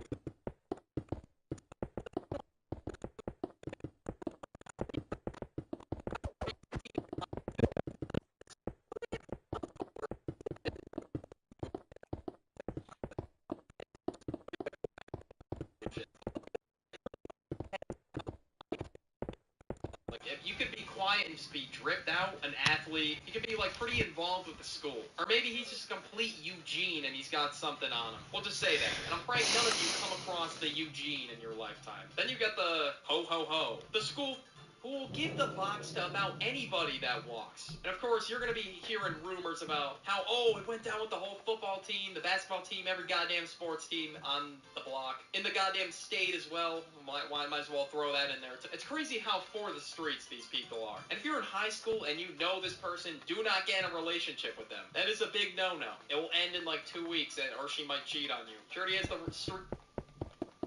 A no toaster needed Eggo waffle. Eggo grab and go Lee style waffles. Lego with Eggo. Street reputation, so don't do it. Then you got the nothing kid. This kid just sits there in the middle of gym class and does nothing. We all have this kid in our gym class. They just sit there and do nothing. They just watch everyone, I don't know, play football, basketball, whatever sport it is. And some units, I kind of wish I was that kid. Because fuck playing soccer. I'm not Kylian Mbappe out here. I suck balls. Hey, yo, Buck, I'm trash at soccer. Yo, Duck, you a young prodigy? Yes, sir, let's go. And we fall. Like, I'll somehow end up slipping on the gym floor. It's bad. Like, you don't know how bad I want to be that kid during soccer. But I suck it up anyway. Do we need another pause? The big backpack kid. I used to be this kid in middle school, where I carry this big-ass trapper keeper thing with briefcase thing you carry around your shoulder. It looks so goofy. Well, I need to get my trapper keeper. Yeah, overall, this kid has a big backpack. Yo, no shit. I mean, I was kind of this kid in high school, too. I'm not gonna lie. I had a pretty big backpack. But now I'm in college, I carry, like, nothing. Motherfuckers will be like, whose big-ass backpack is this? And I'm gonna say me. It's like a big boulder.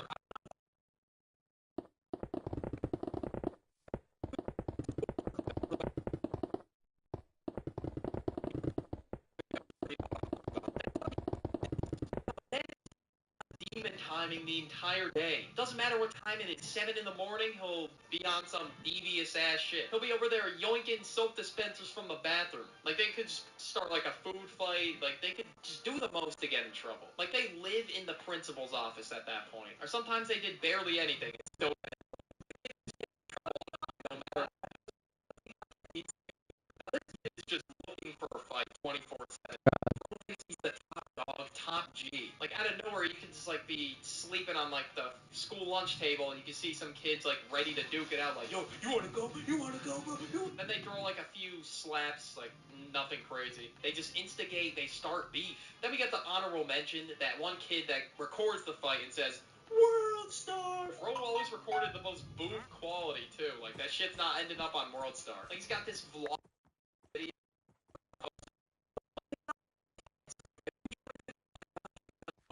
there on the screen, waiting for you. Looking up. Types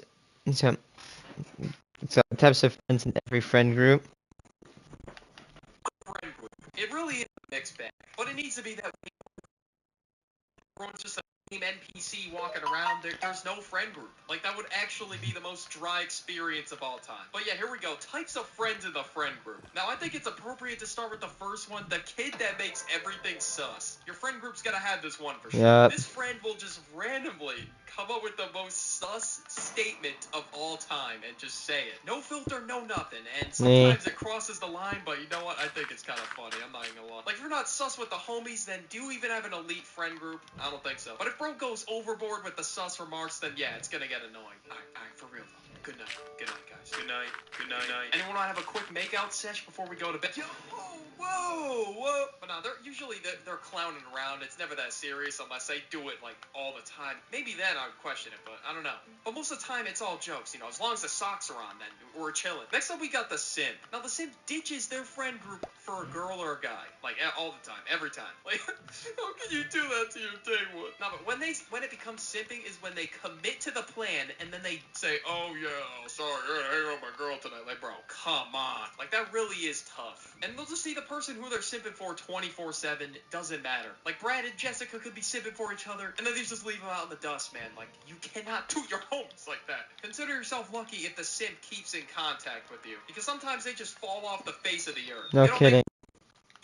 Your local Ashley store is now offering 0% interest for 6 years on all Tempur-Pedic purchases. My mom. Room for the homies, man. It's really depressing. Then you got a big dog. Now, when you play basketball, it's not fair with this kid. He just towers over you. He's like 6'5", 6'6". Like, we're playing basketball outside. He will literally fucking dunk on me. No, I would just fall to the ground. The big dog really got me struggling out in the court, bro. Should've put this one in the same category. We all have that one friend that's like extremely short, too. Like, he on that 5'4", 5'5" timing. Maybe even shorter than that. But for all my short kings out there, keep your head up. I know y'all get violated by your friends for being short. Like, you can't even do nothing about it. Honestly, I think that's a low blow. Oh, shit. That was unintentional. I'm being so serious. But it is a low blow. It's a cheap shot. Like, bro, just say he looks like the Clash of Clans goblin or something. I don't know. But that brings me to the friend that always gets violated. The one that gets bullied all the time. My prayers go out to this friend. Y'all have it rough, man. And it's even worse than the short kid. They laugh at his height for like 2 seconds and they move on. Like, this kid could literally just walk into a room. That's it. Just walk into the function. And then they just get on his head. Bro, why did you just walk in like that, bro? That is the goofiest walk of all time. Bro, walking like he just pissed himself. Why did he walk into the room built like Greg Heffley, for real? Sometimes the violation is needed, but other times they just get on their head for no reason. But God bless your soul if you're this friend. Then you got the group leader. Now, everyone follows this guy around like a lost dog. It's crazy. Like, I swear, this dude is the glue to the friend group. Like, if everyone made plans and the group leader suddenly says, oh, sorry guys, I can't go, literally everyone just dips. Like, oh no, the group leader's not going, so I'm not going. Oh, I'm not going. Like, it's crazy how one man can carry an entire friend group like that. Like, hey man, you must be Timothy Hemsworth or something. If I have any group leaders out there, you are him. But that whole group leader thing became a whole trend on TikTok where, I don't know, let's say I were to hand someone this water bottle, then I would have to call my friend group leader in order to get permission to do it. That's what munches going on with the group leader. Like, what dick riding for real? Then you got the toxic or the trash talker. This kid will just be screaming obscenities on Xbox. Like, you or your other friends in the group, if you get killed in, like, Call of Duty or something. Sorry.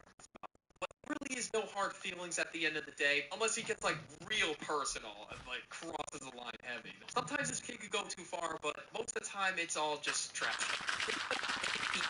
This kid's always scrolling on TikTok, or he's just on his phone. This kid is not fun.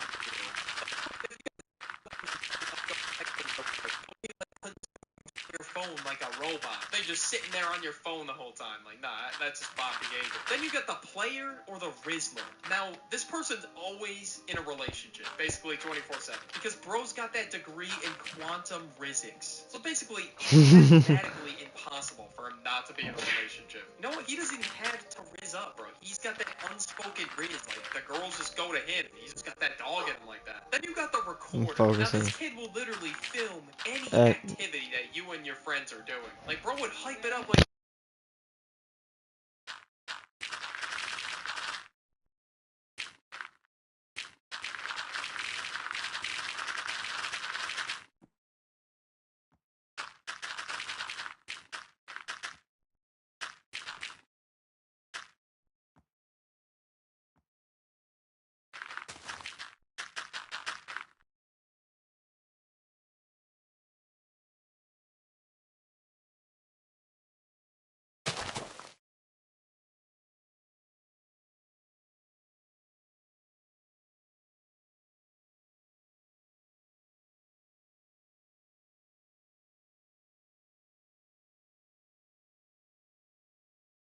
Okay, so I think I'm gonna take a break a little bit. My plan is to get maybe a few houses down here built. I actually shave that off right there. I might just shave that off because, well, what's it called? I'd rather come right here. Yeah, come. Give me a second.